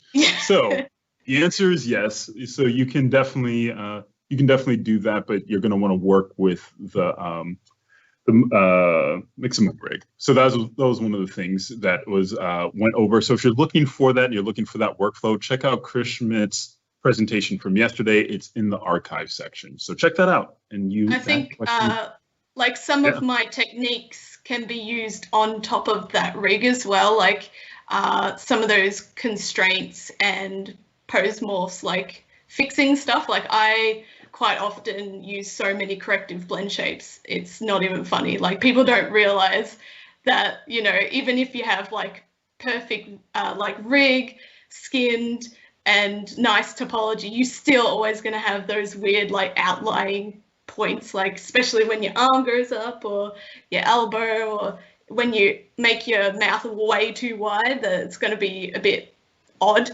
But yeah. Very cool. So that takes care of that one. Let's see. It looks like more questions are rolling in. Keep them going, folks. Just got up early just to answer your questions after her presentation. Make my brain start up.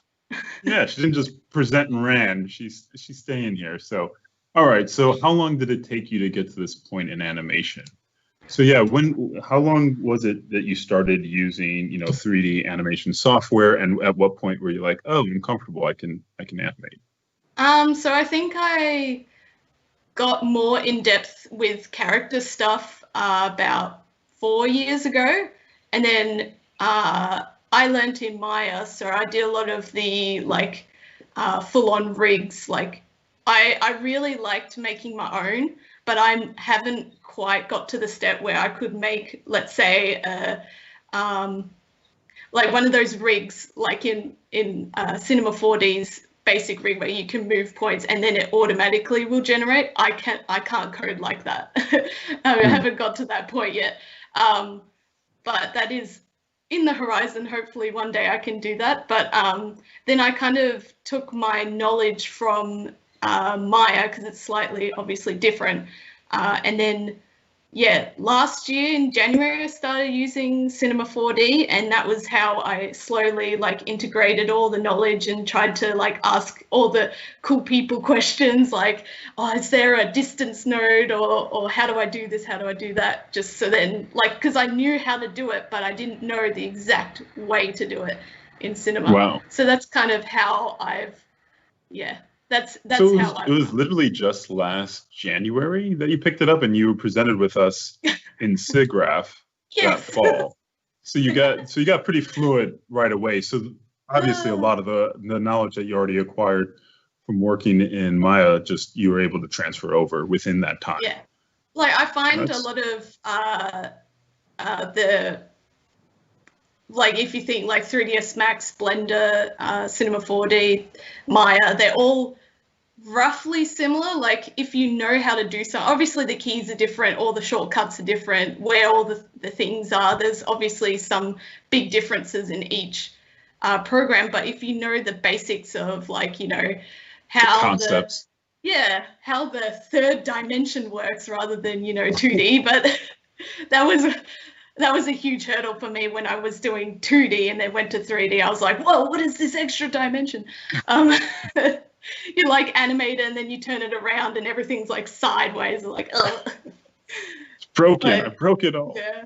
I broke the dimension. But Cinema 4D is super easy to go to, going from I did 3ds Max to Maya to Cinema 4D, and I think if I got really into the technical stuff in Maya, and it was a lot easier to get into Cinema when things are super obvious what they are. So yeah. That's awesome. Yeah. Awesome. So everybody's really appreciating it. They wanted me to let you know that you're dropping some gems. So you're passing on gems to the people. So that's, gems. Yeah. All the gems. You're making it rain gems. All right. Why were you using the dot product in your Espresso iRig? Why not just an aim constraint? Oh, so I find using anything. So I'm basically trying to get more of a one number distance from 0 to 100 rather than, because I need an actual 0 to 100% to get the pose morph to work. So I think when so this was my workaround, because in Maya I used to do it a very different way, similar, using the nodes and stuff, but I wanted to get the angle between two points, because usually when you have because I do have the aim constraint on the eyeball, but it's the joints rotation that I need, and the rotation usually, when it gets to 360, it'll flip over, and so that's going to mess it all up. So I needed a clean number,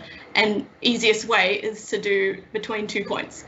So that's kind of why I do it that way, and I use that same rig for elbows, arms, and anything that's rotating.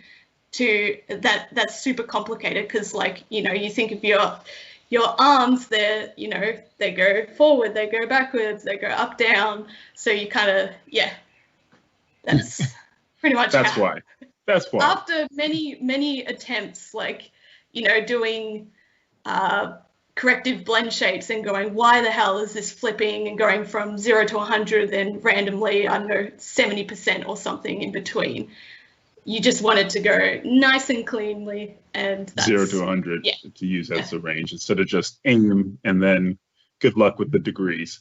Yeah, I think that actual technique was like a bit of a luck find when I was using Maya. So it is, I don't know if people use that, and maybe it's very complicated for some specific, like, I'm sure people who do rigging for a living know that they're just like, she's doing the basics. But like for a lay character designer / animator, they probably don't think of this stuff, because quite often you have weird geometry deforming bits and they're just going to have to like manually put in a pose morph. But yeah, I like it to be automatic.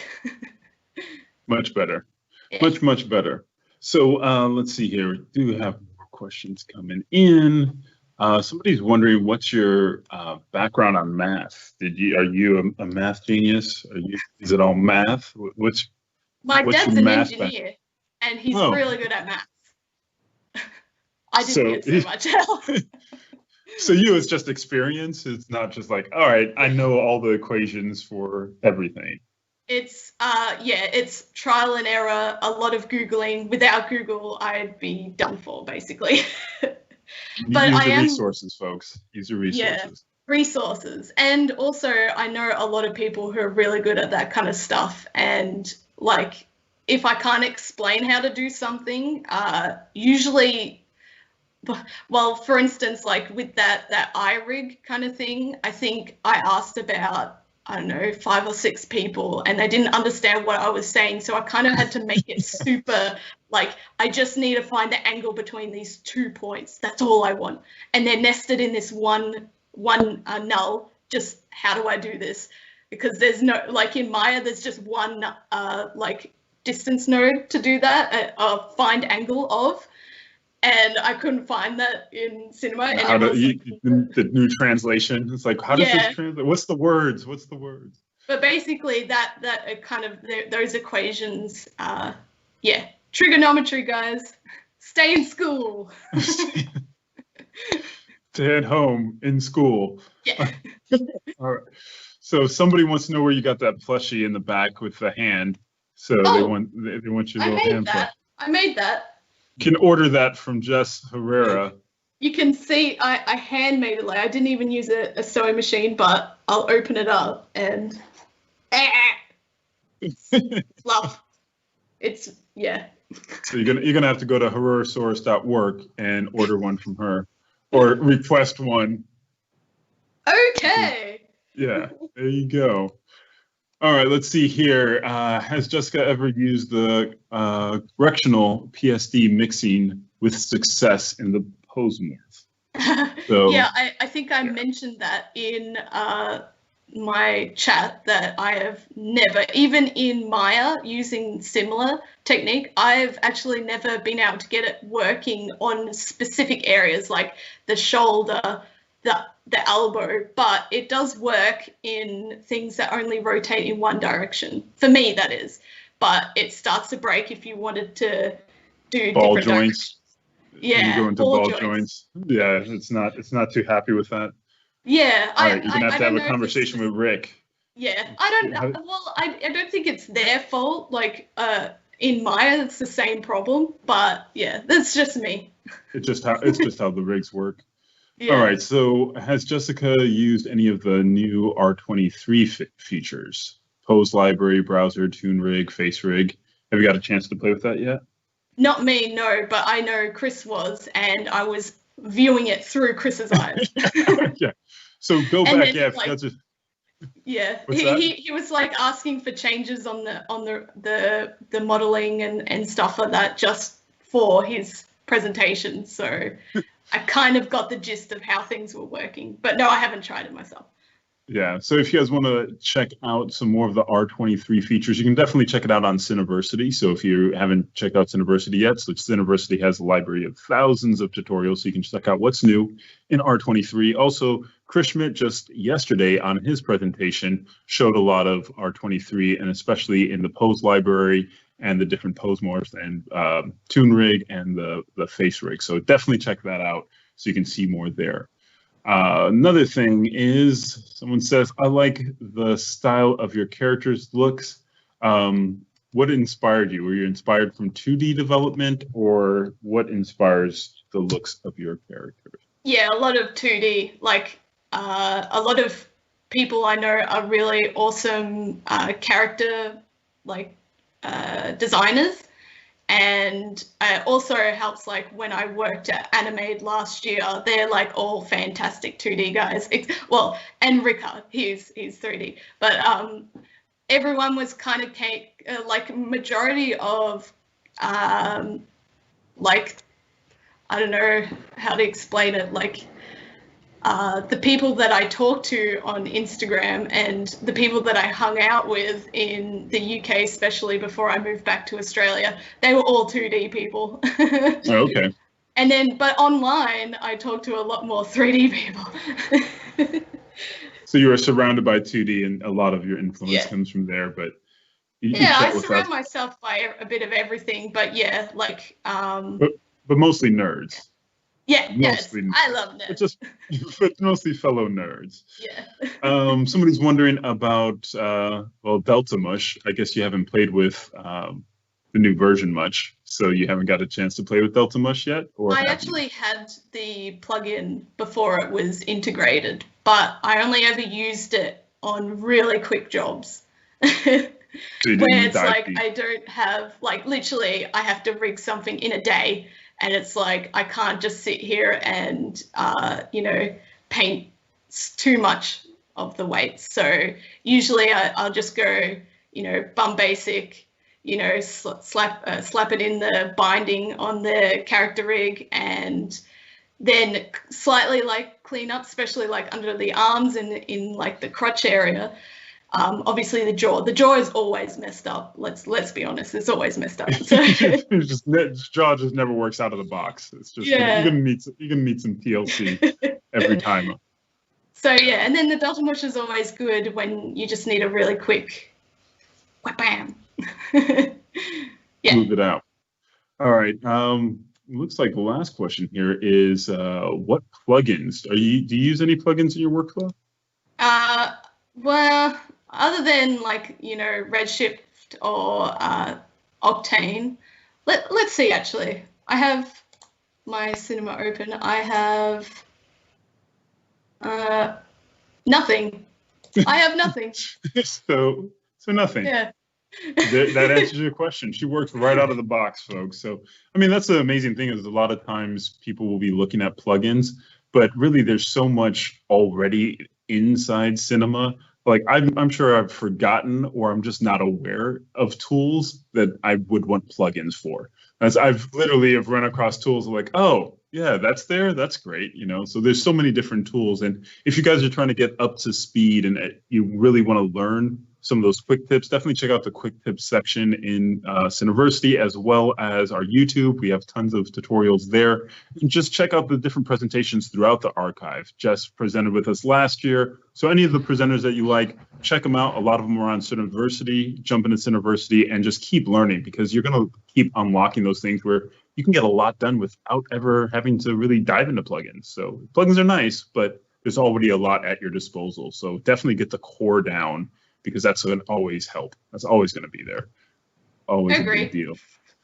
Yeah, so I think that's it for questions. So where can people find you? Should they just find you on the grams or on your Herosaurus.work? Where should people check you out? My website has, Herosaurus.work has all the links to like my other channels, but on Instagram, I'm mostly always active there at Herosaurus. I think on Twitter it's Herrera_Saurus, because someone took Herosaurus. Of course. Yeah. So yeah. Awesome. Well, thank you so much, Jess. We'd love to have you in future shows. And until we can get together again, thank you so much for being on the 3D Motion Show here. And everyone, stay tuned when we come back. Have a little special sneak peek of next month's show for November 18th, a little project that was just released. So you'll be able to see that from one of our artists. And then we're going to be going into the one, the only live with Beeple doing a daily. So we'll see you right after this break.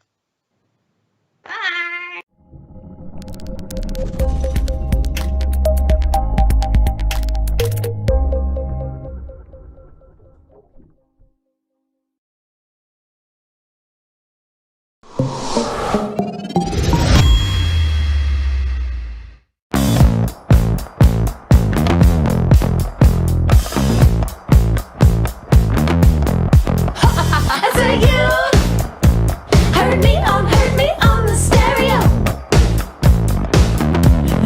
and it's smooth, got that rhythm, got that groove. Just let the heart attack call me a maniac. I want my baby back. Yeah. Shake it up, be through, work it out, do you.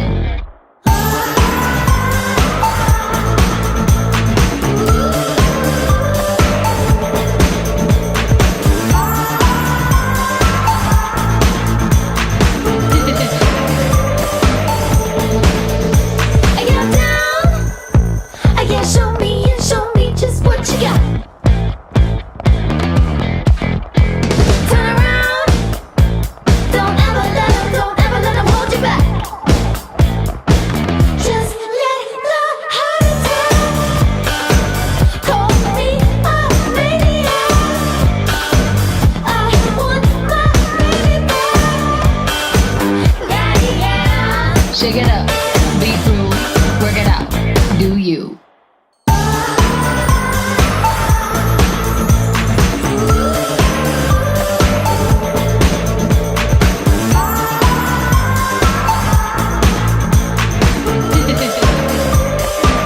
Just let the heart attack call me a maniac. I want my baby back. Just let the heart attack call me a maniac. I want my baby back. Just let the heart attack call me a maniac. Yeah. Shake it up, be through, work it out, do you.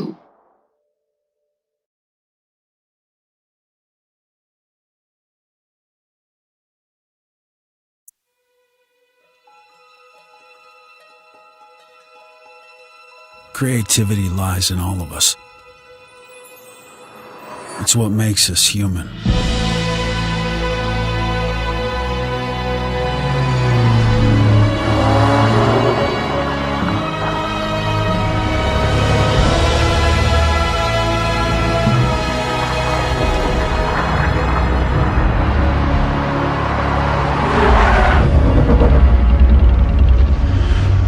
It starts with an idea, the desire to create,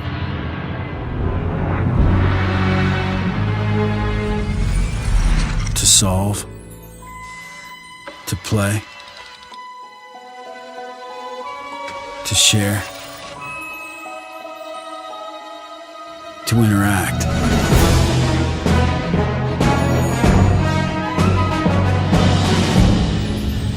Together we can build new worlds.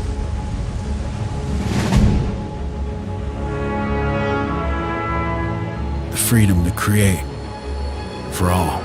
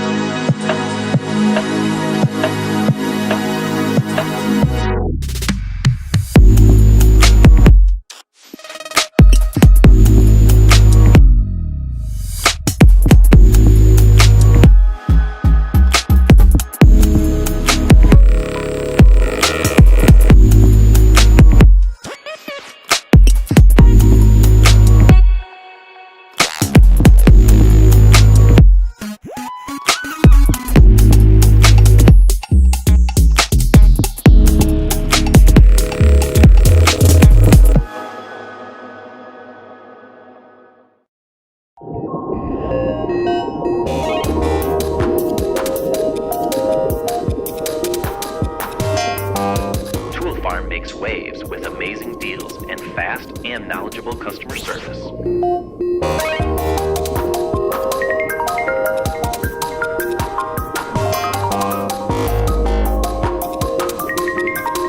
Swim on in for incredible deals on software and plugins at Tool Farm.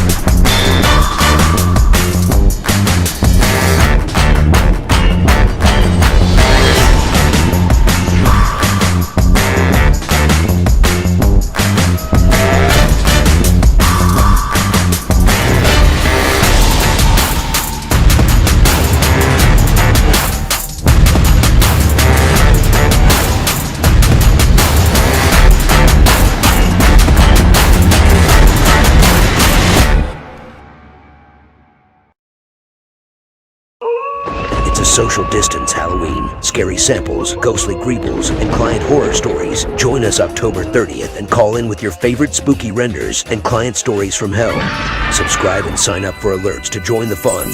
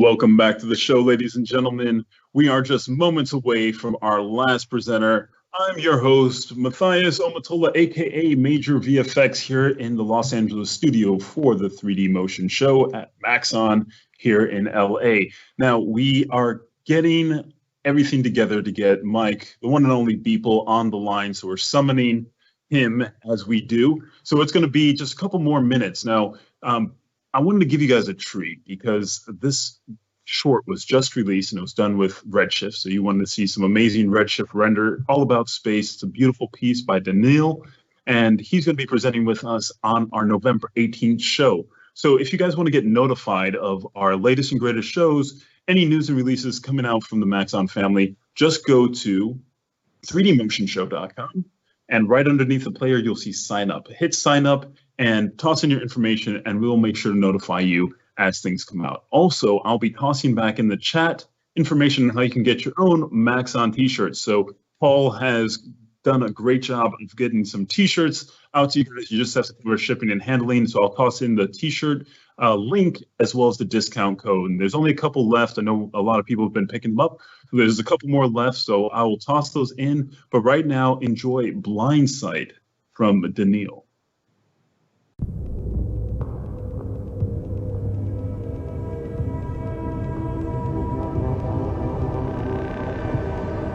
It didn't start out here. Not with the Scramblers or Rorschach. Not with Big Ben or Theseus or the vampires. Most people would say it started with the Fireflies. But they'd be wrong. It ended with all those things.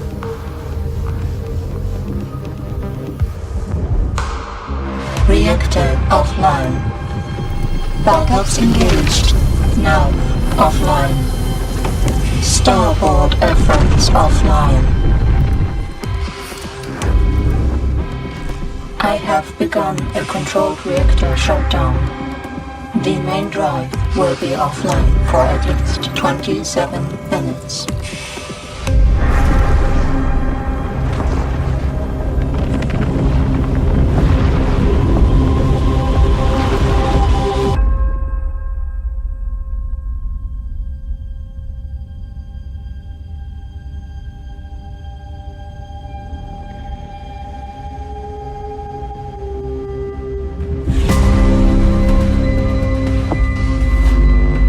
Robert says Rorschach grows them in stacks.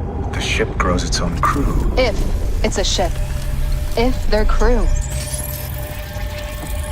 There's something in front of you, Keaton, directly between you and the grunt. Can't you see it? No, my HUD's down. How can you not see it? It's right there. Don't see anything. What's it doing? Just floating there, kind of waving off shit, Keaton.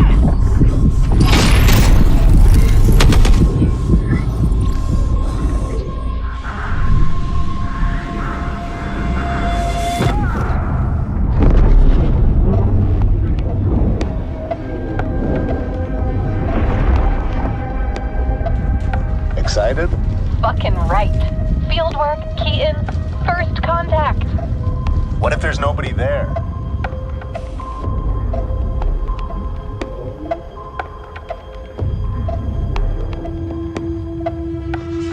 Oh, right.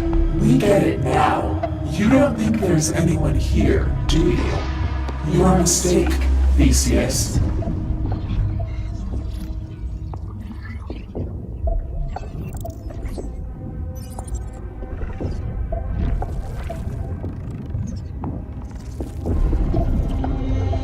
We go in. What we know weighs against further delay. Sir, we don't even know if there's anyone there. There is. They expect us. The Fireflies. We found something. A radio signal from the Kuiper. We traced the bearing. Who are they talking to? We don't know. Friendly? Hostile? Son, we don't know. All we have is the location. So you're sending a team? You're sending me. Comsats annihilated. Thousands dead. Who sent them? We should have seen them coming. Why didn't we? They were stealthed. But where are they? Are they coming back? Sometimes it seems as though my whole life's been a struggle to reconnect, to regain whatever got lost when my parents killed their only child. Out in the Ort, I finally won that struggle. Thanks to a vampire and a boatload of freaks and an invading alien horde, I'm human again. Maybe the last human. By the time I get home, I could be the only sentient being in the universe, if I'm even that much. Because I don't know if there is such a thing as a reliable narrator. You'll just have to imagine you're Siri Keaton.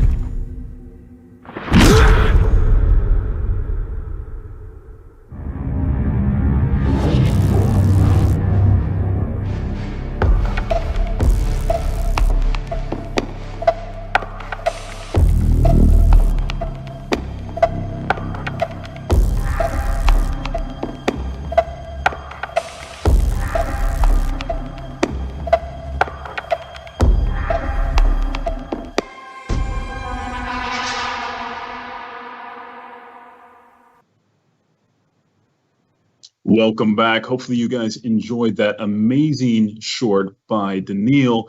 He's going to be joining us along with a couple other amazing artists November 18th. So make sure to sign up at 3D Motion Show to get updated so you can see that breakdown and answer and chat with him with any questions that you might have. So we're going to be just wrapping up, getting people on the line. So we'll see you right after this break with the one and only Beeple. See you soon.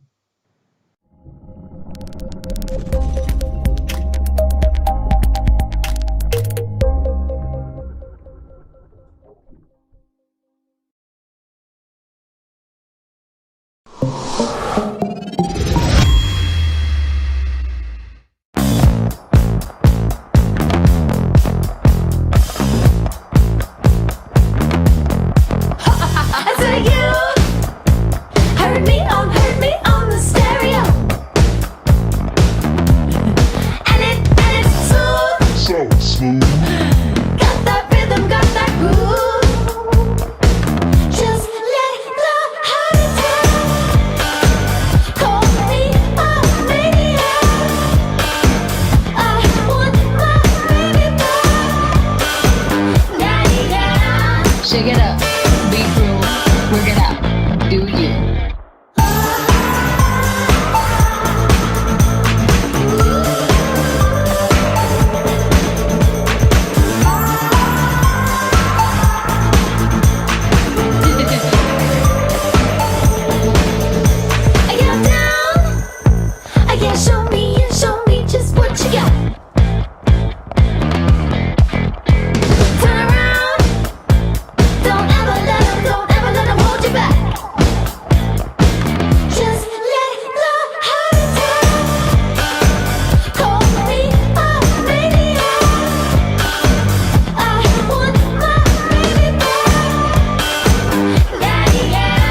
Shake it up, be cruel, work it out, do you.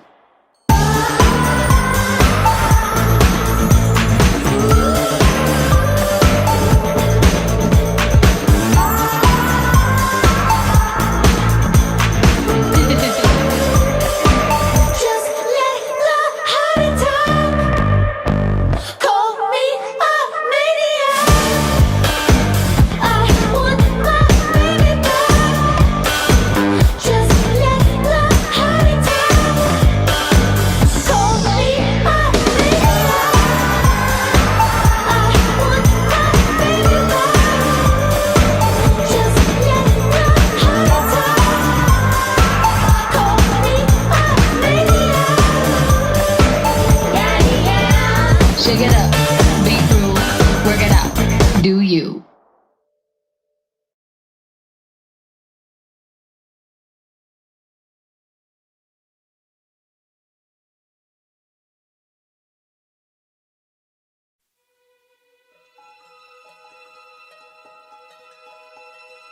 Creativity lies in all of us.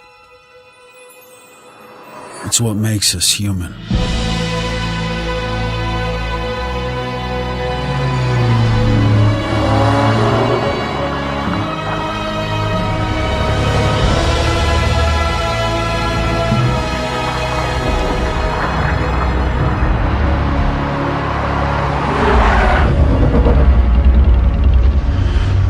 It starts with an idea, the desire to create,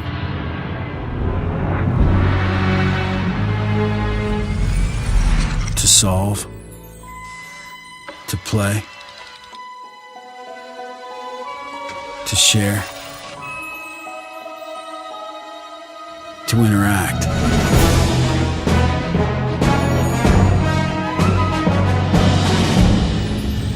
Together we can build new worlds.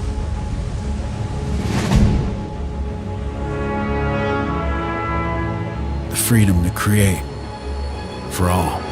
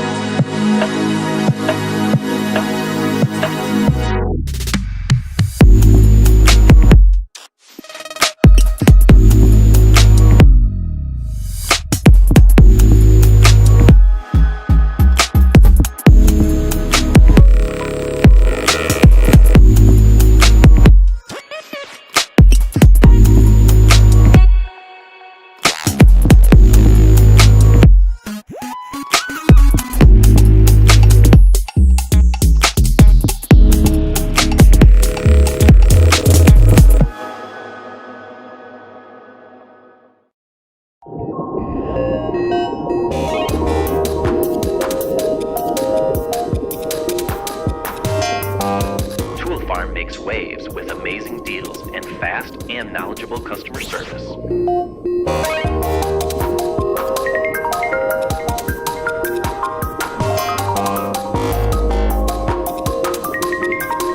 Swim on in for incredible deals on software and plugins at Tool Farm.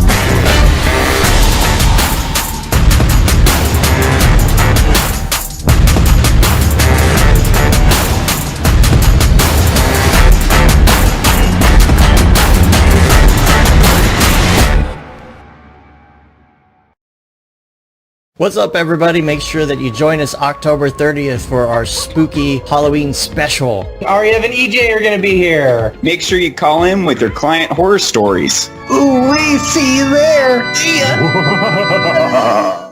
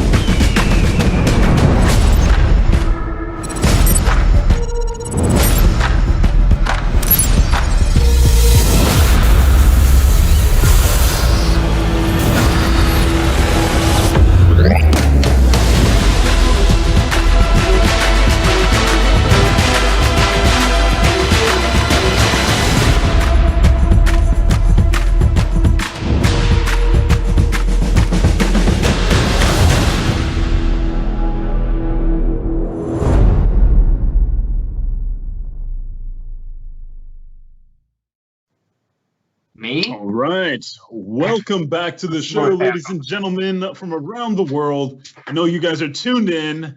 We're excited. We were able to summon the sleeping beast. Here he is. The one, the only. People. So tired. So tired. Kill me. Kill me. Okay. We're gonna start today. Yeah, you got 1 hour to make a thing today. Okay, sir. yeah, let's go. We're going right into it. Okay. No, we're skipping all the small talk. He's forgetting the small talk. Diving into cinema. Diving in hard, bro. All right. Let's do it. Okay, so wait, are you gonna introduce the people here, or are they just gonna be like lurking in the background? No, we're gonna slowly bring in more artists to harass you. You just need to do your job, sir. You need to make art. Somebody start us off. All right, so we're gonna bring in. Use my freaking pug! I swear to God. All right, so ladies and gentlemen, EJ Hassenfratz. Let's go, EJ. I sent it to you. Hi, everybody. I'm Internet's.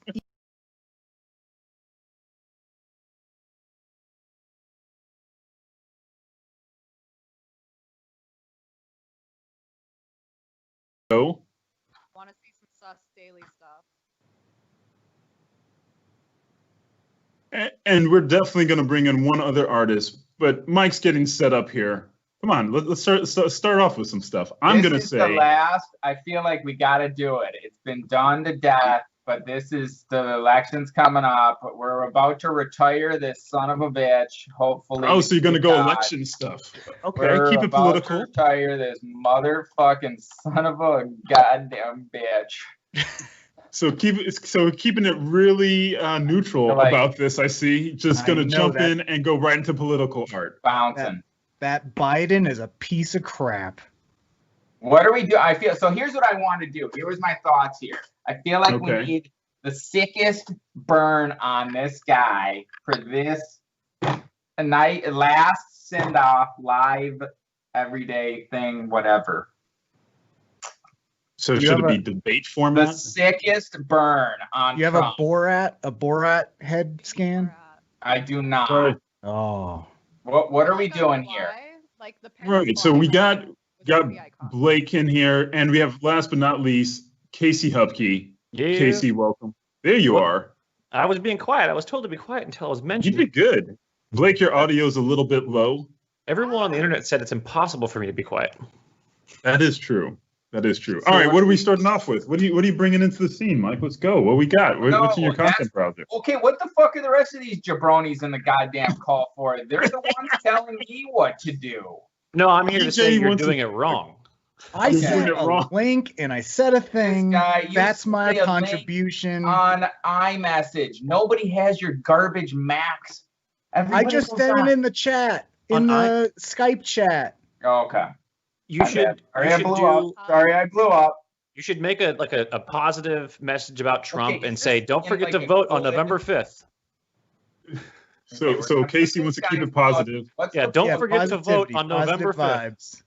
We're doing it for the crypto coins. Yeah. What dead animal model can we do? Okay, this is the pug. Yeah.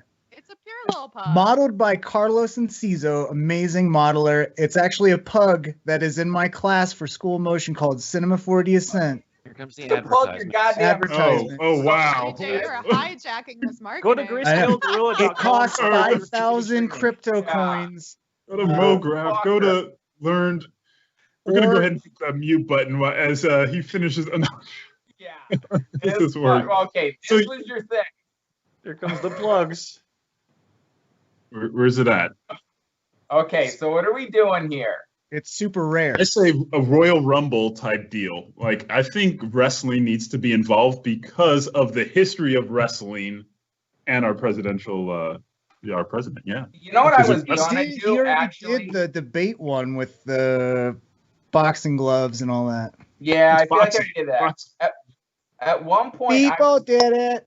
Going to do a picture of a bunch of dogs humping Trump. What if we did a bunch of dogs humping like his carcass? Oh boy. This is a Oh man. Wow. Oh boy. This is a family show. I'm assuming it's just us now. Are you talking to me? Yeah, just go ahead and stop your screen share and start again. Yeah. Someone suggested shin kicking. Oh, I see. Make him look Let's really see. handsome, like really buck the trend and do like a really sexy looking Donald. Like put him in just a nice environment with like a regal eagle behind him. There you go. You can minimize that now. We could, or we could do like what about somebody had said something about like a bunch of dogs humping his carcass or something? I don't remember. Yeah, who said that? That You person- said Blake? that was your idea. Wow. Blake, was Yeah. that Joe? I think that's you just thinking of your own ideas. I definitely heard somebody say it. I can't remember who. False. It was that weirdo Mike. Can you see it now? Is it good? Yeah. It looks I like it's see coming in goats. clear. Can we use Yeah, I goats? don't have that many dogs. I really only have like I this sent dog. you the one. Yes, we've got your Okay, freaking there it is. school of motion. We got You your can dog. pose it in so many ways. It's the pose it. best dog. It's the best dog. Let me tell you, everybody's talking about this dog model. Some of the best dogs you've ever seen. I have 250 million Bitcoins for this dog. You need like 197 IQ to trick this dog. Okay, I feel like we need to focus here and get some direction and start moving forward. So we got Let's think environment, folks. We need to start with an School of environment. motion. Do you have a Five Guys? If you have a Five Guys burgers and fries, they should be inside of a Five Guys. Pay When that. I think of dog humping, I think of Five Guys. Yeah. Wait, Pay There's that. layers to that. there's multiple levels of things that make me Don't get- immediately regret saying those things. I've don't never get had any Five Guys. layers. What is this? Octane? What renderer? Do you use Blender. Octane? I heard Redshift is better. Did you know Blender's free? Yeah, Blender's free. Jeez.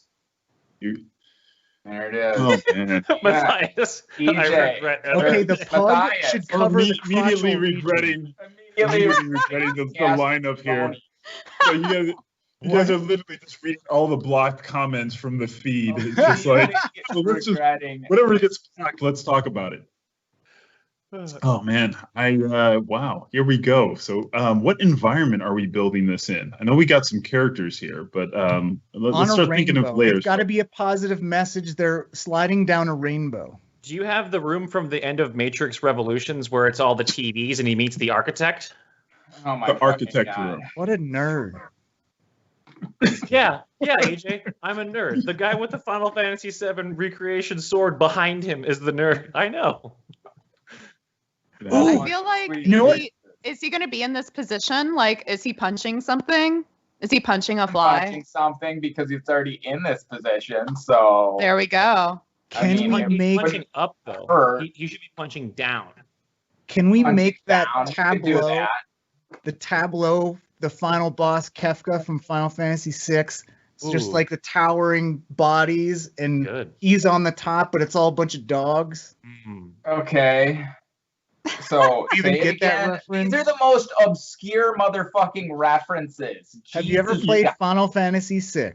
No. With How Esther, about Sabin? do you have any Tom Esper. Cruise? Do you have Could any we- Tom Cruise models? Don't have time. That's the new Top Gun's coming out this fall. Could we be on top of the turtle from the Swamp of Ooh. Sorrow from Neverending Story? maybe he's Baby Yoda, and we have the Mandalorian carrying him around. Okay, That's here's the topical new because thing. that just One came person out. Very topical. Blake, Comes out what's your tomorrow. idea? No other people, just Blake. I think it would be really cool for doing a Trump thing. I loved your Among Us piece the other day. Make him the imposter. Trump is the imposter. Oh, he's super sus. He's so sus. So sus. So what is that? Like how so? Like more specifically, like make him a. Put a little Trump in his belly. So here's a little thing about Ooh. Among Us. I've never actually played it. I just have seen a bunch of stuff. I don't know anything about it. Like when I made that- Literally, there's just someone who's super sus that murders people. So sus. Like so sus. I'm Googling sus right now. Oh my god, EJ. Oh, did you about to eat it off your seat? Okay. I've never played the game. Shrewd and wary? Yeah. Are we using it as an adjective? Okay. Super sus. It's informal British. Did you know that's a British word? I knew it was a formal video game word. A lot of things are British words. Sus. a lot of things in British words. Okay, so you're saying what now? I mean, I feel like we just did that. I literally just did that yesterday, though. Do you have a Krang model? Do I have a what? Krang from Ninja Turtles. No. Huh. Okay, let's just go through the models, and so you can see. That's what I guess. Let me back up. So for the people watching, these guys have a lot of medium to low quality ideas, but these are the models that I have, and That's this the is how I ceiling. make these projects. It's these. I've got like a bunch of different things, a bunch of different animals. So look through this stuff, guys, because these are the things I have. I've got. Was that a bunch swing set? of different animals. I do have a swing set. So I've got a bunch of different food. Do you have an environment folder? Because we need an environment right now. Yes. An You could environmental. be on a pizza environment. Let's install Quixel Bridge. Oh, holy fucking shit. Holy fucking goddamn Christ. Dive right up. Oh, have you done a COVID one? Have you Have you heard of the Have you done COVID? one? Have you heard of Have you Yeah, we heard should of do the a- Here's the COVID? different things. environment? Okay. Are we getting into environments now? Yeah, that's a lobster, not an environment.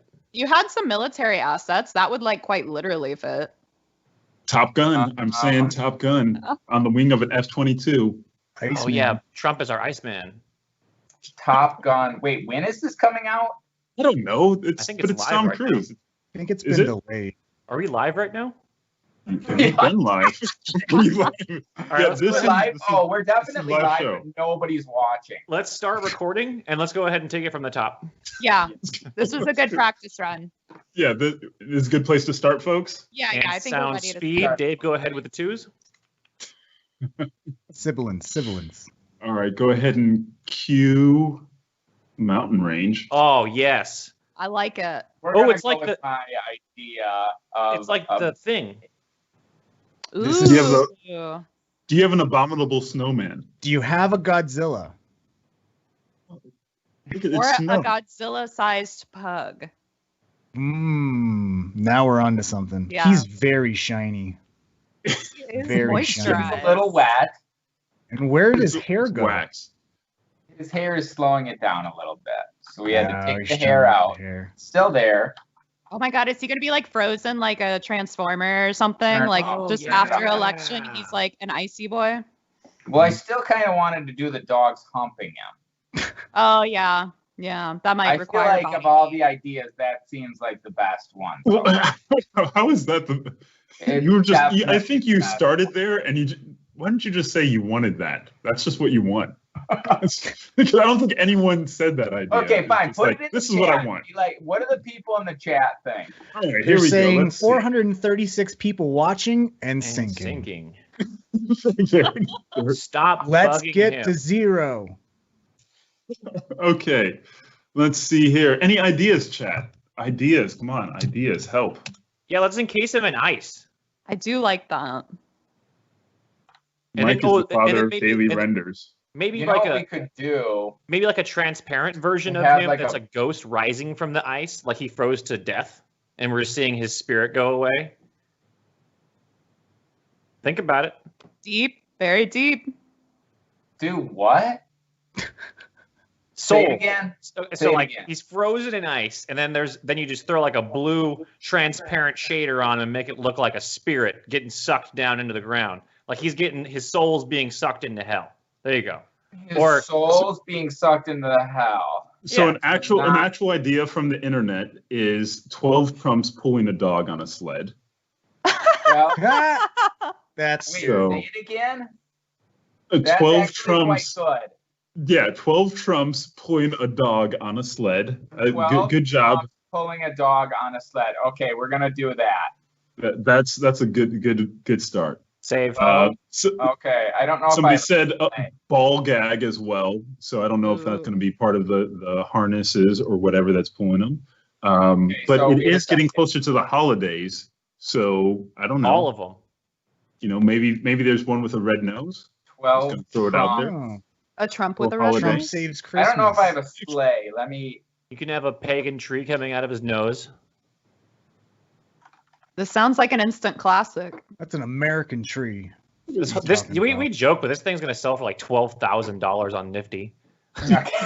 It's going up against some father's ashes, so Like this sleigh.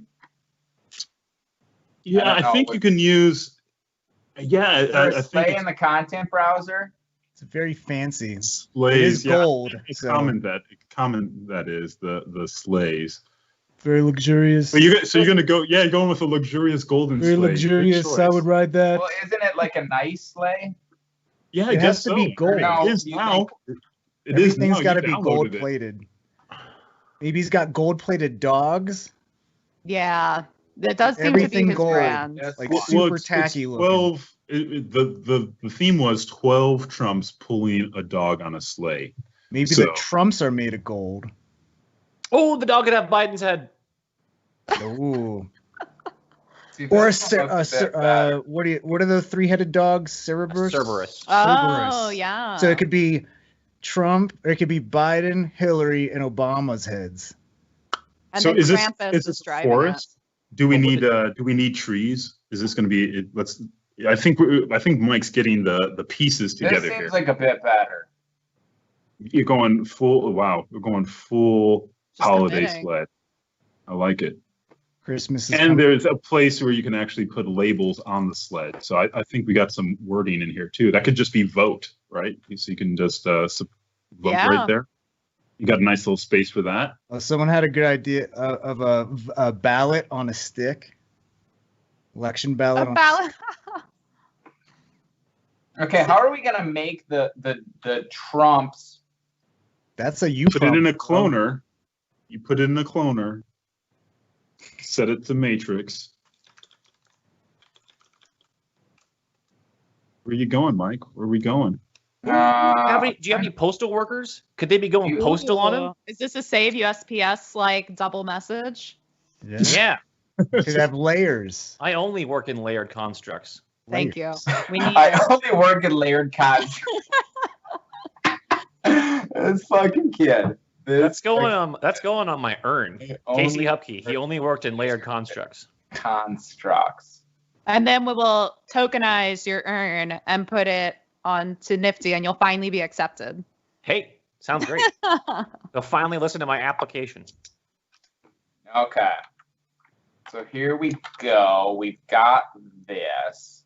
So just go ahead and hit that save button real quick. You are working. Yeah. Oh, was it a crouch? Oh.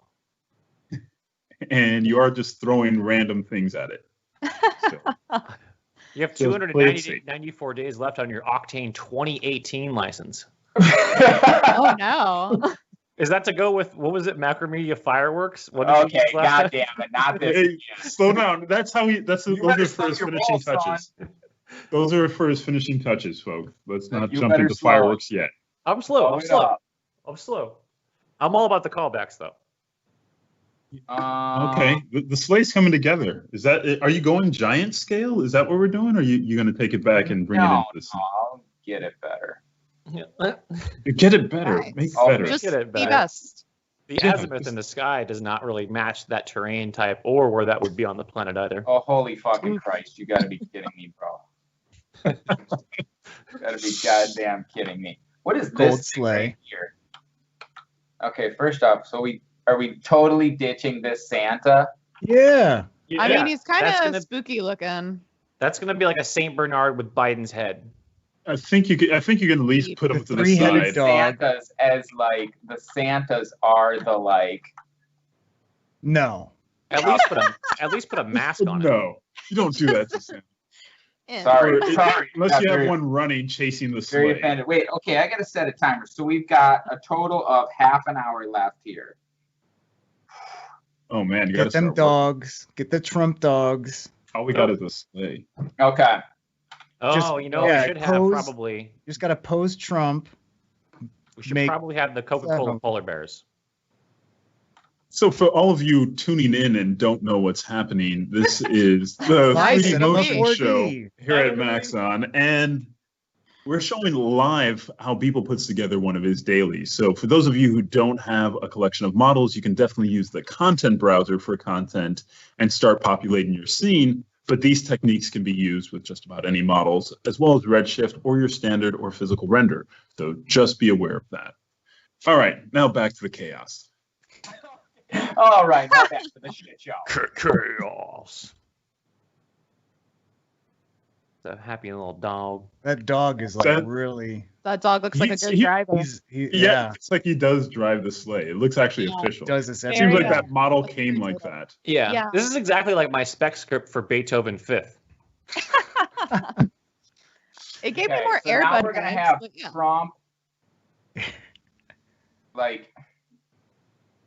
Trump is doing like a bunch of Trumps. Wait, what? Where's that I think axis? 12 Trumps doing the sleigh of the dog. Oh yeah. Oh, you're gonna go. Okay, you're gonna go on Yeah. all four running. All fours, Okay. yeah. Well, how are you saying it? Oh, you were gonna No, say that's 12 fine. Trumps walking. However you want to run it, like It's Can more there be a- degrading. I think to it's be more on your hands obvious and if it's knees. standing up. It's more obvious if it's standing up. If you're, Is it? unless you're gonna readjust the rig so the neck is all weird, which I wouldn't be surprised if you did. But yeah, if you have him standing up, it's more clear. Yeah, he is a biped after all. There could be a bag of presents that are vaccines. Vaccine presents. No, it's That's just a bunch of that. Clorox. Okay. Bag of Clorox vaccine. Same. We can get whatever UV. We can get UVs in there. UV light? Yeah, just stick it in your I skin. feel like he should be like a dog though. Yeah. Is It's it gonna more be degrading? And if anything, the dog should be standing on 2 feet. And it'll say it's been one dog of an election. Oh wow. Cutscene. Okay. All right, kick him out of here. Yeah, that was like we have to have some limit. There are 10 of people laughing right now. There has to be like some like repercussions for that. Like some like.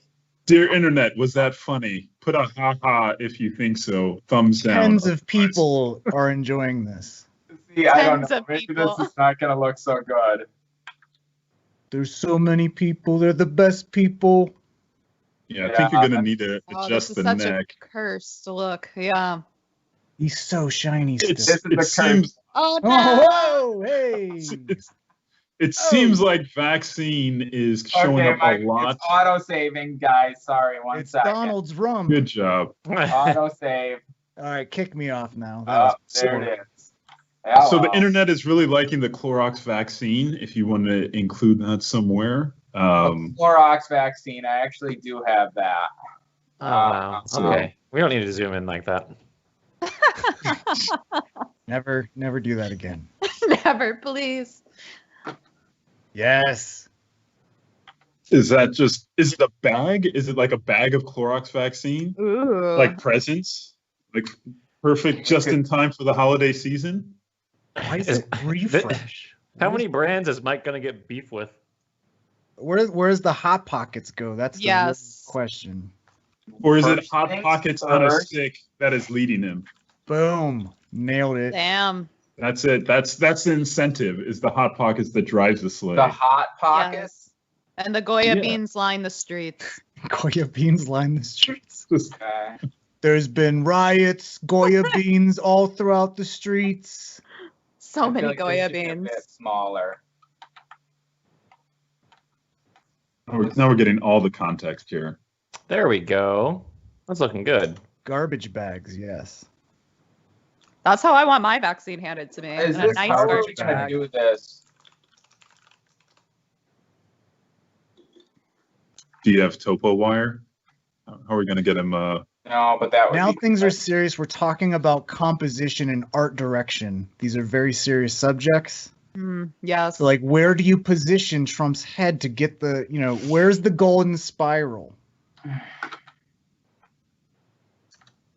Yeah, I think we're getting somewhere. I think we're honestly getting somewhere. That Clorox is really tying it all together. Yeah. That- We just that needed really- some sanitation. Yeah. I mean, as long as he That's really keeps what it was. moving the mouse and putting things in the scene, we're getting somewhere.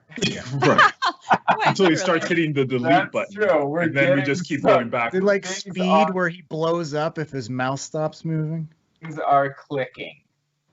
Yeah. Pressing buttons. I like what you For did those who there, don't Mike. know, the shortcut key is just holding down control. Oh, look at that. It looks All like of his dailies are pre-recorded, we should say. Mike doesn't actually ever do this live. He's just watching the video he recorded last night. I'm narrating against it. Yeah. I'm narrating against it. Method acting with a mouse. That's why he doesn't want anyone to get too attached to a specific idea. He's like, oh, yeah. That's why I tried to aim it towards the thing. Okay, so this is I hate. They need to be bigger. Trump's needs to be bigger. So I feel like if I put a bunch of Trumps like that with the head, it's the. Oh, it looks like There he's you kind of go. sprinting, like mushing. Is that what you call Yes. Yeah, When mush. they run the Iditarod, they refer to it as mushing. mushing? Yes. Mushing. Scientific term. It's not sussing. no, that's No, a no, British no. word, sir. Yeah. Now you're acting sus. Sorry. I vote EJ. What the sus? What the? Like this? Yeah. There you go. Looks like a lumbering gorilla now. Gonna get some duct tape bananas. So Trump body, and then we'll do another one. Oh, so these need to be okay. If we're gonna do 12 of these, they need to be really small. They're gonna Scale be it down. Yeah. There you go. Right. That's yeah. I feel like you're not gonna be able to. Okay, They could be off screen, you know. I mean, if it comes to the camera, right? Can't you just do a nice telephoto? Yeah. Yeah. Can I get to like a 120? Mm-hmm. Yeah. Even with that 120. And for those of you who don't know, like real cameras work in 3D. If you're tuning in, you want to adjust that. Don't always use a 35, your basic camera. Like actually play with the camera angle. It brings a lot more depth to your scene. Go 36. Go crazy. Yeah. Start at 36. Hey, Maxon set it at 36. That must be what you need. That's all you need. There's only one That's it. camera. Yeah, this is perfect for Halloween. Yeah. Perfect. Oh For yeah, those we of you should who have are- done a Halloween thing. Okay, scrap this. Well, if you Halloween's tomorrow, I know. Okay. it can still be Halloween, folks. It can I still mean, be it's going to Halloween. take a while for them to get from the North Pole down to, the rest of Yeah. the world. This isn't the fastest speed of a sleigh option. Tim Allen's not operating this thing. It is not flying. Okay. What are we thinking here? Let's make it better. I feel like should the sleigh be kind of in the air, like that they're just Ooh, now? yeah. landing? Wait a second. Yeah, it should be in the air. What Yeah. are we saying? What Should are we it- doing? Should you have them on a spline? Should you clone them on a spline so they're going Yeah, that upwards? might be tough. I feel Yeah. like that's gonna like crash it. Yeah, too many. Could Make you them just instances. make instances and collapse Yeah. them all? I could, but then I'm not gonna have the hair. So Oh, so when do you it, we activate the just do hair, then balls? things. Put Santa hats on them. Done. I don't know. Do I have a Santa hat? Oh, that's the one thing you don't have is a Santa hat. Do I have a Santa hat? The elusive. Actually, do I have a Santa? Or as You they could say in always Sweden, use the search "You'll function dump and in." type in Santa hat. The internet brings up a really good point and says, in December you could be doing dailies on pumpkins and witches. So don't feel Yeah. don't feel that you have to That's stay true. seasonal here. Like nobody knows what time it is. It's locked down. That's true. It doesn't That's- really. Nothing has any meaning now. So No, time is relative. So Everything Still in tastes March. like- not have Santa hats. Although I kind of feel like we should get Santa hats. Just get a cone. Is that a Put a Demogorgon? cone primitive on everyone's head. Oh, a dunce cap. Actually, no. Let's do this. get Santa hat. Boom. Boom. One and done. Boom, boom. There it is. Stunning. Beautiful. No notes. Just have fun with it. Okay, 10 minutes. We got 22 minutes. Okay. You're getting there, though. Where's this fur, though? See, this might look like shit. What is the actual geo? There's not there's not a Cinema 4D version. Yeah, it's a 3ds Max one. Yeah, but it's got an FBX. There's never But those anyone around to textures, convert those.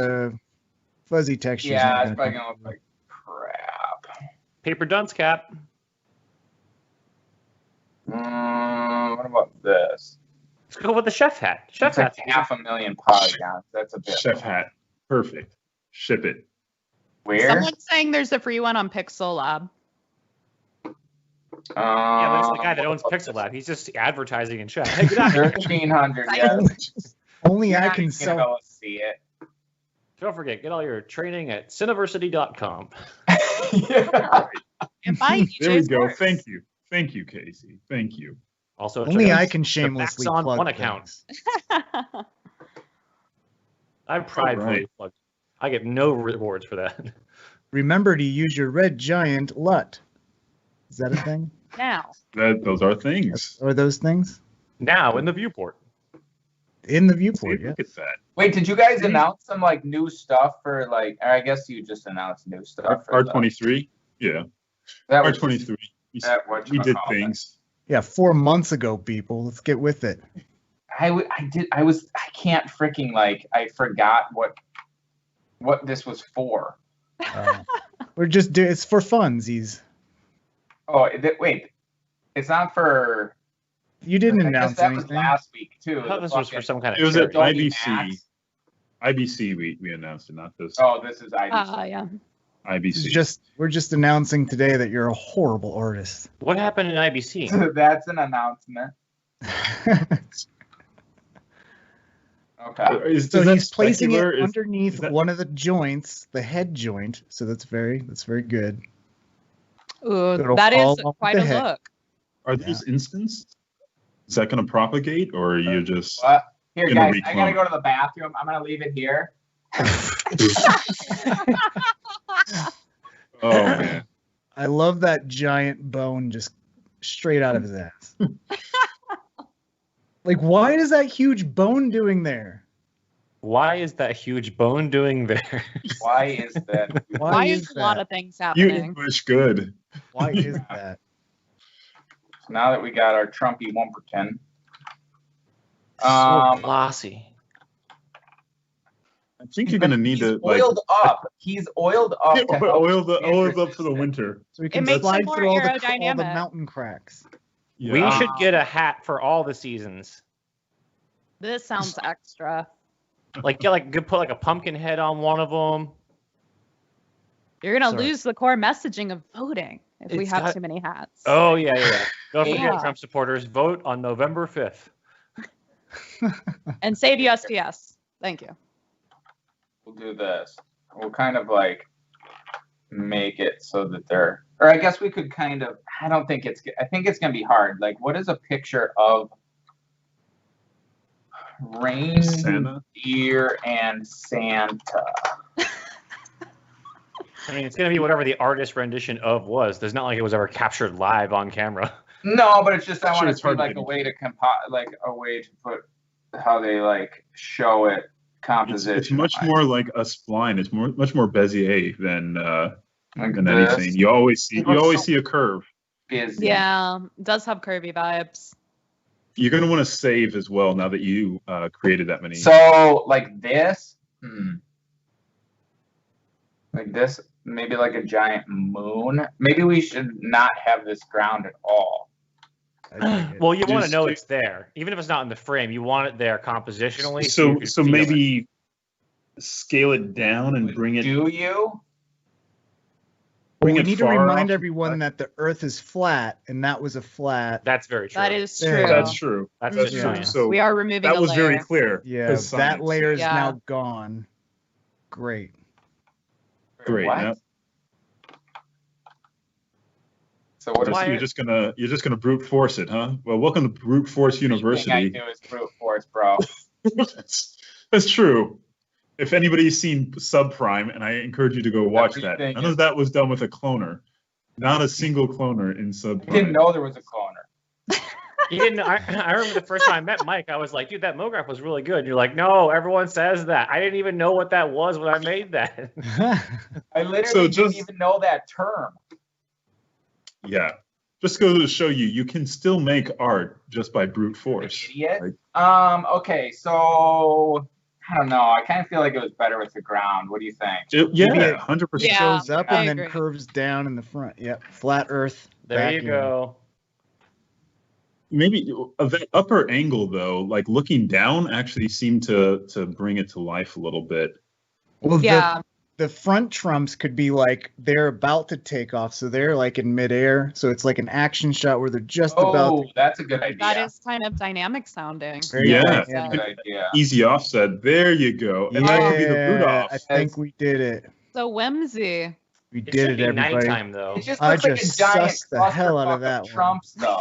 You're doing it wrong again. No, Am I doing no, it no. right? It's context. It's context. People get it. You just need to actually have a nice little red sphere emitting from one of them, like in the nose. Really? COVID ball in the nose.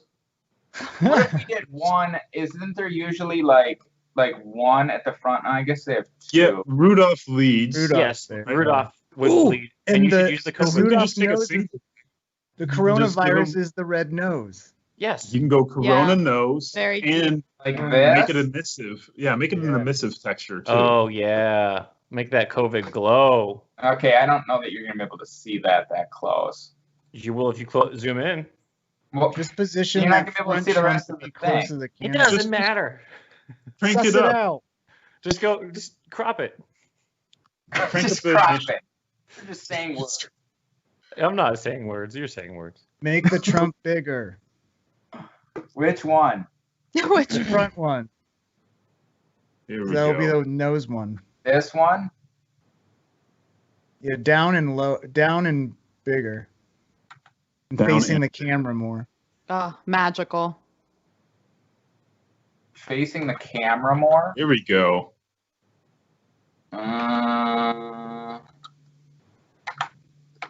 It does really sell it. Are we still Yeah. working off a 36 millimeter? No, this is 70. Oh, nice.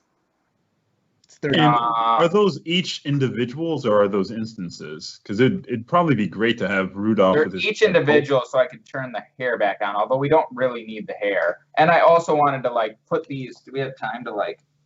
We don't have that much time. I was gonna say you could put both arms so he's like Superman pose, and that would give Yeah, it that would be Ooh, more that's kind of accurate. fun. at least for the at least for Rudolph. Okay. He did say he was Superman when he beat the virus, so. Okay. There you go. Layers, See? layers, Context, people. context, folks. Oof. Context makes a difference in art. Do show. Okay. So this, shiny. There you go. this. Yes. Now Okay. he looks like a chicken, like a turkey. It's fine. He It's does. fine. kinda Oh, look we're Looks getting like a Thanksgiving Thanksgiving vibes. turkey. He's so Yeah. shiny.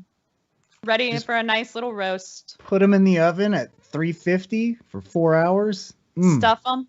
350 for stuff- 4 I think hours. the only, Stuff 'em with only thing that's ballot. really missing here, Mike, is It's getting salmonella. some, maybe drawing in some splines to at least give the appearance of. Yeah. Action Of the lines? like things. Or I think is I that might something you're just gonna do in do post? that in post because I feel like it's gonna like take forever to do that. Just because splines are there's just no easy way to like draw them in like In 3D. the dimension. So Yeah. so frustrating because it's just like, oh man, that's where I feel like VR would be like super helpful because it's just like, boom, this is exactly how I want it. Like, but there's just no good way to like. Well, just go ahead and fire up that quill, and you can just export it real quick. You can Yeah, you import know. the scene, and then you can just export it right back. It's Well, like, we've got 10 minutes. James, Takes 2 so seconds. James showed that. Yeah, that's really quick. Just paint it out. So for those of you who haven't seen last presentation by James Ramirez yesterday, he showed the quill workflow that I'm referring to. Uh-oh. That- Uh-oh. Oh. Did you, Did you save it? Paint He save didn't it? save it. He didn't save it. Save Damn. it at some point. Damn Octane strikes Two. again. sons of bitches. It's because you're on old But you got it Octane. to here, right? So you got it to fireworks, right? So you're ready to go. Hey kids, remember to turn on autosave. Don't let this happen to you. No, sometimes have autosave will mess autosave you on. over. Yeah, I've had autosave definitely crash things before. You ever Really? lose a file Yeah. auto-saving and only had half the file saved? Ooh, boom. It's like a minute ago. Nice. So we just need the arms, huh? Octane 2018 and Cinema 4D R18. People, Okay. the software purchasing giant. Yeah. Gotta get that. Probably Look should at you have on updated. R20 like some hobo. I hate upgrading things. I really. I mean, he's feature rich, guys. He dives deep into all the features before he upgrades. I hate updating. You know how he uses cloners and I I mean, at sectors. least he has got the volume builders now. And again, like you said, like everything I do is like brute force. So it's like these things where it's like, oh, this makes it faster to blah blah. Yeah, I'm not using that. Like you've seen none of the efficiency here. So all that efficiency that you've seen throughout, and if you've seen Bree's presentation, you see layers and takes. and really optimizing your scene. You'll see none of that here. Well, And you yeah, will always because those are still real make art. artist workflow. Not What? freaking. I'm a kid with fucking a crack copy of Blender. The only cracked copy of Crack Blender copy of the I love free it. software. Blender out there, dude. It's free. Why would you crack it? Because he did. He did. You know who we haven't heard from? Dave. Quiet. Dave's the man. Look at he's the man behind the curtain. He's my guy in the chair. You don't mess with Dave. No, Let him. We're not allowed. Still there, buddy? They can't hear. Like he's the man behind the curtain. He's the voice in your Yeah, head. he's the great and powerful Dave. He's the great and powerful cause. What, Well, thanks, Dave. I do feel handsome today. Oh, you stop All it. You're right. too much. Oh man, I'm gonna just check in with the chat to make sure everybody's doing okay. Guys, you doing all right? Oh, and You guys are, therapy. yeah. How y'all doing? Doing good? You okay? Are you So Mike, okay? Mike, what's your top 15 Cinema 4D shortcuts you use all the time? Shortcut keys. Control O, Control S. Control Z. There it is. It looks like people are doing okay. Hey, Emiliano's on here. That's great. Emiliano, hey. You probably have not lost that many customers from this. No. The people want people to use fireworks. That's what they demand. Okay, God damn it. Look, you gave them a taste of it, and now you give them the taste of nostalgia. You can't just give a treat and take it away. Okay, so we've got 10 minutes here for a little post. Where are we thinking lighting wise? Was it good Well, I before? like the shadows. You're good on the shadows to the right. I like I the wanted shadows a big falling chunky to the moon. right. A night scene could be kind of cool. I mean, we got to have that practical light, yo. But you Don't could do think day we for have night. time to do it this completely in a night scene. I mean, No, I guess we do should it- just Do day for night. bring this down. No, you were fine because you had the shadows. Just- I guess. I mean, just make sure Yeah. it's aces. Hey, You know? but add a light though. You're gonna want to add a secondary light source for some fill.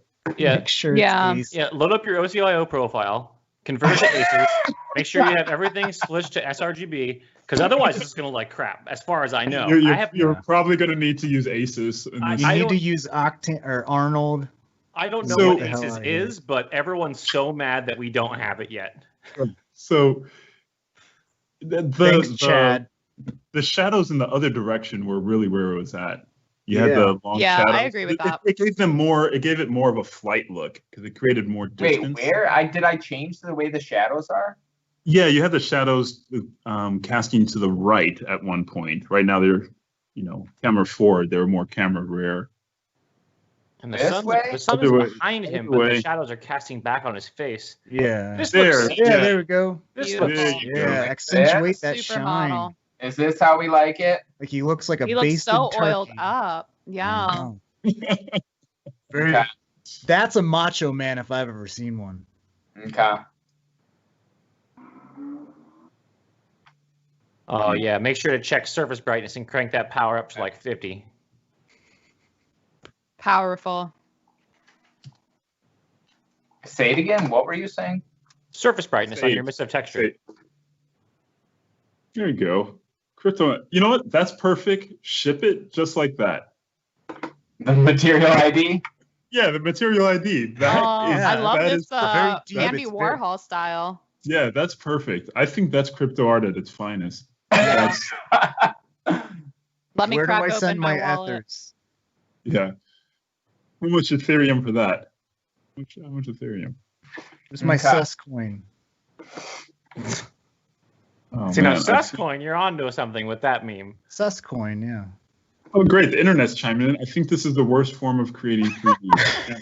This is the Okay, worst. that's fair. Yes, That's so they- actually interactive accurate. DNA. This is the worst way to make an animation, by making a still frame. I completely agree with you. do it one at a time. Yeah. This is one of 24 for the first second. There we go. Get some wait, why is atmosphere that? going. Okay. What version of Photoshop is this? Like version 5? I am a We little already curious. found out he's on CS4 like 3 years ago. Still on it. What the fuck are you talking about? This is fucking Photoshop. This isn't that old. Well, it is This the is photo. Photoshop. It's not that old. Does it? No, it's because it looks ancient because I don't have it murdered out like dark mode. but dude, all the cool Oh. kids are in dark mode. Yeah, everyone likes dark mode. Save your eyes. Yeah. Yeah. My OLED doesn't dark. have that kind of power. I can't just leave white screens up all day. I'll get Why do burned. you hate the environment and not save energy? Yeah, consider the penguins. The polar bears, even. Or Yeah. Polar bears. Salmon are going extinct. What? What the fuck about are you the guys even dugongs? talking about? All right. Okay. So You got some harnesses you got to draw in here. it's better. So Oh yeah, I gotta freaking draw those harnesses. And we've Yeah, you have got 6 minutes. You're doing all this cleanup work, but it's still kind of minutes. okay. Against some clouds. Yeah. All right. Not bad. Yeah, hi, this is the CEO from the bleach company. We really can't see our logo that well. Could you redo that? Yeah, We have Clorox, some notes. We have some notes. Clorox and Nestle are teaming up with a class action lawsuit against people. Leave Hot Get Pocket better with alone. that. Leave Clorox alone. Okay, let's draw these things. This is okay. Damn it. This freaking. Yeah. The sun Yeah. is competing with his nose. I don't know if there's anything you Yeah. can do to bring down I the said sun a that little 10 bit. minutes ago. If To only do we what? listened. Yeah, just the sun is a little hot compared to his nose, but Oh you fucking might Christ! wanna- Are you shitting me? And we should have a moon in the background, not a sun. Can you hand draw overalls on all of them? Wait. So is this like? Okay. You're doing red, huh? Okay. Well, what color should it be? So Yeah, is brown, that- there we is that- go. Is that what that's what you're doing now? Oh, Yes. So Sure, we're gonna sure. go. We're gonna go with red. Okay. All right. Okay. Is this? Look Wearing at a this. bib. This is crap. Yep. I should have done this in People frickin- crap. I should have done this in. Splines are too hard. I'll just draw it in. Yeah, I grossly overestimated my drawing ability here. Massively Oh. overestimated my drawing ability. I think we need another Massive. year of people drawing every day. Especially because I don't have a Wacom. I just am drawing with my mouse. There we What? go. We can There tell. we go. Wacom? We can tell, guys. That's a Wacom. No, we know that. Is that a walkie-talkie? What? This is that not this even- is brilliance. This is hand drawn brilliance at its finest, Oh folks. my god, this is fucking terrible. Looks like a goddamn 6-year-old fucking drew Like poop. strings of diarrhea. What is going on? Oh man, this is. Damn it. So more and more people are tuning in, saying it's getting harder and harder to watch, which is great. We've hit the No. right zone. They meant harder and harder to look away. Oh, don't that's know. right. I mean, That's No, that was, this is- it's I lost in don't- translation. Yeah. Maybe they're just magically. Yeah, They're actually, just when magically you in a when line. you do your top 9 post on Instagram at the end of the year, do you think this one will show up in it? What if we put? So there's one last thing that could save us here. We've got. Motion blur. Motion blur. Joe Unify Biden. thing. Oh, bells, of course. What? Just That's what it was missing this entire. that's- You saved Yeah, Christmas. No, this is not it. That's terrible. Spike collars. No. Spike that's not- collars. Damn it, you fuckers! I should have made that freaking leash thing in. God damn it. Okay, we got Look, 3 minutes. I think we all told you that. I'm pretty Yeah, sure we all- but it would have taken forever. I thought you were being sarcastic when you Well, said what it was if going you to be too kept- difficult to you set can up use the splines pen in tool. 3D. Look What at if you- use the pen tool. It'll be What if you quick. kept it on and did the filters Suck. that totally fudge up everything? It might blend together. Okay. That's what I'm. That's the only thing I've got left. It's got to Can be. you filter saved by this? just Do like a blurring the shit out of it. duotone filter. Yeah, that'll use, just. use a crypto style transfer. Okay. We gotta. I think it's fudge time to it use up. the. I think it's time to use the brainstorm button. Go ahead and hit that brainstorm button. Yeah. Get that. Yeah. Type exclamation wish into Photoshop and see if anything gets fixed. Here we go. Boom. See, it looks better. Oh my God! You nailed Whoa, look at it. There that. we go. It's a. Oh. Or This doesn't look like it's in aces though. Did you convert it to sRGB? These are the questions that matter. idea? You've asked all week about aces, folks, and here it is. Here's how it works. I don't know. God damn it. I really like that Use the one. blue one. That's really good right there. That That's is kind of sexy. like a That is Renaissance. two it tokens right ties there. it all together. Yeah. Damn, It looks like a those leashes hallmark are the worst. Is that Those leashes people are or the worst. Michelangelo? Damn it. God damn it. They say automation is going to replace people's jobs. Fuck. But Oh, boy. I don't know. Okay, what are we naming this? We've got like 2 minutes. Okay, there it is. Oh, the sun should have been red. Quick. Rudolph. the Hue red saturation. Oh sun. yeah, it should be red. Wait, Okay. what? We got Hue saturation. sun. Read no, that. we got no time. We got I've got no to hop time. off. No time. He's posting it. It just happened. So What was it? Rudolph the the Red take- Sun Commie. yeah, that was the term. So folks, a note to take away here is use the spline tools. There are spline tools. The pen tool can also help too, because if New you're in caught, R23 splines. Yeah. Rudolph the Red. Should it be Sun? sure. Sun. But now it's Sun. up to Dave. See you on the Son? next one. I got to hop off for a call. Or you. Ciao. Okay, See you, I'm gonna Casey. say Rudolph the Red Sun Commie. Nah, nobody's gonna get it then. It doesn't make sense then. Yeah. Is that how you Make it spell work. Rudolph? That's definitely not. Is it? It's like It's like Dolph Giuliani. Lundgren spelling. You spell it just like you do Rudolph Giuliani. Okay, fine. I did. It's just Rudy oh, the it's Red close. Sun Con- Rudy. Rudolph. Okay, 5:30. We're at every day's done. Live. done. With who? Who? This Your is with name? Blake. Major VFX at Blake Yep. Catherine. Oh, don't tag me on that garbage. No, you're No, definitely getting I'm tagged. saying- You were the main culprit there. You really wanted the dog. What's his face's thing? Casey. right. Darth Casey. Darth, yeah. Darth Casey. Beautiful. And tag Donald Trump. Your VFX. I think he'd be flattered. I think he would. There's more of him. Where is What's No, not not to love? Matthias. Major. Oh, Is that geez. yours? Is that it? No, it's Major VFX. Oh yeah, it's right there. Yeah, that's my art one. Otherwise, you're getting into philosophy and all types of things. I mean, this is philosophy if I've ever seen one. This is deep Again, philosophy. so many layers. Cineverse. So folks who've been tuning in and are brave enough to stay through the entire broadcast here, seeing how to brute force art with Beeple and team, this is how you do it. You just keep working at it. You just keep pushing buttons and positioning things, adjusting cameras, and you don't really need to know. Just keep pushing buttons. You don't need to know don't all the think. functions. You You don't can just get stop. started. You Now, can where- just get started. Consider things. You Let's just- start the bidding off at 5 Ethereum. What is it? 5 Ethereum starting 5 off. with- Ethereums. 5. Wow. Do we hear 6? You just keep pushing buttons. Well, That is thank you, Blake and EJ for joining us on this another daily with Beeple on the 3D Motion Show.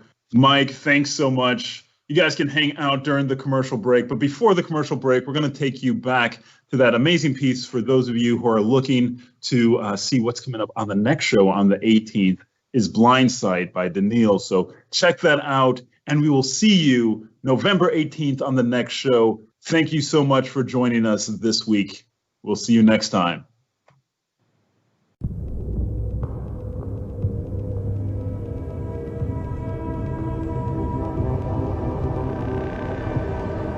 It didn't start out here. Not with the Scramblers or Rorschach. Not with Big Ben or Theseus or the vampires. Most people would say it started with the Fireflies. But they'd be wrong. It ended with all those things.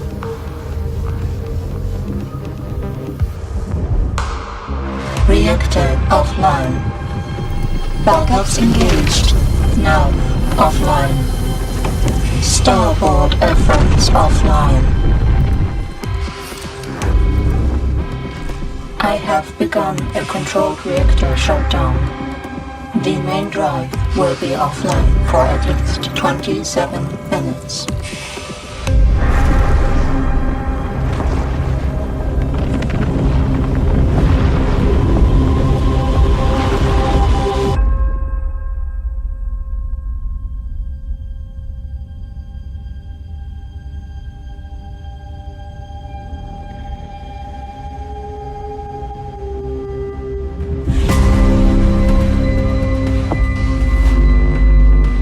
says Rorschach grows them in stacks. The ship grows its own crew. If it's a ship. If they're crew. There's something in front of you, Keaton, directly between you and the grunt. Can't you see it? No, my HUD's down. How can you not see it? It's right there. Don't see anything. What's it doing? Just floating there, kind of waving off shit, Keaton.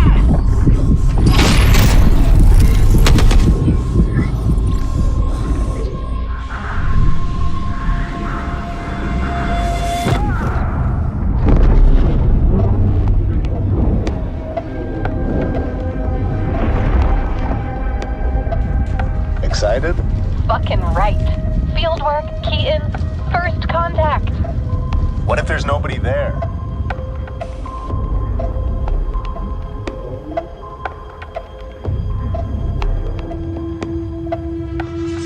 Oh, right. We get it now. You don't think there's anyone here, do you? Your mistake, Theseus.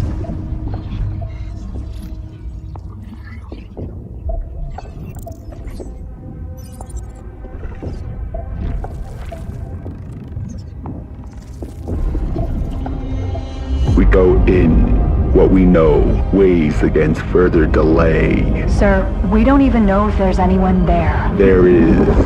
They expect us. The Fireflies. We found something. A radio signal from the Kuiper. We traced the bearing. Who are they talking to? We don't know. Friendly? Hostile? Son, we don't know. All we have is the location. So you're sending a team? You're sending me? Comsats annihilated. Thousands dead. Who sent them? We should have seen them coming. Why didn't we? They were stealthed. But where are they? Are they coming back? Sometimes it seems as though my whole life's been a struggle to reconnect, to regain whatever got lost when my parents killed their only child. Out in the Ort, I finally won that struggle. Thanks to a vampire and a boatload of freaks and an invading alien horde, I'm human again.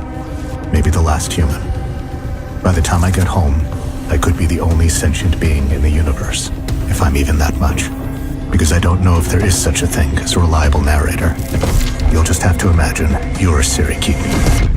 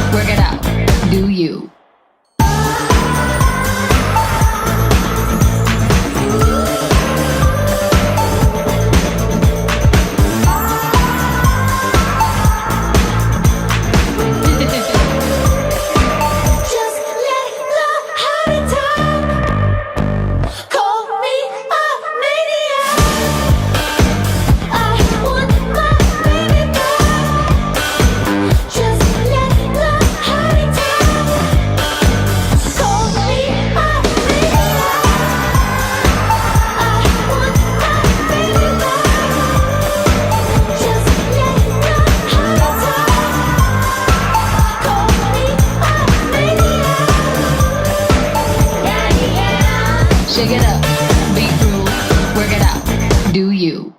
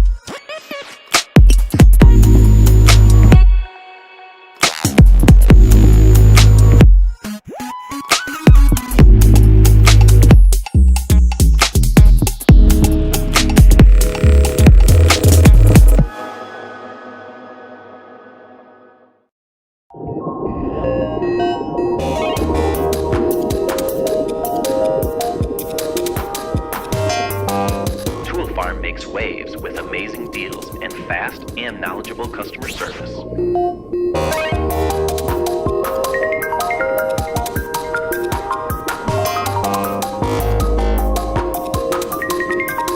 Swim on in for incredible deals on software and plugins at Tool Farm.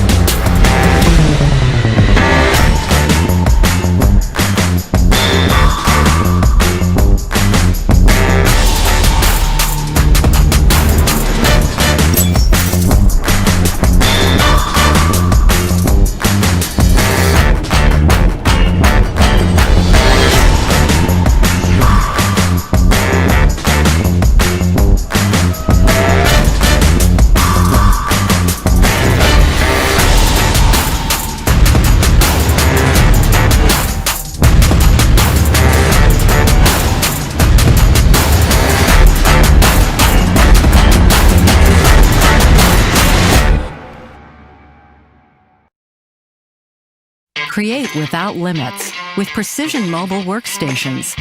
Maximum power, speed, and performance when and wherever you need it. So you can perfect every pixel. Break ground in unexpected places. And make the most extraordinary ideas a reality. Discover your next big idea. Precision mobile workstations. Create without limits.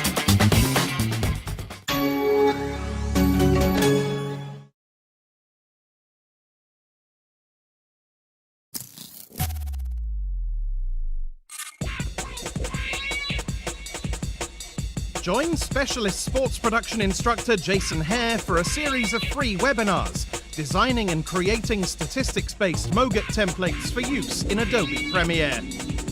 Using real-world techniques he developed for the 2018 World Cup and 2019 Rugby World Cup, Jason will show you how to build templates in After Effects, combining Red Giant Universe, custom expressions, essential graphics panel techniques, as well as data-driven graphic workflows. See how to share these templates with Premiere Pro, helping editors achieve more in less time.